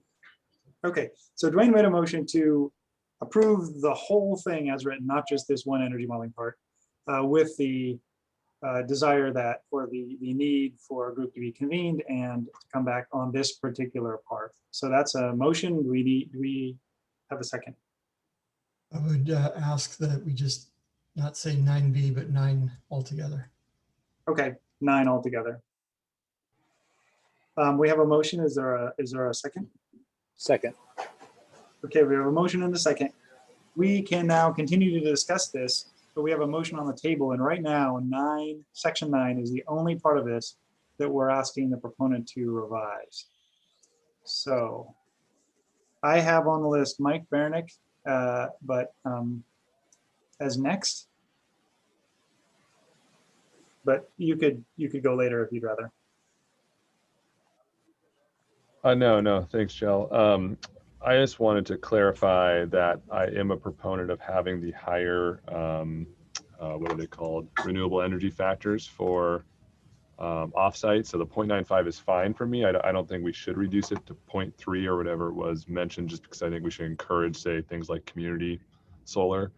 All I was suggesting is that we have some interim value until we prove that on-site renewable has been maximized to the best of its potential. Thank you. Okay. Then I have Lisa. Yeah, as a part of the assigning a particular section for further work, do we also want to say that the BPF table would be evaluated further? Yes, I think that would be great, and I think we should. You can make a proposal, Elisa, to amend the motion to include the BPF table being amended in the future, but and how to word that I don't know. But you could make a motion like that, and that would modify if everybody wanted. If Dwayne thought that was a good idea, he could modify his motion. Well, I could consider that a friendly amendment to say, yes, when we get our whole act together, we will then settle on the final BPFs. Okay, great. Gavin. Yeah, not to be a stick in the mud here, but I want to go back to the offsite renewable question. And Michael, we participated in your breakout, and I'm going through notes. It looked like the second call was going to focus on modelers and commissioning, and we were done with the offsite renewables. So I guess I'm asking again for the group to explain why we're incentivizing energy coming in from the Western Interconnect rather than Washington State. And it seems to me that process was not followed here, that the change to this language, we had kind of a consensus on the 7th with regards to connected to the Western Interconnection, and it was changed between meetings. Was there another breakout meeting that I missed? I'm just wondering when that happened there. If I'm reading between the lines, Gavin, you are free to make a motion or to make a suggestion that these be changed. You asked a good question, and you can ask that and get an answer, but you can also suggest something be changed to the language in front of us. But I'd rather understand when the change was made firstly, Chell, and I understand your point there, but because the change, it appears to have been made between breakout meetings there, and this is the first I've seen of it connected to the Western Interconnection under, Could I try one response to this? Dwayne, go for it. a concern that I kept raising was that, you know, I'm looking around for community solar. Yeah, there's some little operation in Olympia, but that's kind of it for Washington State. A lot of these other things didn't really seem to exist in the robust form they do elsewhere. And my thought is that once you get, you know, outside of your own county, then the differences between, you know, 100 miles away or 500 miles away is pretty minor.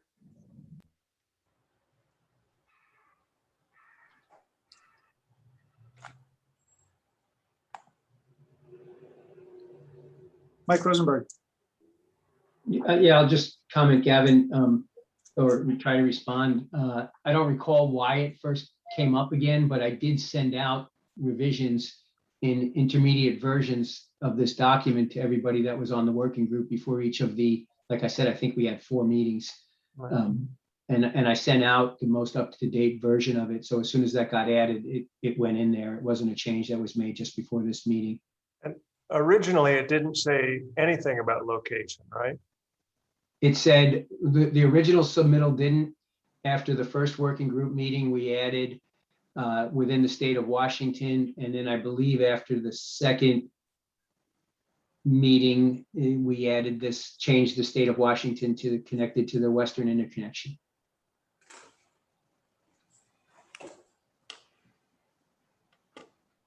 I guess I attended that meeting, Michael. In my alternate, John was there. We didn't see that change at the end of the meeting.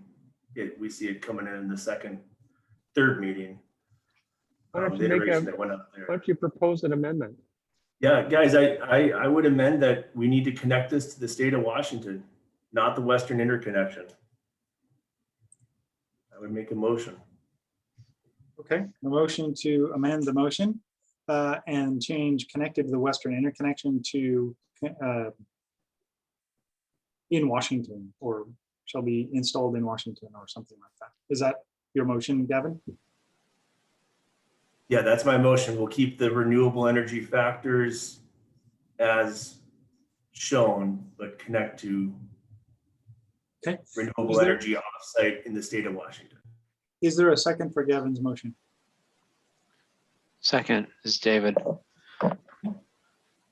Is there further discussion on this sub-motion that would modify the language in front of us?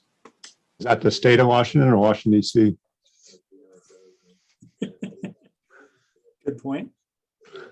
Could I just then throw in that I am very concerned that we'll have a tall building on a tight site that really needs a bunch of off-site renewable, and there isn't any practicable place to put it in Washington State off-site that works with the utility rules and everything else.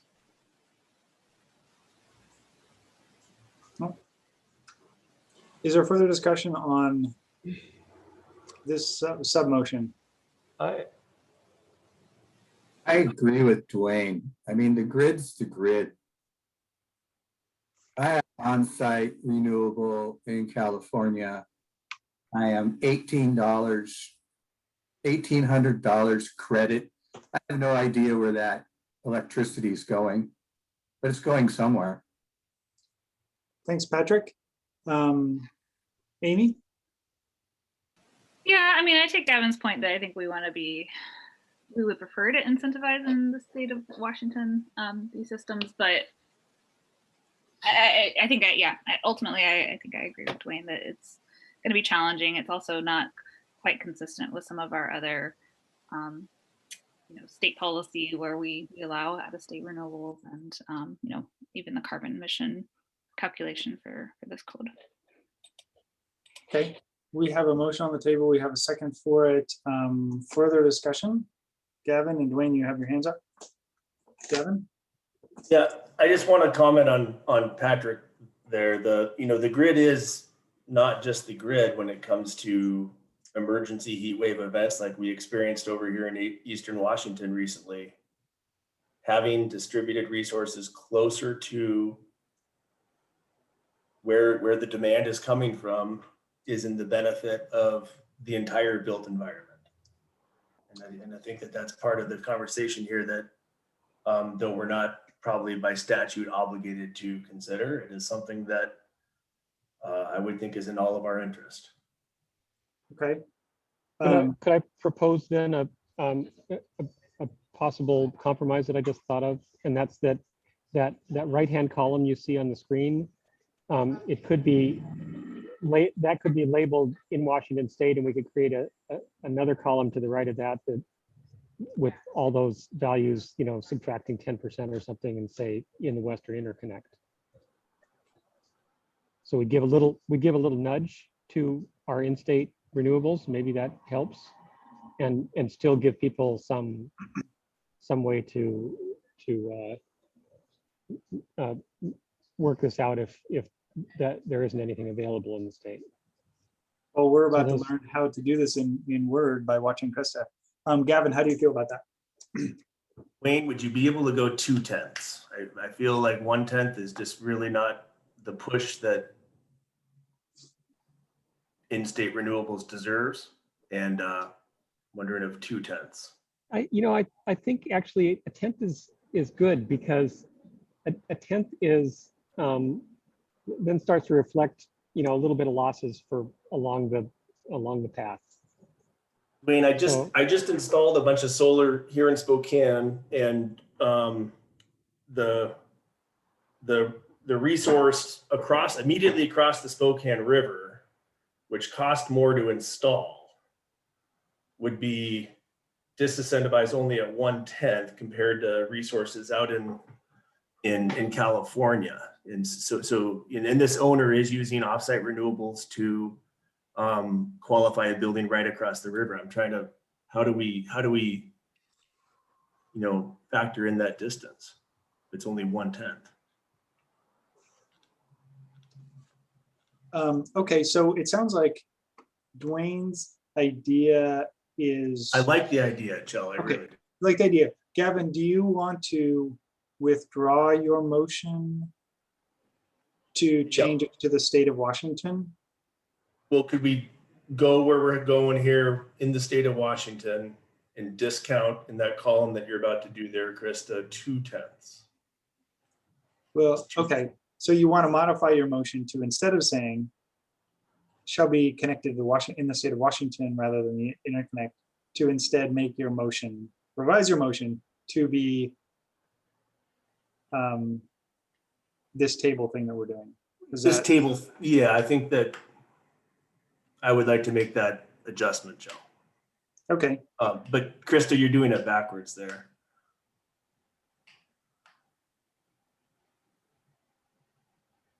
Yeah, Western Interconnect would be the lower values. Yep. I guess while we're watching Krista as a master of Word, I'm going to call on other people. Gary? Yeah, I guess I initially was going to suggest that this be one of those other amendments that's considered by the work group, but it sounds like we might be close to resolution here, so I'll just shut up and let the discussion continue. The same thing was crossing my mind, Gary, that if we're really close, let's get across the finish line.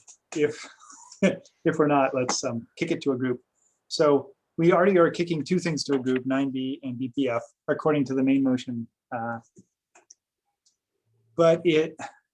I'll go with Gavin's 20% thing, and then we're done, right? And I think Amy just noted that top right, Krista, would be NA instead of 1. Yep. Okay, so I'm going to call on Mike Kennedy. That's a mistake. What's a mistake? I didn't mean to have my hand up. Oh, okay. I thought you meant the whole proposal was a mistake. David Reddy.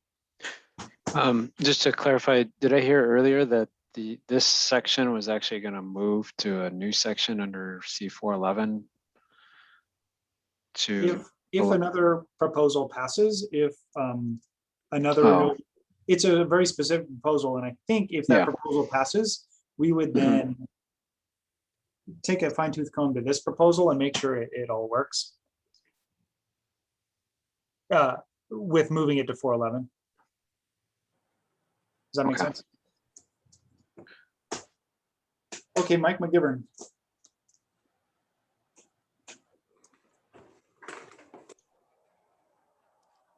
Okay, Mike's hand is down. David is So your, can I add one more thing? So Mike Rosenberg, hopefully we can reiterate what the motion is, because I think somebody had offered we would revisit BPS, but also the site energy factors. Right. Was it? Yeah. So can we reiterate what the motion is and all the things that are going to be revisited? yes. We do? Thank you. Mike McGivern, I want to hear your thought first. Sorry, technical malfunctions there. I'm fine with all this change. I think it's all good. I just am thinking about Vancouver, Washington. You know, if they have to provide renewable energy in Washington state, that means, you know, they could be purchasing energy from Spokane or Colville or Bellingham, but they can't purchase anything in Oregon without a severe penalty. Does it make sense to maybe put a mileage on it? I'm just throwing it out as a question instead of having the Western Interconnect.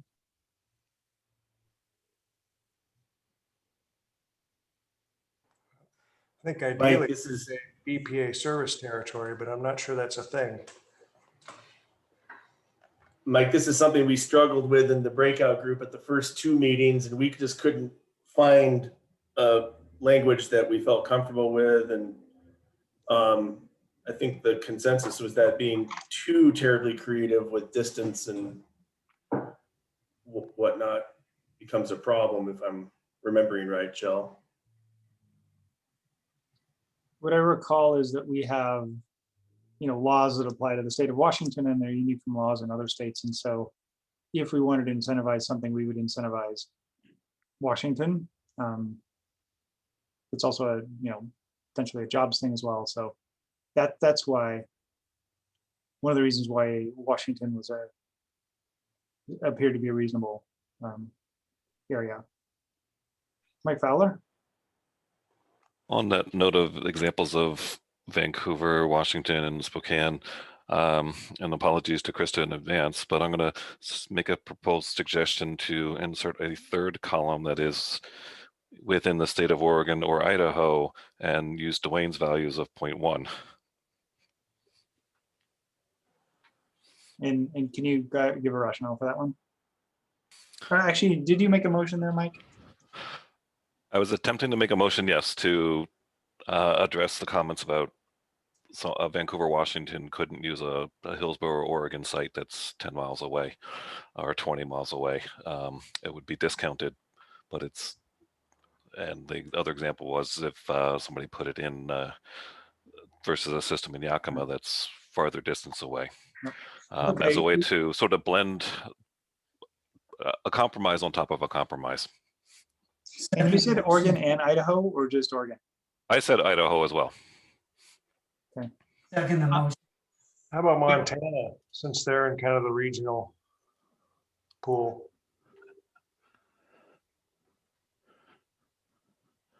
I'm not aware of a utility that serves Washington State and Montana. That in Bonneville Power? Which one? Bonneville Power? Bonneville, yeah, but a utility that actually. That's our main grid. Nick O'Neill says Avista. So Mike, are you going to include Montana in here in your motion? I will, if that does include the Vista territory, I'll accept that as friendly. Avista has 10 customers in Montana, according to Amy, and they all work for Avista. Well, go ahead. I was just saying, I did put a map to the BPA service area. If you did want to have a compromise, you know, like that is at least a built map. So. Okay, so Mike has put forth an amendment. It has a second on it. is there further discussion on Mike's amendment, which is not passing the whole thing, it's just adding this Oregon, Idaho, Montana thing to it? Is there further discussion on that, Gavin? Yeah, I like Amy, I mean, instead of Oregon, Idaho, Montana, just call it Bonneville, call it the Columbia Basin. Mike, what do you think of that? It's hard to know which Mike you're talking about, but I myself know the states of Oregon, Idaho, Montana. I don't know exactly where the Bonneville Basin, or what extents does the Columbia Basin. Now we're getting into potentially, I would say, British Columbia or Alberta or whatever's next to it for the Columbia River source.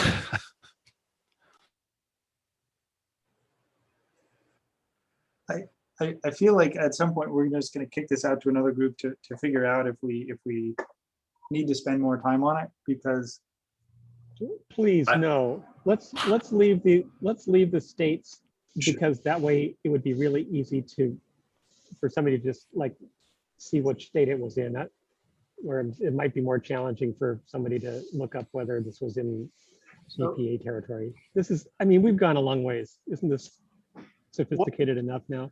What would you think if we now deleted the Western Interconnect, Dwayne?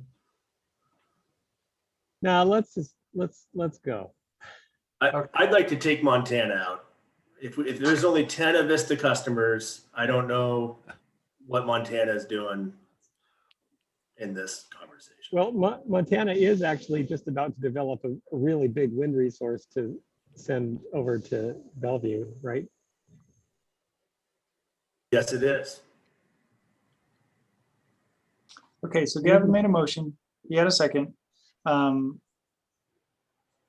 we ready to vote on Gavin's motion, which is only about adding Oregon, Idaho, and Montana with the values in front of us? It's not about the whole thing.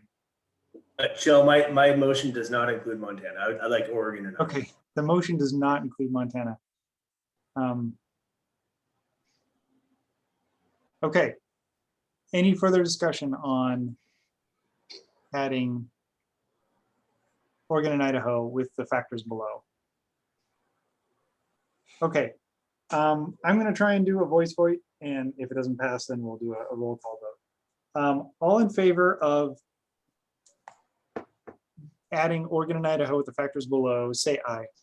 Aye. Aye. Aye. Aye. Aye. Any opposed, say nay. Okay, so now we're back to the main motion, which is passing the entire Word document with Oregon, Idaho, a column for Western Interconnect, and a column for in the state of Washington with the values on the screen. Is there further discussion on anything in this whole proposal? And then why don't I restate the main motion so the main motion is to pass this with the expectation that section 9 and the BPF factors and the site energy factors, although that wasn't part of the motion, we would have to amend the motion to do that. So right now, as it is, it's section 9 and the BPFs be modified in the future. And I would like it if the also said site factors. I will accept the site factors as a friendly amendment. Okay. And my understanding is 9 would go back to the proponent to be modified and come back to this tag to be discussed. The BPFs would not be complete until after the tag has been completed. And so the BPFs would go to the MVE committee by September 15th or 16th. Krista. It's just that the main section of C407.3.2.1 is going to need some fixes to make it work. Just taking the shall be out, it's still it needs a little bit of work. Okay, some whether that's done before or after if you want me to do it after the tag gets rid of it and try to put it into code language and make it make sense, but it doesn't quite work as it is. Well, the Western Interconnect would be a superset of all three categories. So it seems like you can leave the Shelby in there.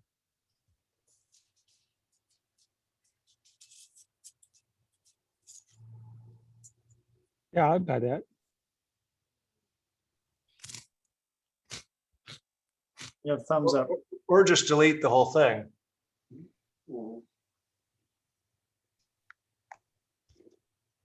I think it's clearer when it says shall be connected to the Western Interconnection, because then there's not a question as to whether it does or not.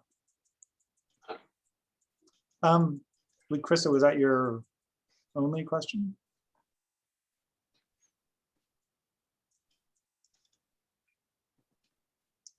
I'm trying to restate this motion as best I can. So the motion is to approve the entire Word document as amended in front of us with section 9 and the section 9 kicked to back to the proponent to revise based on a stakeholder group. The BPFs to be revised and resubmitted in time for the MVE committee on September 16th. And then I think something about the site factors too, but that's not part of the motion as currently stated. Or Dwayne, did you say that? Site Yes, I said. Okay. That was present. And site energy factors as well. So that's the motion as I understand it.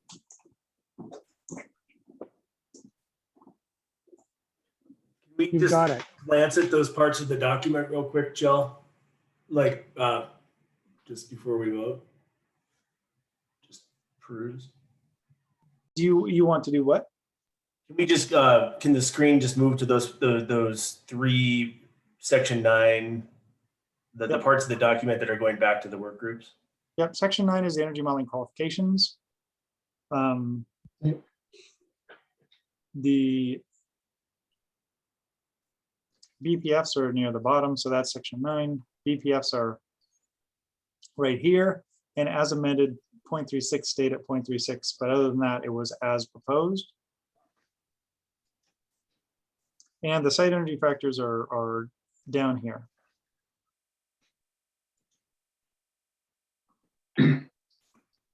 Okay, go ahead.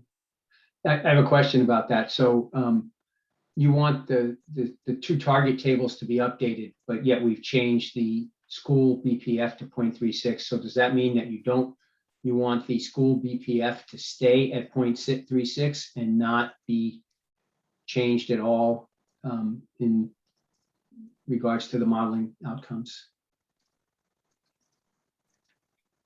Or due to the modeling outcomes? That's my understanding. I think that might unfortunately hamstring the idea of setting these. I think it might be better to have the modeling, have Michael Bernick look at the modeling afterwards and decide if it's okay for schools. I don't know. I don't have a great process for it here. Mike Kennedy? Can I make a suggestion? Go ahead. I'd be interested in discussing with Michael more about the issues he's having. And then maybe when we revisit the modeler qualification issue at the future tag, we could come back to this specific question. Okay. That sounds good. So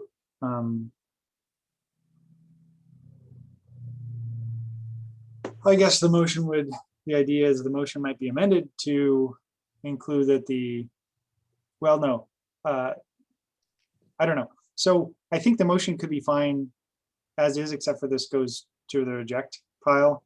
And then Mike talk more. And as the BPFs are developed, Mike Rosen, I'm getting confused. Mike Bernick has input on the Bernick and Rosenberg. Sorry. Mike Rosenberg has issues, or Mike Rosenberg gets input from Michael Bernick on the school. Okay, so. Okay, so do we want to amend the original motion to go back to 0.33 in the school? Yes. Okay, great. Okay, so we have a motion, we have a second. Any further discussion? Okay. Let's do a roll call vote on this one. Eric Bedell, Yay. Yes. Mike Fowler, Yes. Patrick Hayes,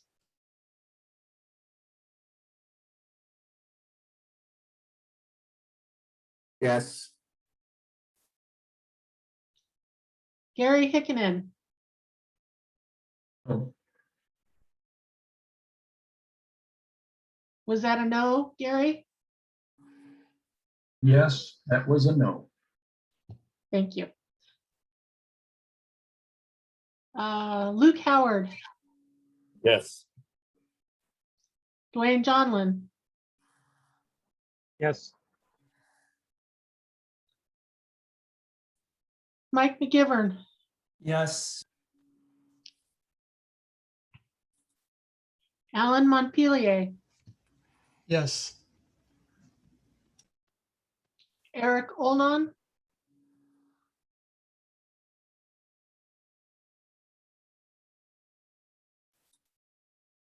Irina Rasputnis, Abstain. David Reddy, Yes. Lisa Rosenow, Yes. Gavin Tenold, Yes. Sean Vig, Yes. Amy Willis,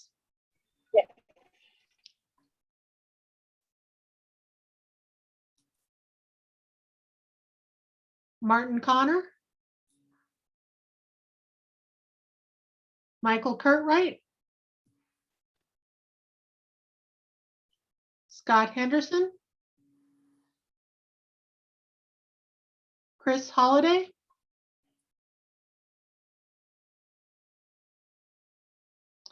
okay, the motion passes 12-1 with one abstention.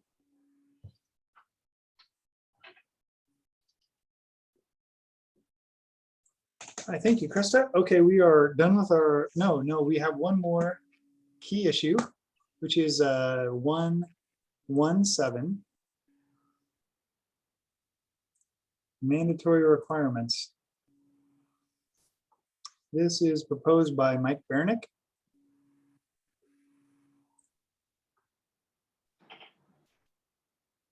Mike, do you want to grab the floor and talk about this one a little bit?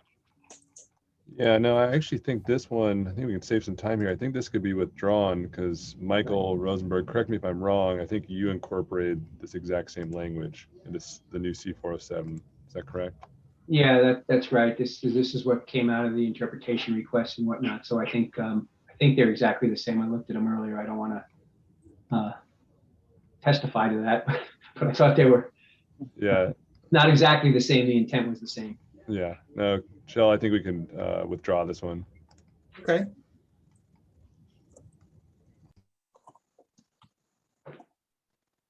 Okay, that means we are to, I think, Lisa's fan power. One that was, we had considered 138 before this out of order, because that would be modifications to this 110. Lisa sent some slightly revised language for 110 based on the passage of 138. So Lisa, do you want to talk briefly about what you changed and what's in this proposal? Sure.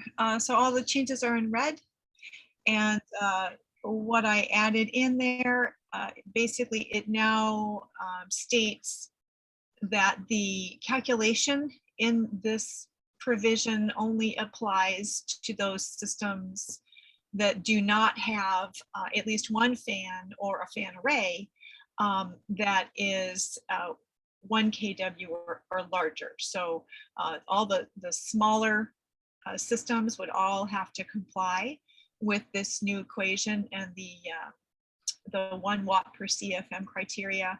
And then all other systems would have to comply with the new fan power calculation procedure for the proposal. I think it was 136 that was approved. And so that's addressed here under the DOAS fan power section. And then if you scroll down, Krista, to next page. Keep going, there we go. And then I did the same here under C406.7. The original language in the code requires that systems have to meet the 0.5 watts per CFM criteria. And so I believe it was the intent, although I would like to request feedback on this, that half a watt per CFM criteria would apply again to those fans or fan arrays with a electrical input power of 1 kW or less than 1 kW, but those systems that are larger would just have to comply with the new fan power criteria, which is more stringent than the current code. So that's my new proposal.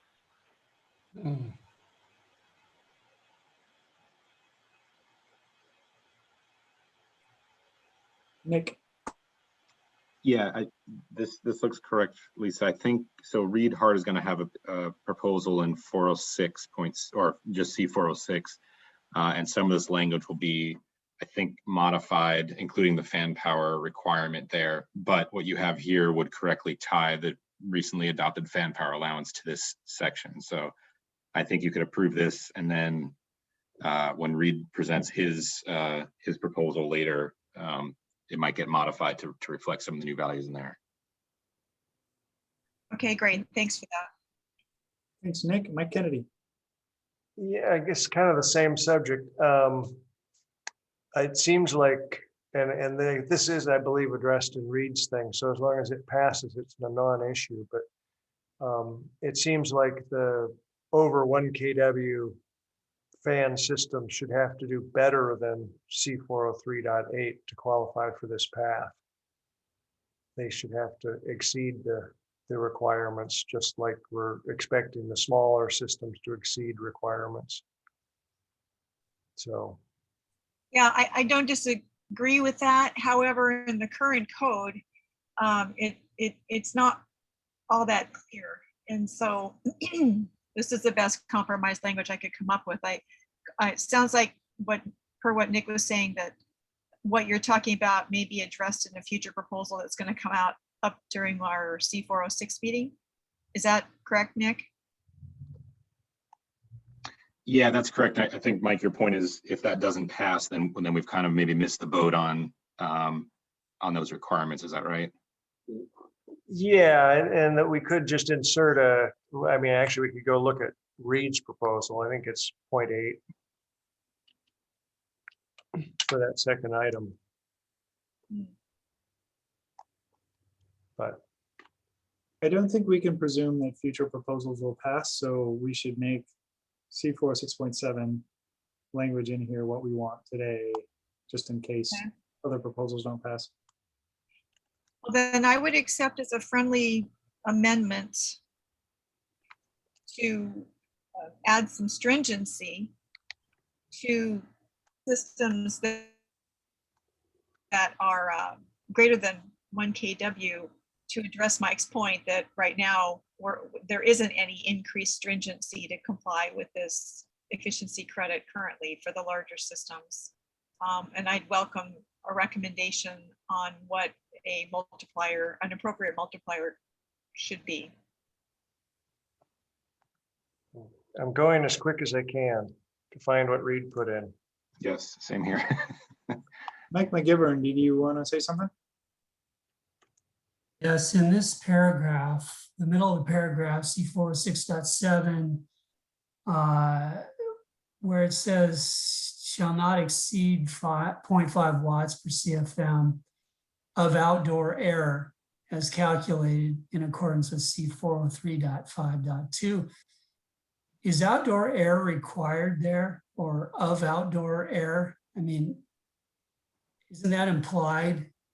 And the reason I'm asking is because if you had a DOAS system with heat recovery, then basically, your fan is doing both purposes.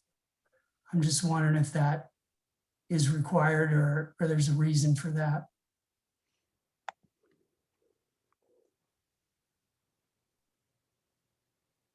That's a good question. Here, I'm going to see if I can open up the file originally so that Krista doesn't have to scroll back and forth.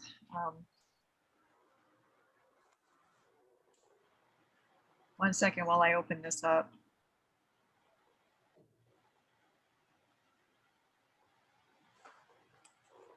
Let's see.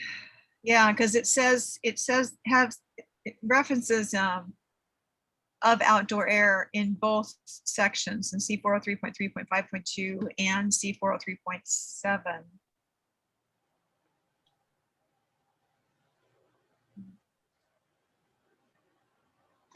But is your point that we want 0.5 watt per CFM for this system, not for the fan, just providing outdoor air?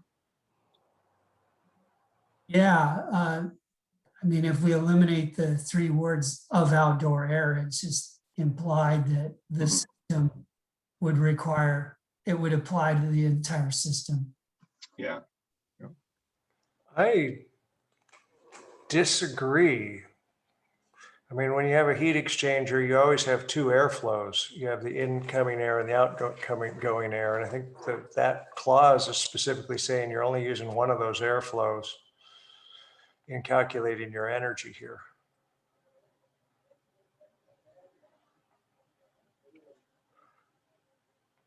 Like if you the calculation, I will say that the calculation does only address the supply air CFM, which is the outdoor air. And so it is not including the exhaust air.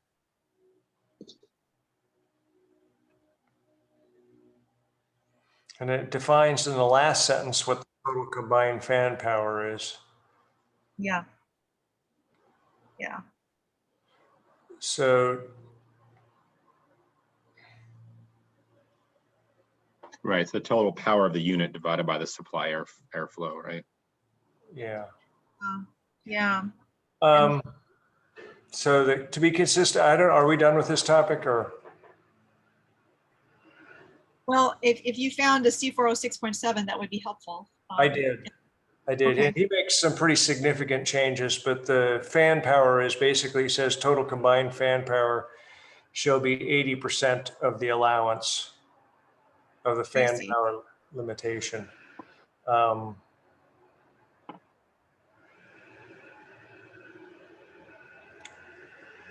And so I think that would be the thing, instead of your total combined fan power shall be 80% of the fan power limit instead of shall comply. Yeah, shall be less than 80%.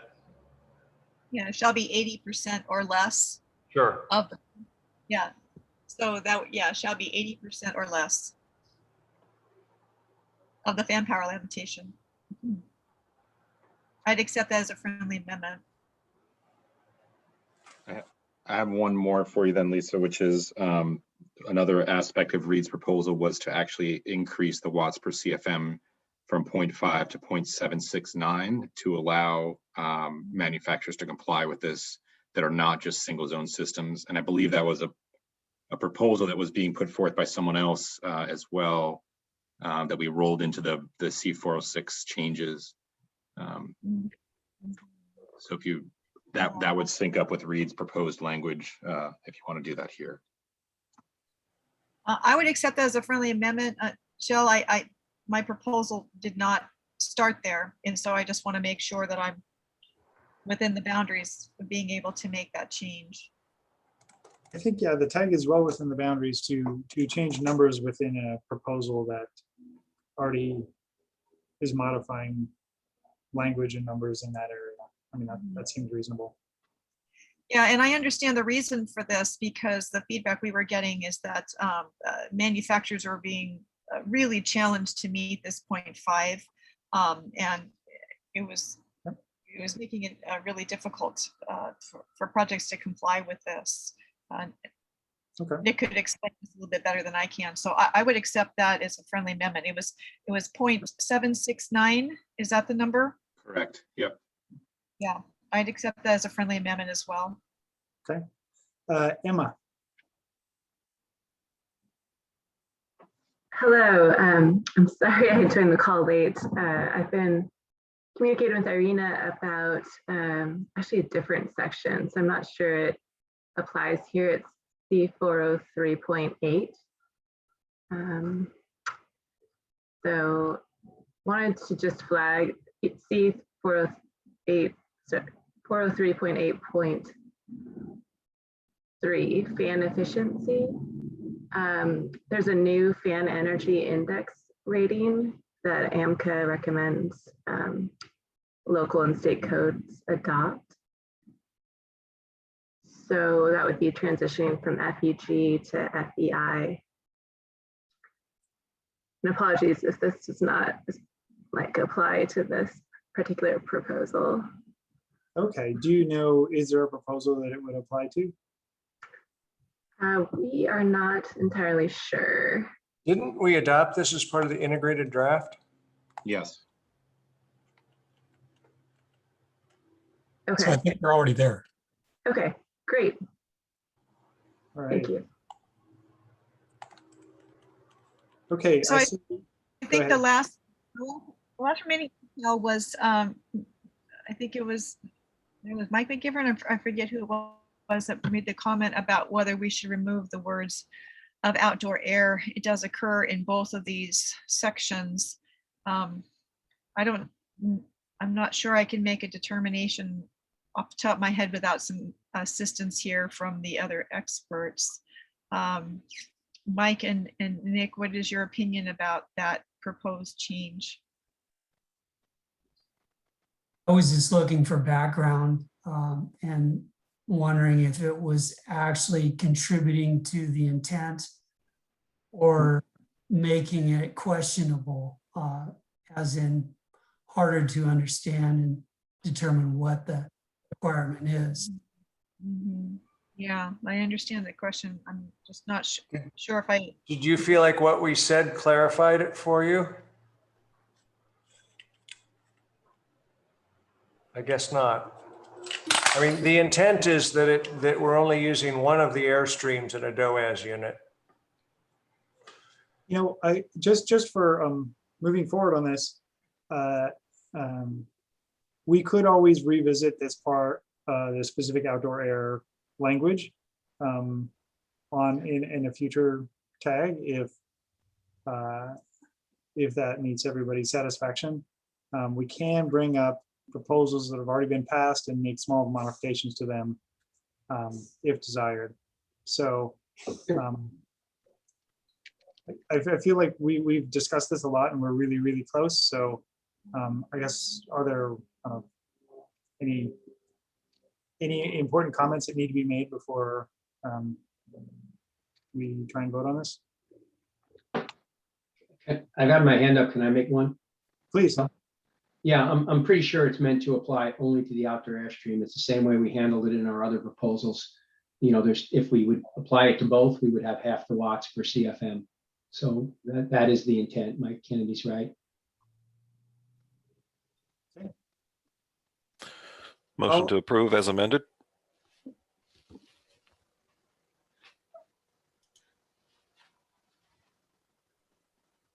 I'll second. We have a motion, we have a second. Is there further discussion on this proposal? Okay, all in favor of sending this forward, say aye. Aye. Aye. Aye. Aye. Any opposed, say nay. Okay. going forward. The next one is DOAS Sensible Recovery Readiness. This is Lisa. Yes. Okay.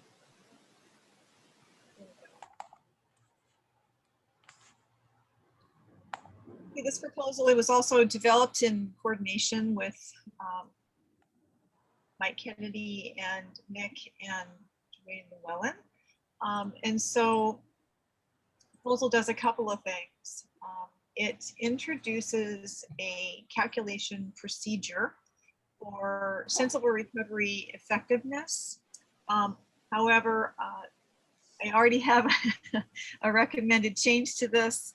I guess I'll talk about the original proposal first, and then I'll tell you what the recommended changes are. But what this does is it introduces a consistent equation for calculating sensible recovery effectiveness.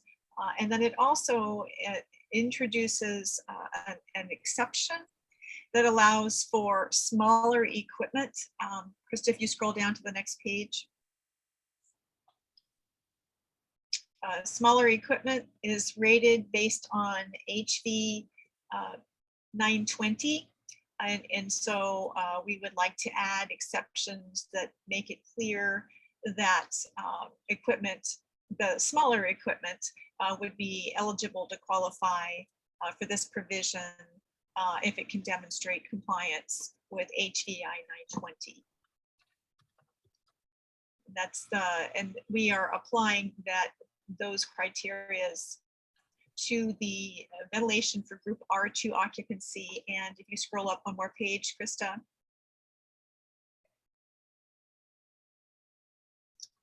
And also to the high performance dedicated outside air system provision as well, because all of those provisions have sensible recovery effectiveness criteria. And so we are including those, adding exceptions to those as well, because in all of those cases, there might be small equipment that is rated under the HVI 920 criteria. And so that's my proposal.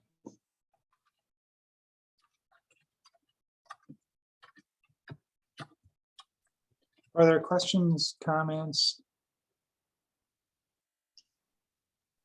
Nick O'Neill. Yeah, I'm sorry, Lisa, did you want to cover the suggested changes also? Yeah, you want to go ahead and I guess present them as a friendly amendment. Sure, yeah, I talked with Lisa about this. So the one friendly amendment is actually in the equation, which is on my screen displaying a little strangely, but the idea here would be to remove the airflow component of that equation so that there's not a CFM multiplier in the numerator and denominator. It's just based on the ratio of outside air and supply and return air. And so the friendly amendment, and the reason for that is because if you have an unbalanced airflow, you can effectively show that your sensible effectiveness is much higher, and we don't want that to happen. We want the design, you may have an unbalanced airflow in your design, but in terms of how the equipment will operate, we want that to be reflective of the actual heat effectiveness of the heat exchanger. So the friendly amendment will be, sorry, go ahead. So Nick, what I see on my screen is CFM supply, and then parenthetically T outside air minus T supply air, and in parentheses divided by CFM exhaust, and then parenthetically T outside air minus T return air, in parentheses. That's the equation. And so you're suggesting that the CFM supply and CFM exhaust are removed from that? That's right. And then also in the statement below, which explains the variables, you would remove those two variables. And then there'd be one slight modification to the language down below, if that's okay to go over. Might be difficult to mark up on screen, but if anybody has any question about that, I just read it off from the PDF version, where it does show up correctly.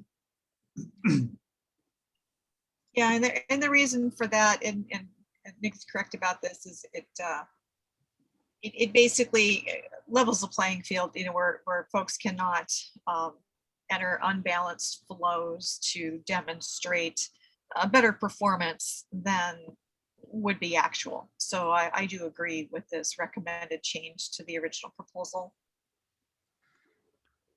And Yeah. And I think this is also, this is consistent with how it's been interpreted in the past as well. Yes. Mhm. Yep. I agree. And then just one point of clarity in the variables down there for T supply air, where it says supply air dry bulb temperature, comma, as selected. After the as selected, I would maybe add at design temperatures and airflow conditions, so that it's clear at what's, you know, what your supply air's temperature is supposed to be selected at.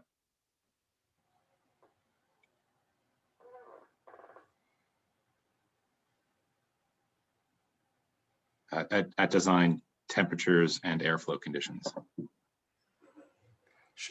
Should that be before the comma?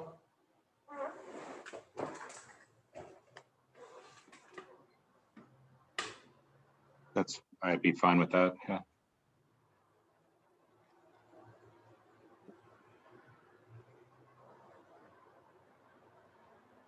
Yep, that would work.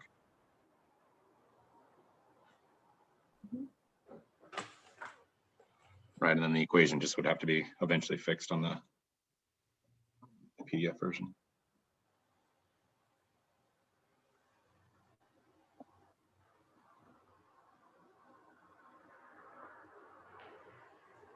Okay, I accept that as a friendly amendment. That looks correct. Thanks, Nick, for the recommendation.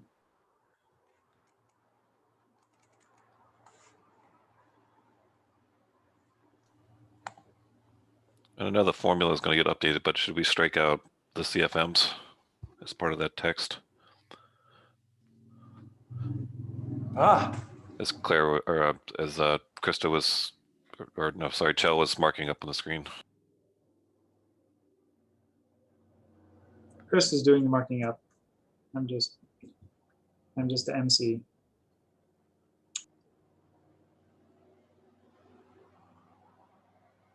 I think it's a font issue. I think you have a font that doesn't recognize subscripts or something like that.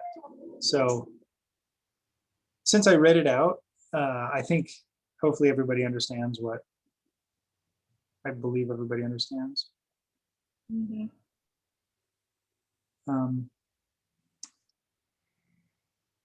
Robbie, what's your comment? Not clear to me that this code section requires you to use your actual airflow rates. It kind of reads like you're requiring an energy recovery device with an efficiency, which doesn't really define performance. I'm being a little like I'm trying to read it exactly as it said here, and I understand the intent, but like a key point of the other section in the code that requires energy recovery ventilation, which is under C403.7.6, used to be that it said the system shall have the capability to provide a change in the enthalpy of the outdoor air supply of not less than 50% of the difference between the outdoor air and return air enthalpies. And that sort of locked you into, like, regardless of how much exhaust you're bringing back to this device, your outside air had to increase by that much enthalpy difference. So the way that it's worded in this section, I'm not clear that that's like that it's really nailed down that that's what has to happen.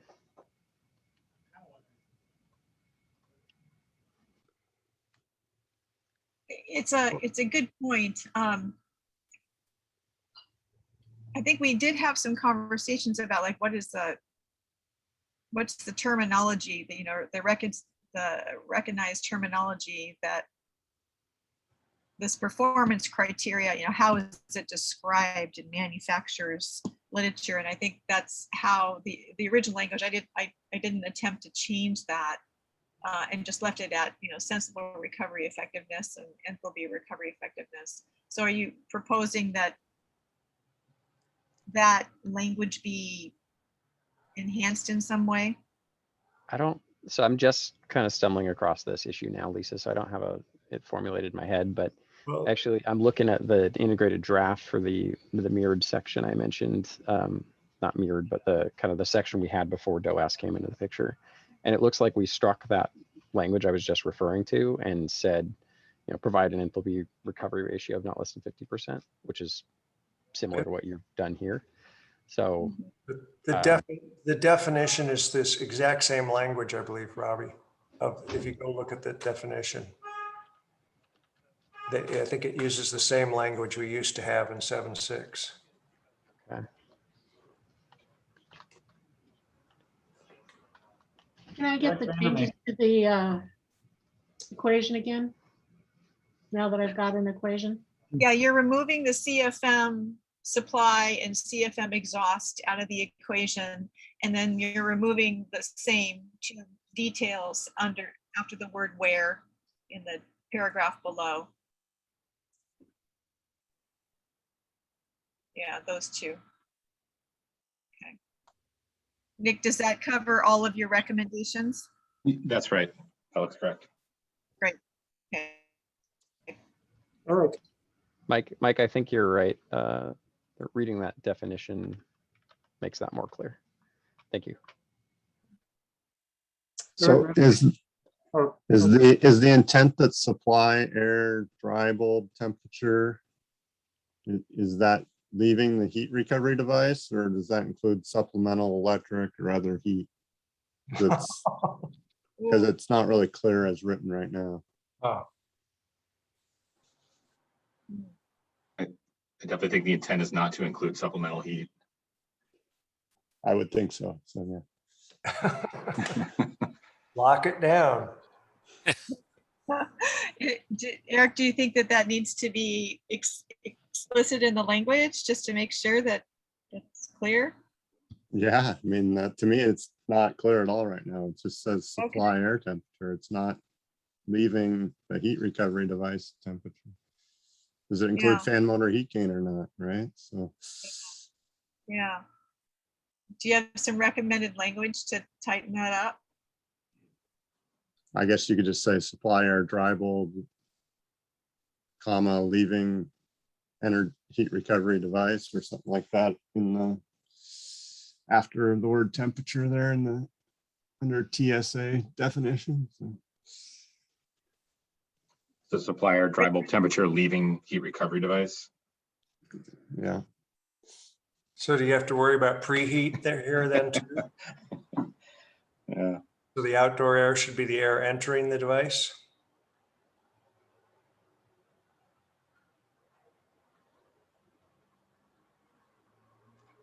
Leaving the heat recovery device. Heat recovery media. Oh, the heat recovery media. Yeah, media's, that's good. Yeah, let's change it to that and take out device.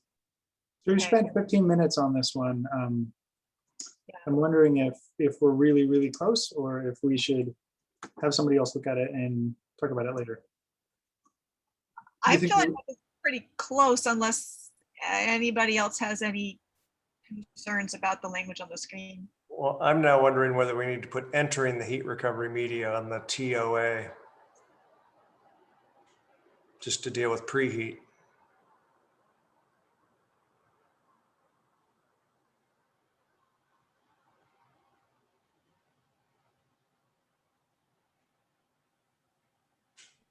I'd accept that both of those items as a friendly amendment. Mike Rosenberg, you have your hand up.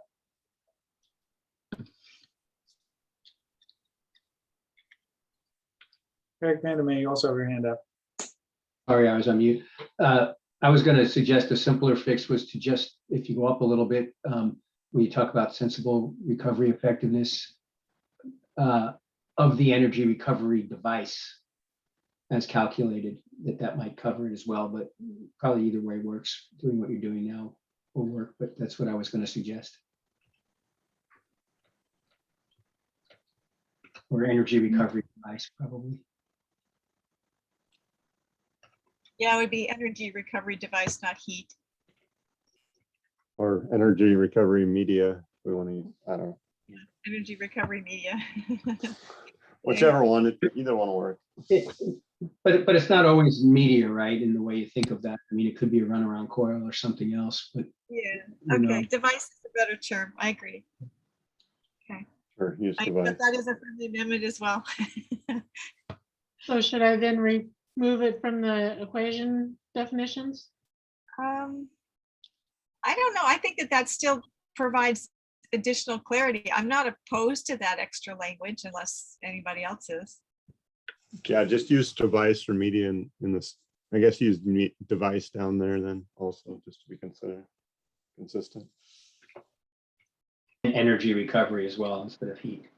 Yep.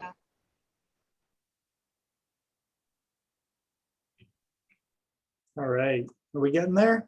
Are we almost Yeah, there? just change it to the device and I think we're there. At least I'm comfortable with the language on the screen, making sure nobody else has any other feedback.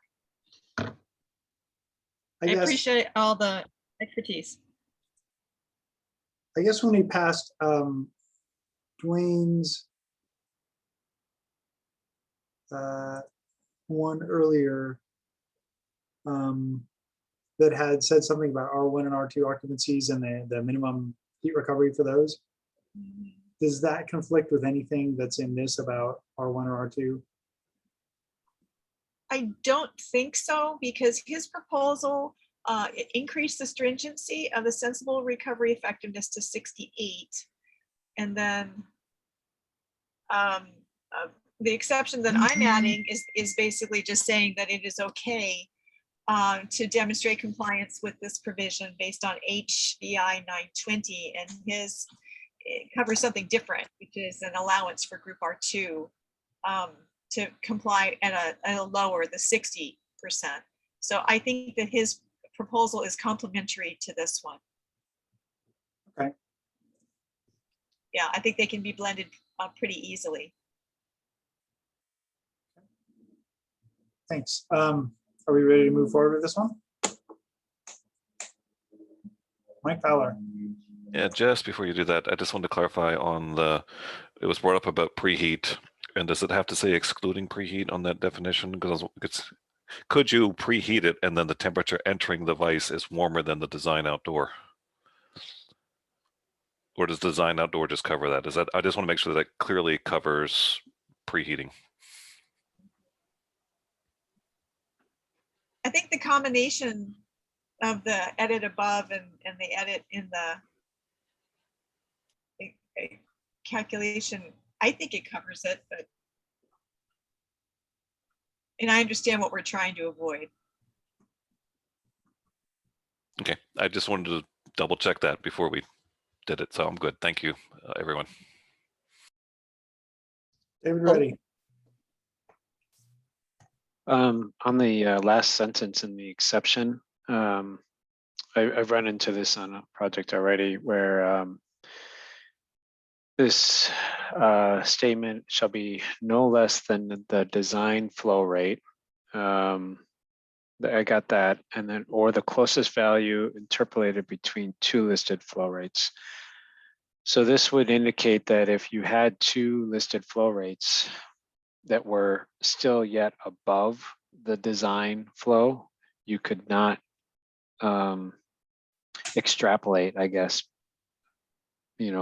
outside those two flow rates to get a value at your design flow rate. Does that make sense? Yes, and I believe that's the intent. Okay. And Lisa, just to go back to that 60-degree sensible. Yes. You felt that it does not conflict with the 68-degree sensible that we. Well, I guess what I'm saying is, and this is a question for Krista, your proposal and this proposal, I believe the two can be blended. And is it our job at this time to blend the proposals, Jill, or is this something that the two proposals, they've both been, if this one is approved, they both would be then blended? I don't think there's a conflict, Dwayne, unless you see one. Okay. No, as long as you're comfortable, that's fine.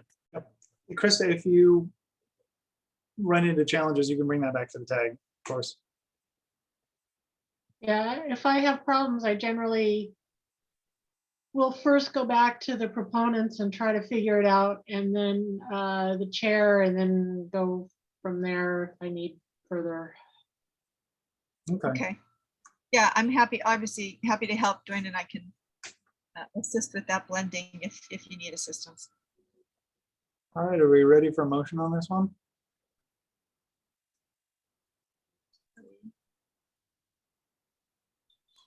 Go ahead and make a motion to approve. As As amended. as amended. And second. All right. We have a motion, we have a second, further discussion? All in favor, say aye. Aye. Aye. Aye. Aye. Any opposed, say nay. Okay, motion passes. We are on to DOAS allowable fan motor horsepower, 187. This is Mike Kennedy. Yeah, and I think I would like to withdraw this, but I want to check one thing in the fan power proposal we just passed. The Nick O'Neill proposal on fan power.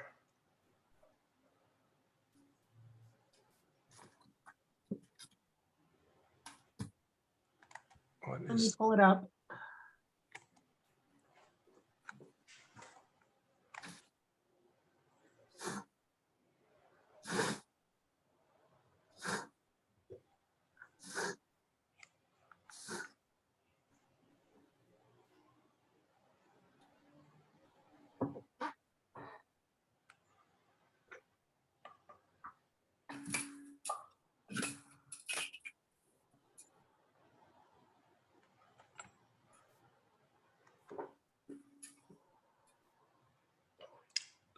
so just down to the first few sentences.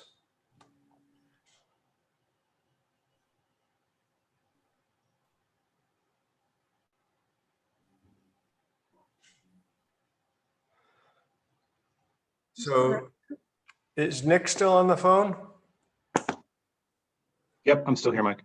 So is this clearly going to, I guess I got a little thrown by the fans and between conditioned spaces or circulating for the purpose of conditioning air. Is that going to clearly apply to DOAS? I'm hopeful that's what its intent was, moving air into, out of, or between. Okay.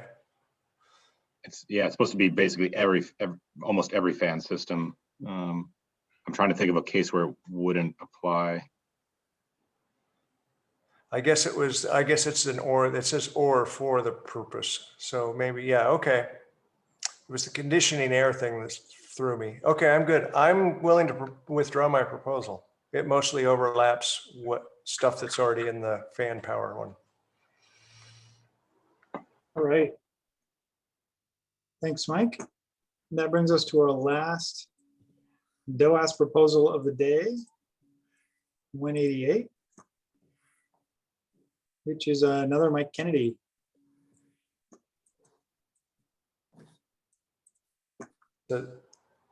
This is a proposal to basically allow people to provide more than 150% of IMC minimums. Currently, we limit ventilation to 150%, and this is to allow up to 200%. What they have to do is provide 80% recovery.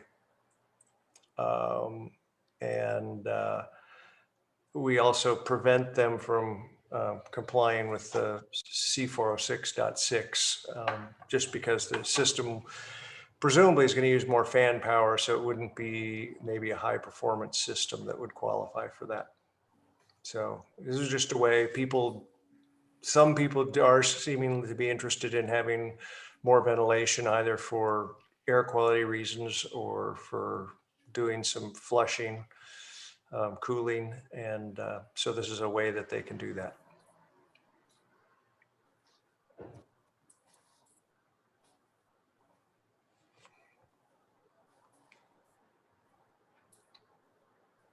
David, ready?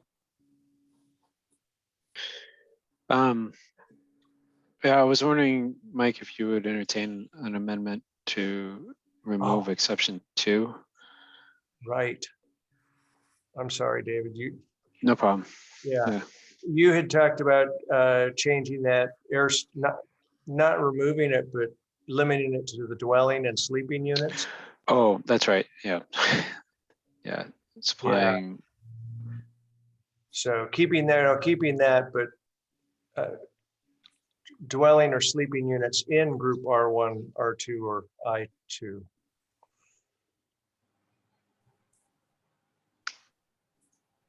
That's right. Yep.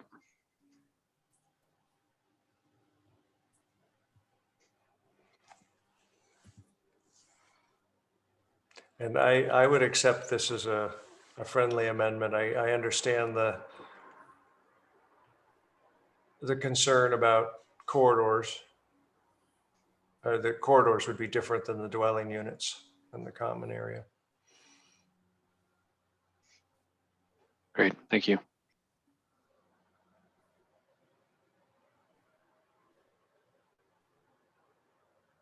Okay. Motion to approve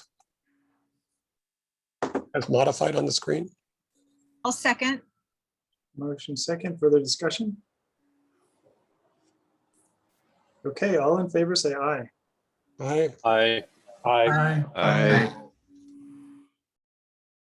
Any opposed, say nay. Okay, motion passes. That gets us through item 5 of the agenda. We're on to item 7, and I'm going to ask Mike Baranik and Mike Rosenberg, do we have time to cover your 2 TSBR proposals in the 36 minutes we have left? I think that they overlap, so we would only have to do mine probably. I think it covers Michael's as well. Whether we could do it in 37 minutes, that's debatable. You know, if there's not a lot of discussion, I'm sure I could get through describing it in less than that. Okay, well, let's see if we can get through them in the next 36 minutes. And who right now, Mike Baranik gets to go first on the agenda. So why don't we see if we can get through this in the next 36 minutes. Jill, could I suggest that we start with Rosenberg's? Okay, if you're making a motion to do that, we need a 2/3 majority to go out of order. So why don't we That is do that? the motion, yes. Do we have a second? Second. Okay. We are going to vote, and I'm going to just do a voice vote. Is there a discussion on this? No. Okay. All in favor of seeing Mike Rosenberg's first, 069 first, say aye. Aye. Aye. Aye. Aye. Aye. Aye. Any opposed, say nay. Okay, there we are. Mr. Rosenberg, you're on. So I created some slides to make it easier to walk through since there's a lot of changes here to organize it a little better. Please. Okay.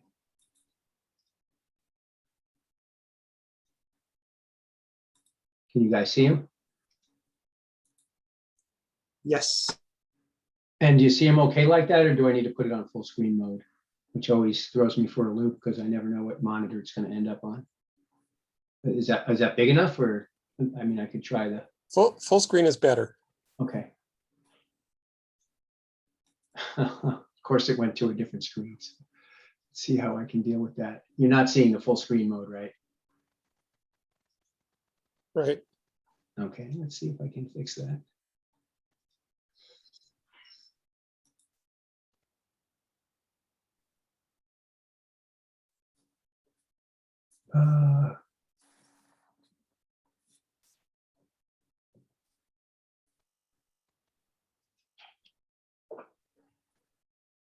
All right, Okay. I see it full screen now. Thanks. Okay. Okay, it doesn't change when I do that. There we go.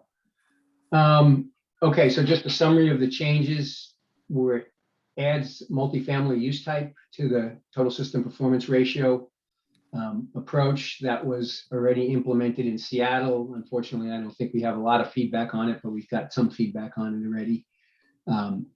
We clarify that. So let me point out a couple of things. One is these changes are based on things that we did for Seattle that seem to make sense. Things that have come up as questions that need to be clarified or better described based on interpretations and user questions that come in. We've got like a help desk that deals with TSPR questions. And then the other big thing is there was a proposal developed for ASHRAE 90.1 that took about a year and about 30 working group meetings. And I think there were some improvements that came out of that, but not only improvements, but also capabilities to the tool as far as what you could get credit for, or the approach for what you could get credit for that have been implemented in the tool. So adding multifamily buildings, clarifying that medical office buildings that are, not like hospitals, and we'll talk about that distinction a little bit later, are included under offices. Add some exceptions about what space types are not included. Provides guidance for core and shell type projects where the whole project is not part of the permit that's being looked at. Add some additional system parameters, capabilities that you can get credit for. Allow some enhanced filtration that you're not penalized for. And then finally, just some clarification. So I'll go through all those. Multifamily, this would apply only to the dwelling units and common areas in multifamily buildings. There's some assumptions for the space temperature set points and equipment power density. As you know, there's default assumptions that are for the other building types. So there's some established for these as well. And they were developed by a working group we put together when this went into Seattle about a year ago. And then the most important thing is it establishes the baseline system for multifamily buildings.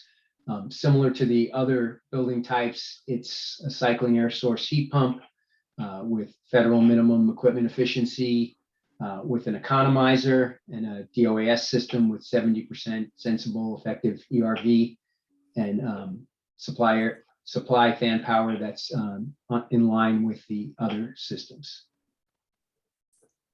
I don't know if we want to discuss these one at a time or go through them all, or what do you think, Joe? I mean, you have the floor right now. If you want to say some more, go for it. Sure. If we want to take comments now, why don't we take comments? Whatever you think. I'll keep going. Okay.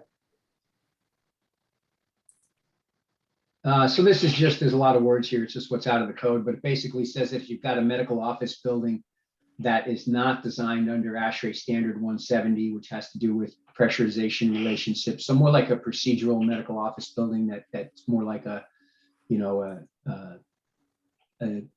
what's the term, a non-overnight hospital type thing, you don't have to comply. But this was, some of the experts on hospital design thought this was a good way to do the distinction. If you have to comply with standard 170, you're too complicated a building for this, and you shouldn't use TSPR. So there's a lot of words, but it's a pretty simple concept. Added some additional exceptions to the types of spaces that are not applicable, and this is across all the building types. So laboratories, surgical suites in medical office buildings, shower rooms, and I think it's shower rooms with more than 2 showers or 3 showers. I can't remember which it is, but it's meant to be more like a locker room shower.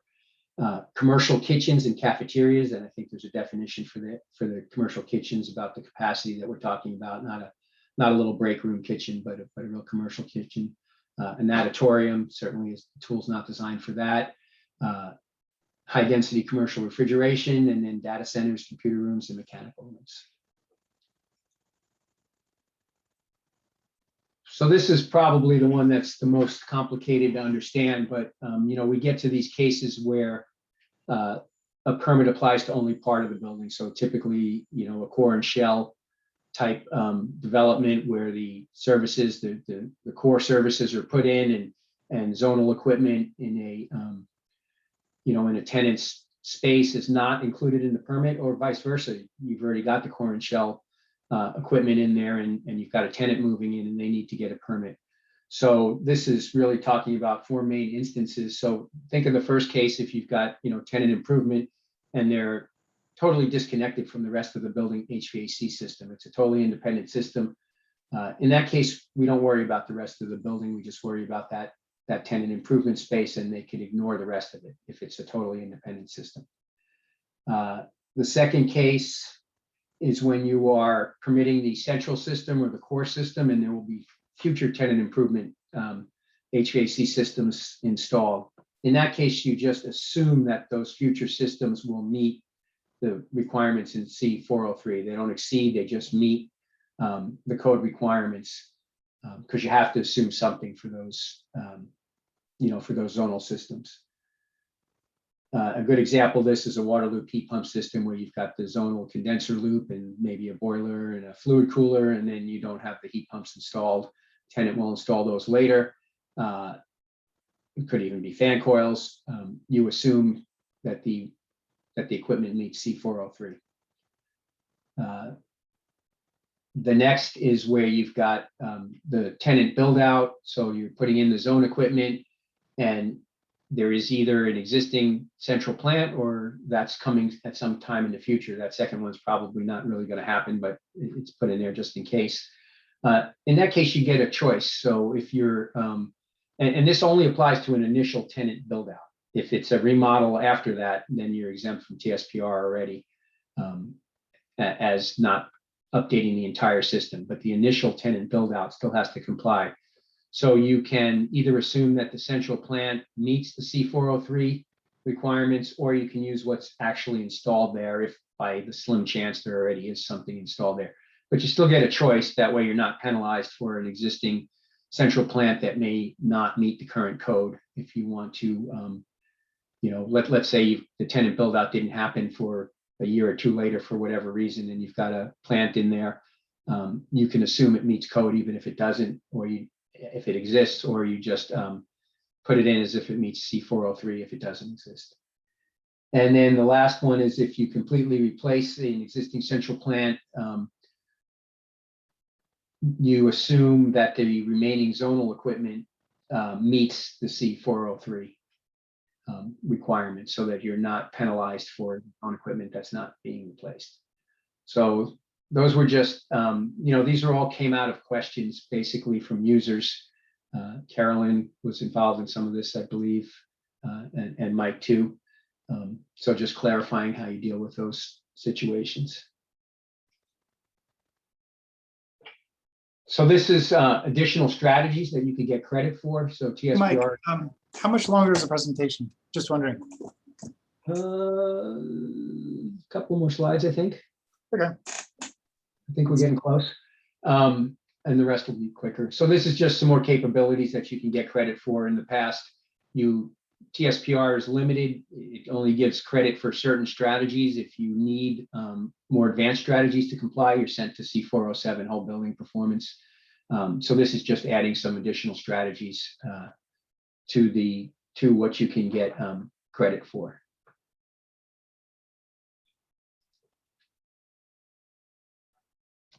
This really came out of the COVID-19 crisis. There were a lot of buildings that were wanting to put in the recommended MERV 13 filtration. And in the current TSPR, you would be dinged for that, basically. It's set up for, I think, MERV 8 filtration is what the baseline, because that was standard. So what this does is, you now get to say, okay, I'm putting in, if you have MERV 13, it increases, or higher, it increases your fan power allowance. And I think you get about an extra ½ inch of static pressure for that. And then just a bunch of clarifications, not really changes, but more clarifications that there's no renewable energy credit using TSPR. There's some we added reporting requirements for site energy and loads to what comes out of the tool. It clarifies that the fan power is a wire to wire, so you're including the motor losses and the drive losses. There were some utility rates in the code language that got left in there from when the original proposal was based on energy costs, so that just got pulled out. Direction that if you're not modeling the entire building, the interior wall that bounds the portion of the building that you're not modeling to the portion that you are modeling is modeled as an adiabatic wall. There's no heat transfer between through that wall. And it specifies some ways to simplify modeling of windows for, you're allowed to combine different windows into a single window in TSPR. So it's some rules for how you weight the U factor and SHGC and overhangs of those individual windows when you're creating the one combined simplified window. Moved a bunch of footnotes from under a table. There was about, I don't know, 8, 10 footnotes into text that just seemed to be clearer. No change there, just changing the footnotes.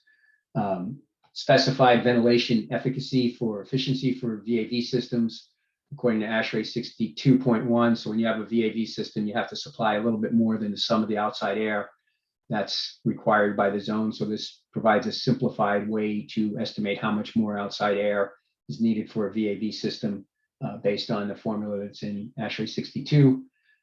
It specifies a fan part load curve for systems with static pressure reset, just so that it's not ambiguous. This is the curve you have to use. And then also the last one is based on interpretation request. It adds displacement ventilation systems to the list of systems that are exempt. It originally just had underfloor air distribution systems. And those are sort of a subset of displacement ventilation systems. So it added that. And I think that might be it. Yep. All right, thanks, Mike. Yep. Sorry to go fast, but I know you want to. Yeah, it'd be great if we could get all the substantive questions and maybe even get this thing done today, but of course we want to make sure it's the right thing. Mike Fowler, you have your hand up. Yes, thank you. I was looking to understand back on the multifamily slide, understand why it's at 70% for the DOAS when the code minimum is at 60%, just to understand that better. If there was a reason, what's the reasoning behind that?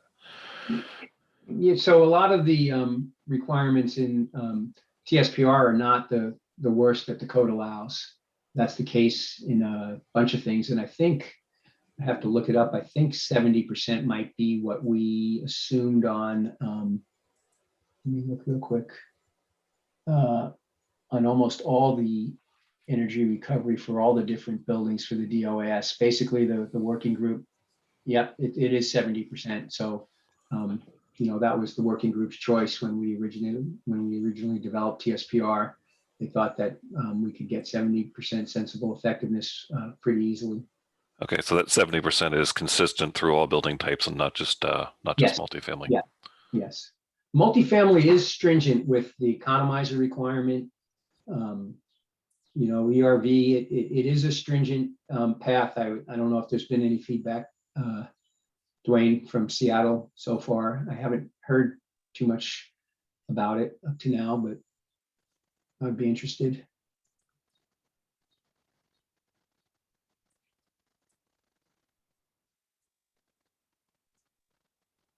Lisa? Yeah, just a quick comment on the language with regards to medical office buildings.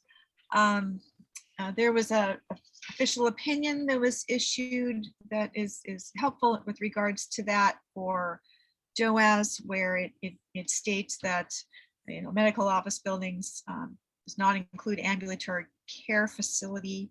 I'm wondering if it would be needed to add that clarification into the TSPR language as well, or if we feel that it's sufficient standalone without that detail. Since you're pointing out medical office buildings, I'd have to see the language since you're already pointing out the other type of medical office building. I don't know if it's worth mentioning there that it also doesn't apply to ambulatory care. Lisa, I don't think there's any confusion between a medical office building and an ambulatory care facility. Those are two really different animals. Okay, okay, just making sure. Dwayne Llewellyn? Hey, Jill. So my question is about grocery stores and TSPR. We've had quite a bit of impact about or input about modeling or using TSPR for grocery stores that have a significant amount of negative heating load with open cooling cases. I just want to know how we deal with grocery stores in the TSPR calculations.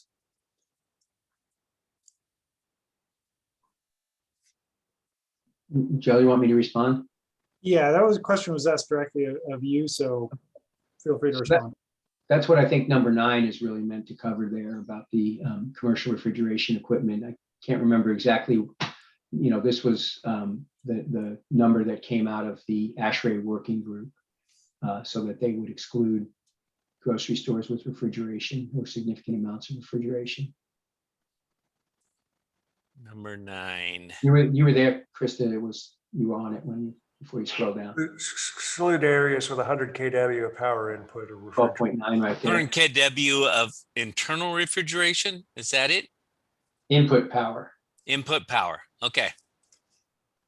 Power So in- the 7-Eleven would still need to do over 5,000 square feet, would still need to do TSPR.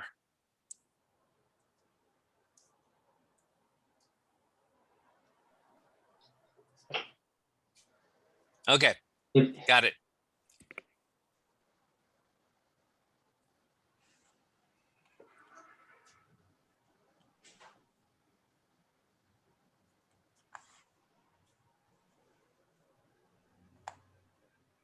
Eric Manderman. So just to be clear, at the very top language for buildings that have to do this, this includes just group R2 dwelling units. But it also includes the common areas, but it doesn't include any R1 hotels or R2 sleeping units. That's still the intent, correct? So you'll have to, R1 single family housing, right?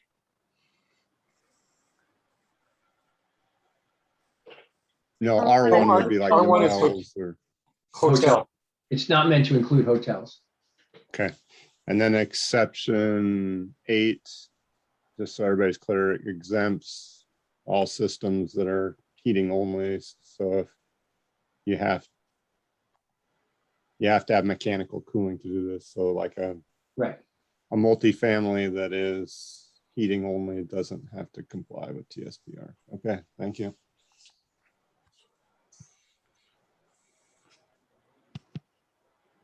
Okay, Dwayne, you still have your hand up. Anybody else have comments or questions on this TSPR? I do have a question on the exception 1, which is buildings less than 5,000 square feet. Are we saying that buildings greater than 5,000 square feet that have a portion of a building that may require TSPR, that they would still need to provide TSPR? For example, a 10,000 square foot warehouse building that has 2,000 square feet of office, the TSPR would be required for the office.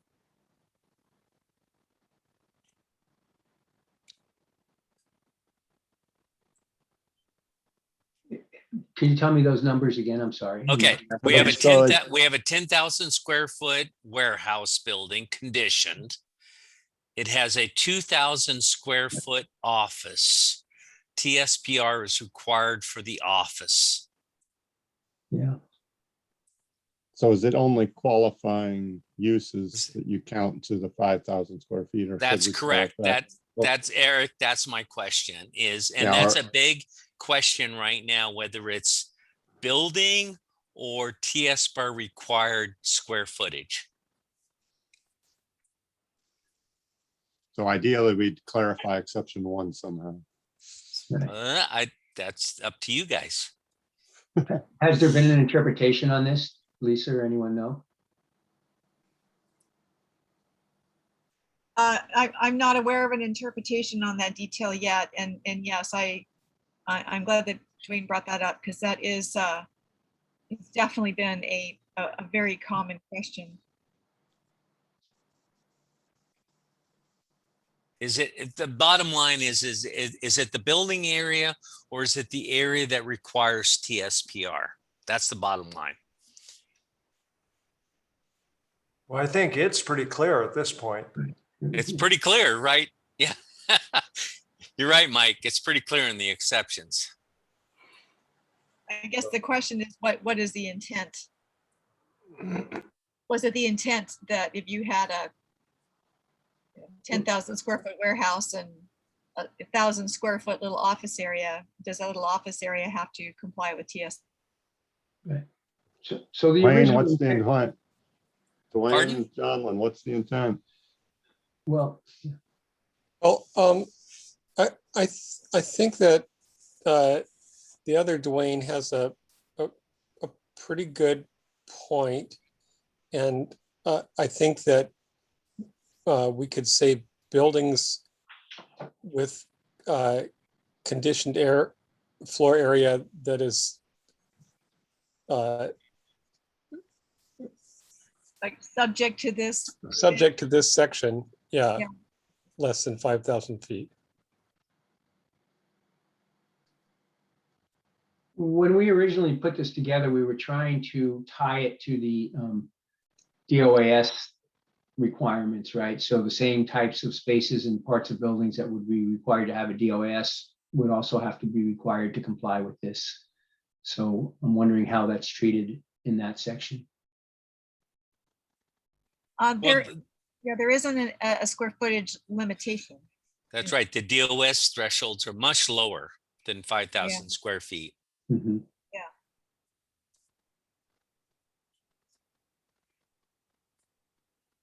So, Krista, do you think you could type that in as a potential friendly amendment? Conditioned floor area, subject to the requirements of this section? Dwayne, I think that gets into some circular logic because of the exception is saying, Well, no, it doesn't, Shelley, because I'm saying that the conditioned floor area of the areas, only the areas that are subject to this, this section. Bingo, Dwayne. I agree. If it's subject to the area under this exception and it's greater than, or it's more than 5,000 square feet, it should comply. But your conditions floor area is less than 5,000 square feet, so. Then it should not apply to TSPR. But That's how it reads now, according to English.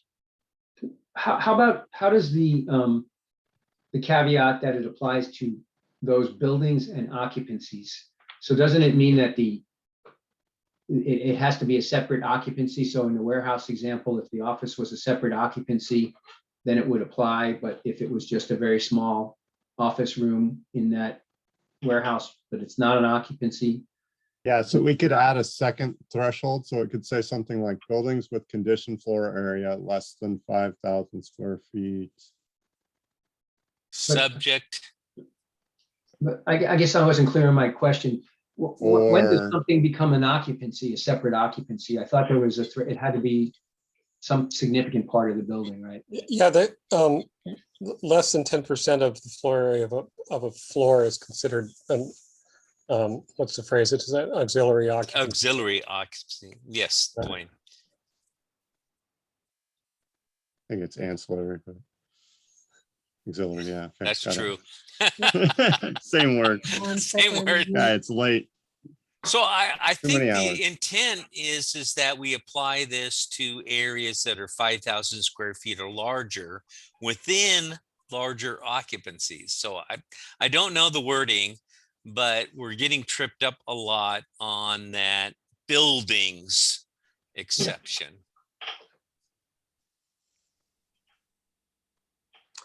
I almost wonder whether this should be up in the main section and not an exception. Good point, Mike. Well, that's already a mouthful. When you say in building. Well, you say for system serving office, retail, library greater than 5,000 square feet. So, or for systems serving areas of buildings greater than 5,000 square feet. Correct. It has to be the aggregate of systems, not Yeah. individual. Yeah, that's true. I mean, it would clean up the sentence to put the dwelling units and that portion in front of the, which are sub, never mind. Okay, can't go there. Can we try for systems serving areas of buildings comprised of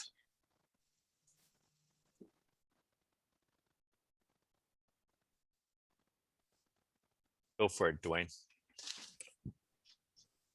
does that do it? Office which are subject to requirements without exceptions. I feel like this could use some wordsmithing that we're not going to get to. Yeah. No, you get, it's pretty close for systems serving areas of buildings greater than 5,000 square feet comprised of. Yes, there you go. But it's not only systems serving an area greater than 5,000. It's got to be the combination of all those systems, right? Yeah, because otherwise you could have a bunch of smaller systems that then don't require it. So I think this is going to require some more wordsmithing we're not going to get to today.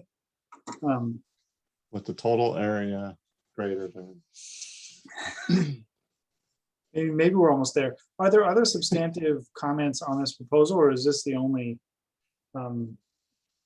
piece of it that needs some work?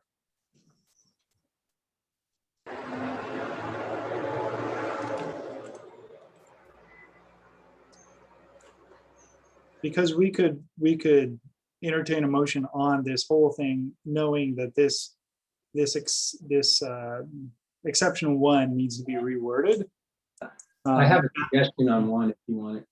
That would be fine, but if there's other substantive things that need to happen to this, then you know, we need to reconsider this later. So go ahead, Lisa. Oh, I just had a really small little change in the main paragraph, which is we typically don't refer to things that are more than. You know, typically we refer to things that are greater than or equal to. So a very small wording change just to be consistent. Let's see where that is. Krista, it's in the second in the top paragraph there. It's it says, yeah, it shall be greater than or equal to. It's just a recommendation.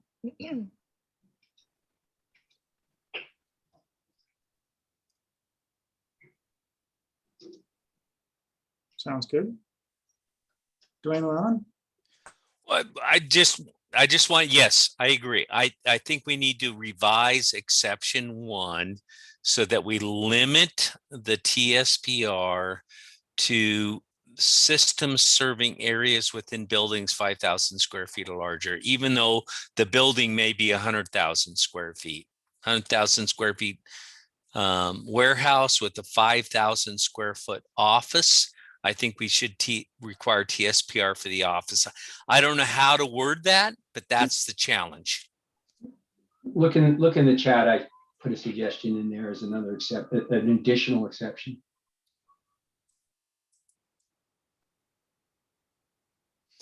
Buildings where the sum of the areas, yes, where the sum of the areas are greater than 5,000 square feet, fine. So then that becomes exception 1, and we don't need additional language in the main part, right? Well, it only takes care of half of the issue though, because you know, buildings where the sum of the areas are less than 5,000 square feet, but it's the sum of the areas that are served by systems that are required to comply with TSPR. You see what so it's a 2-part issue. It is a systems plus area issue, yes. But it says the different areas. Right. You just want to have not the area, say conditioned floor area. Buildings where the sum of the conditioned floor area. Sure. But at this point, then we take out that other correction to the top line, right? Right. Yeah. Right. Yep. Yeah, because I think the reason why you have to address the system element of it is because there are other exceptions for a variety of areas that where you don't have to demonstrate, you know, if you have a system serving those areas, you don't have to comply with TSPR. So if, you know, once you pull all those areas out of the pile, now where are you with regards to the square footage? I think that's. Okay, then you would say it, then you would say Yeah. at the end, and cannot comply and That's cannot right. utilize any of the exceptions below. Or areas are excluded that cannot use any of the exceptions below, or something like that. in the Right, second. that's a separate sentence you're suggesting right after Yeah. square feet. Yeah, a You're separate sentence. Or you just make them do TSPR. I mean, seriously, they're sophisticated buildings if they're doing those other things. Right. But do it to say the sum of the conditioned floor area, not just area. Yeah.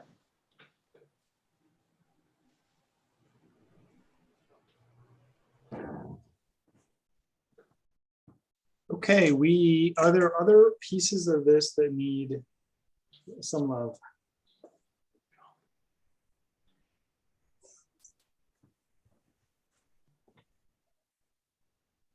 No? Is it time for a motion? It's anybody Unless- can make a motion at any time, so. Dwayne, you put your hand back up? No, sorry. Got to raise it down. And we, that last idea, we decided to drop, the one of adding a separate sentence that Eric was suggesting after exception 1. Eric, could you repeat your recommendation? I don't know if everybody heard it. It would say, let's see. Areas that are exempt from TSPR per the exceptions below are not counted towards the gross condition, or are not counted towards the condition floor area. Okay. Yeah, I like that. Oh.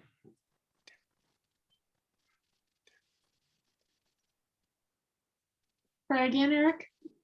Areas that can't, that qualify for Utilize? utilizing one of the exceptions, or areas that utilize one of the exceptions below.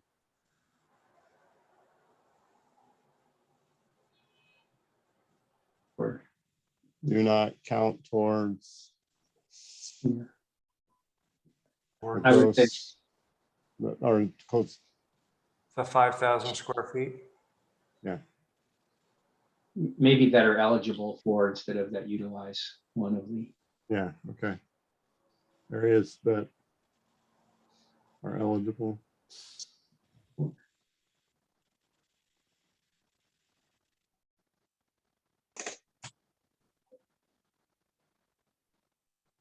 Right. Does it say, need to say one or any for any of the exceptions below? It's the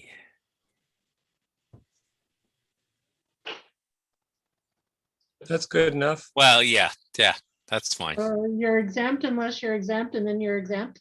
Then you're exempt. Yes. Okay. I was about to make a motion, but Mike Kennedy, were you going to say something? No, I just like the synopsis that was given there.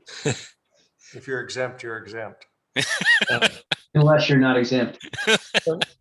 Somebody can, It's 3 o'clock. hey, it's 2:59 and I'm going to move to approve as modified on the screen. I'll second. We have a motion, second, further discussion. All right, let's take a roll call vote to make sure we have a quorum. Eric Bedell, Yes. Michael Fowler, Yes. Patrick Hayes, Yes. Gary Hickman, Yes. Luke Howard, Yes. Dwayne Johnlin, Yes. Mike McGivern, Yes. Alan Montpelier, He dropped. Eric Olman,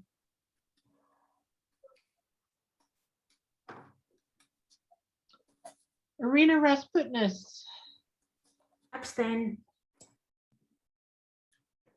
David Reddy, Yes.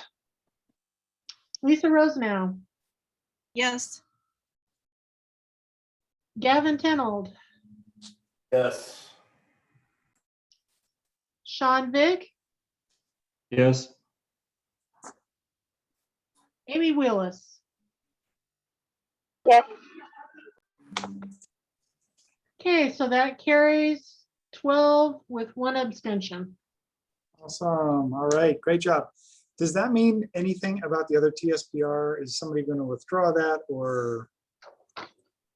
I can withdraw that, Shell. This is Mike Bernick. Yeah. Okay, Everything was right. picked up in the other one. great. Great job coordinating. All right, with that, it is my great pleasure to adjourn and see you all in a week when we will consider many, many, many more exciting things.